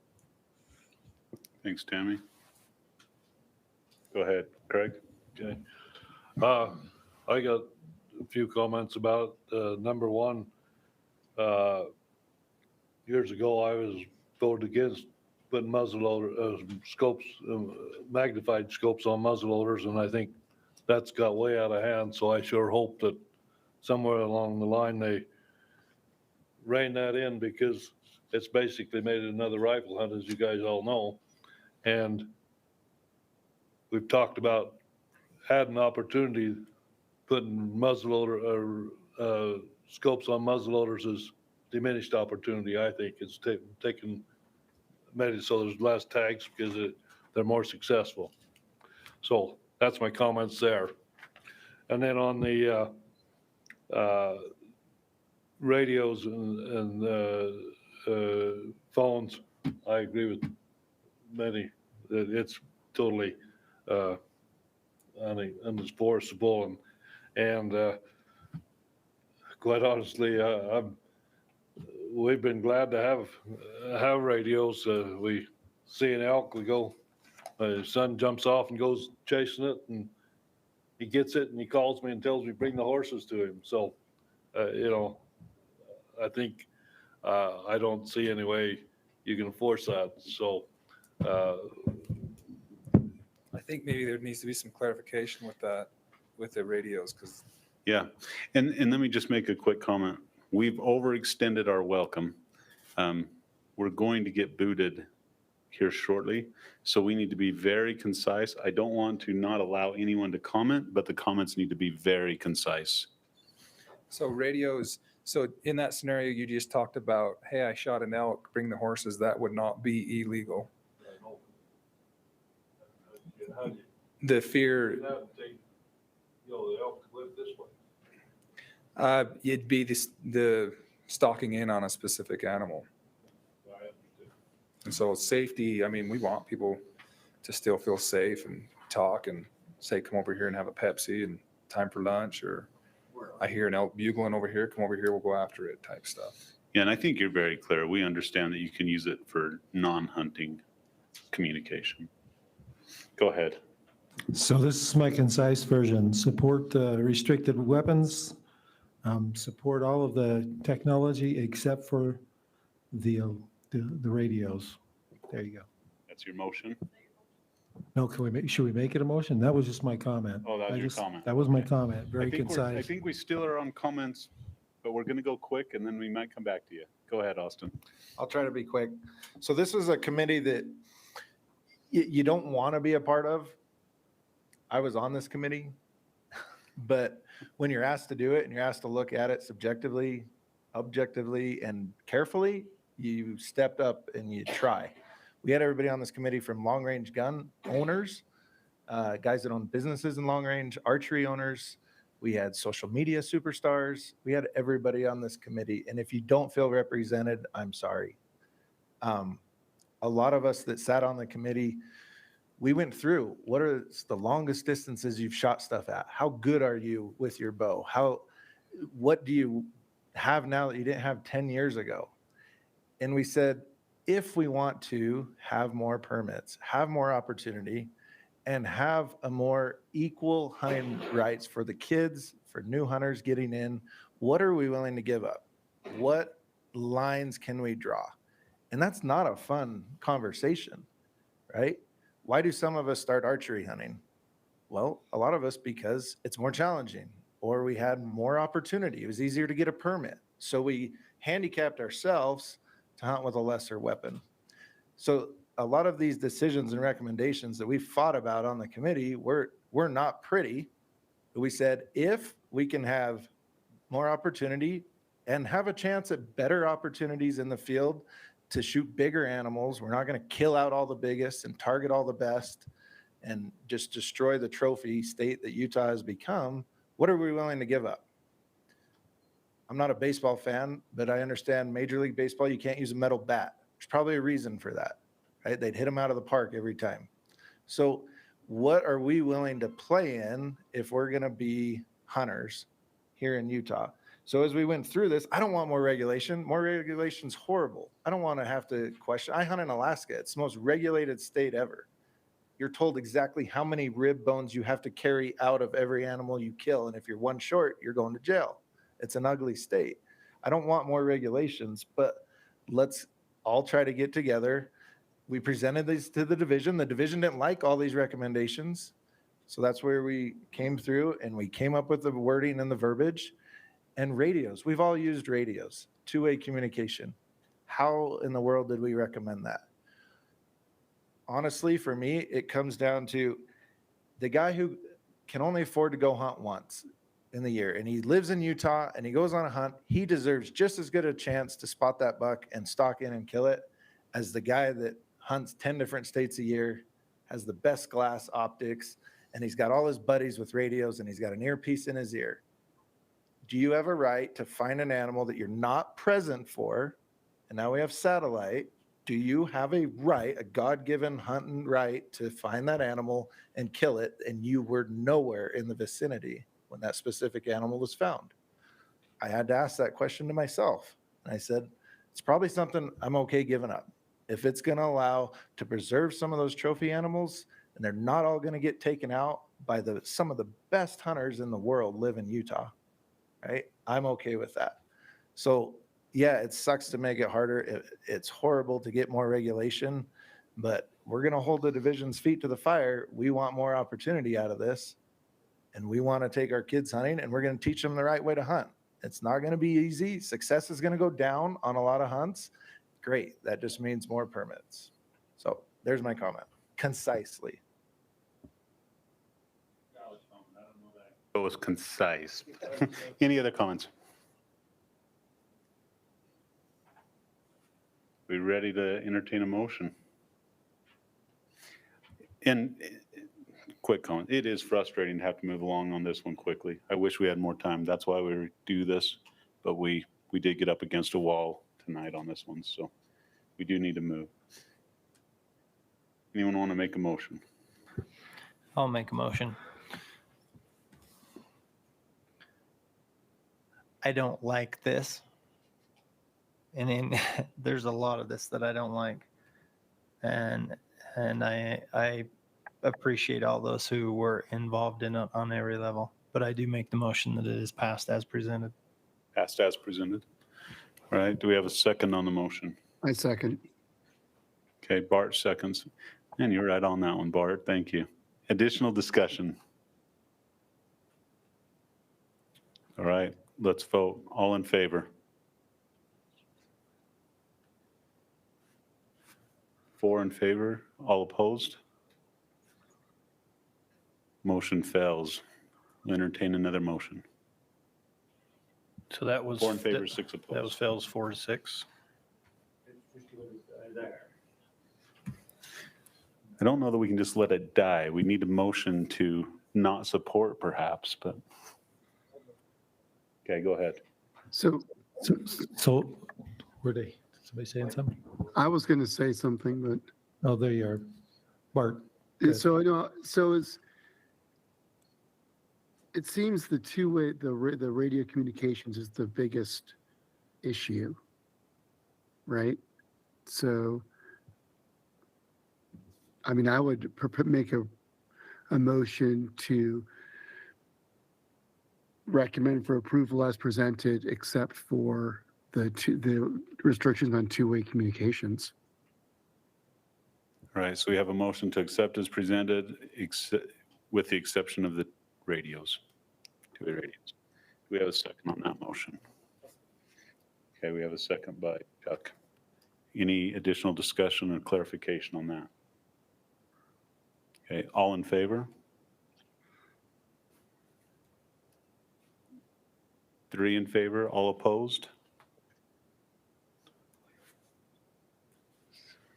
7 opposed.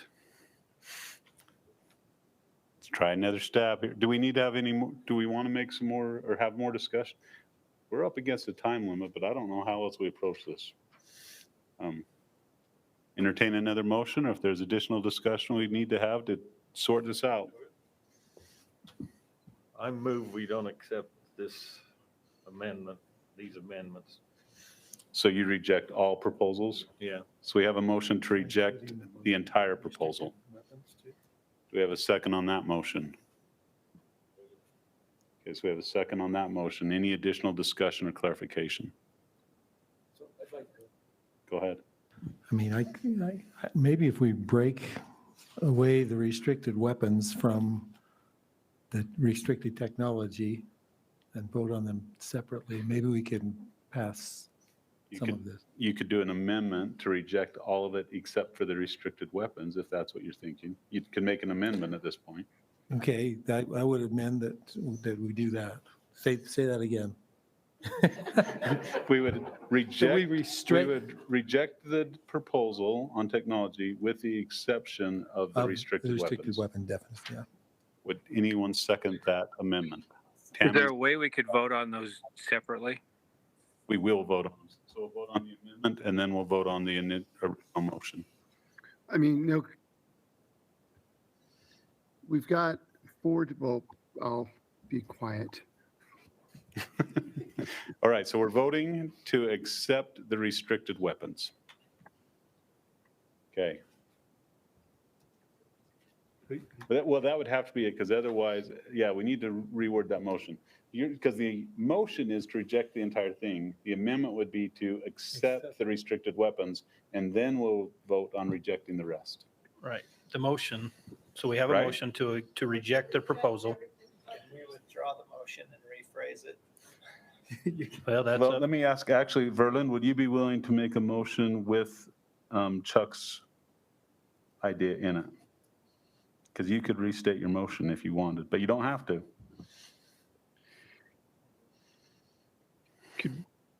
I think let's just vote on the, Yeah. so we've got it. Can we just, So we're voting on the amendment to accept the restricted weapons. That's what we're voting on. Right, so we have a motion on the table that is to reject the proposal. There's a motion to amend that to reject the proposal with the exception of the restricted weapons definitions, which is kind of stating it that we're accepting something with a double negative, but that's the way you guys, it's been done. So that's where we're at. We're clear as mud, right? All right. Well, we've got a motion and we've got a second. We've got amendment and with a second. could I say something real quickly? Yeah. We have 4 different categories. Could we just approach each one of them separately? So withdraw the current motions and just address the different categories separately? The answer is yes, if you vote this down. Oh, please. We're on a run of voting them down. I think the odds are in your favor, Bart. All right. So let's vote on the amendment. All in favor? 1, 2, 3. Is that like 2.5, Tammy? What is that? 3. All opposed? 1. So it 2, 3. fails 3-7. No, we have several people that didn't vote. Austin didn't vote. Chuck didn't vote. Oh, you did? What did you vote? Yes, okay. Did you vote? It was my proposal. Riley and Austin did a no vote. Well, that's kind of cowardly, but okay. All right, so the amendment fails. So it Now we go fails back 3 to the. 3 to. So we still need to vote on the initial motion to reject it in its entirety. So let's vote on that. All in favor to reject it in its entirety? 2, 3. All opposed? 1, 2. So 3-7. Okay. All right, so now we're back to where we started. Let's try this again. So there's nothing on the table. We're back to ground zero. I make a motion, Board meeting, do I? We can just ignore all the rejected votes. Nope. All right, let's try this again. So Bart's got it, would like I to. make a motion that we address each of them, each group separately as in the memorandum. So as you don't need to proposed make a in- motion to do that. Just make a motion that addresses one of them. Yep. Okay, I make a motion to approve the regular weapons definition by weapon type So the as motion. presented in the memorandum. So a motion to approve the restricted weapons definitions? There's a regular weapons definition by weapon type. Was that changed? Yeah. Yes. Okay, so we got a motion and a second. Any additional discussion or clarification on what we're voting on? All right. No, this is accepting that first piece as presented. Okay, all in favor? 1, 2, 8, opposed, 2. It's got to be 9-2, unless somebody didn't vote. No, there's just 10. Oh, 10, 8, okay. Chad, I think you had your hand up delayed. Which way did you vote? In favor or opposed? I don't know why you'd be confused at this point. Yeah, I voted in favor. I'm sorry, I didn't get my Okay, hand that's down what I fast. thought. 8 in favor, 2 opposed. Okay, we'd entertain another motion. I make a motion to approve the HAM's weapons definitions by weapon type as presented in the memorandum. Okay? We have a second on that motion. I'll second it. Okay, Chad seconded that. Any additional discussion or clarification on this motion? All right, all in favor? Unanimous. We're making ground. Good job, Bart. You're getting us there. Keep going. But now's the tough one, I guess. I make a motion to approve the restricted weapons definitions by weapon type as presented in the memorandum. Okay, do we have a second on that motion? I'll second that. Okay, motion is second. Any discussion on what we're voting on? All right, all in favor? 8 in favor, all opposed? 2. Okay, passes. Okay. Now's the tough one. I make a motion to approve the other recommended technology regulations with the exception of two-way communication or radio communication. Okay, so we're accepting the remainder with Accepting the remainder. 2 radios. Okay, do we have a second on that motion? Chuck seconds it. Any additional discussion on this motion? All right, all in favor? 5 in favor. Opposed? 1, 2, 5 opposed. Great. I was really hoping you'd not vote on this one, Austin, so I get out of it easy. I'm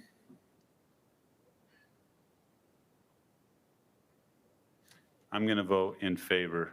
I think that radio, I like the idea of it. I'm worried about the language in it, that it's too vague. Motion passes. Okay. Done with that one. Let me review quickly. There is no confusion on that. Okay, so what was passed was, first, there was a motion to approve the regular weapons definitions. That passed 8-2. Then there was a motion to approve the HAM's weapons definitions by weapon type. That passed unanimous.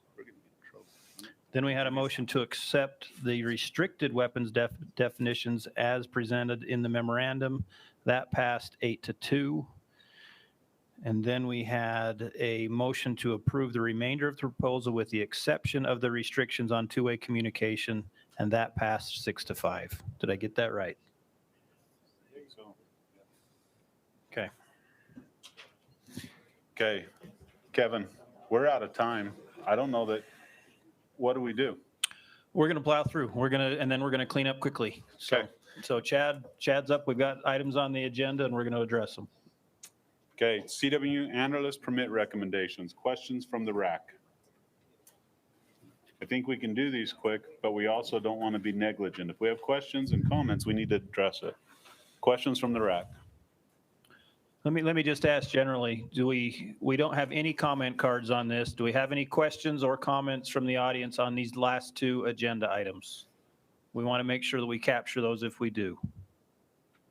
Okay, so we're going to bring this back to the RAC and we're going to address these two. Okay. So no questions, any comments on the analyst permit recommendations? Go ahead.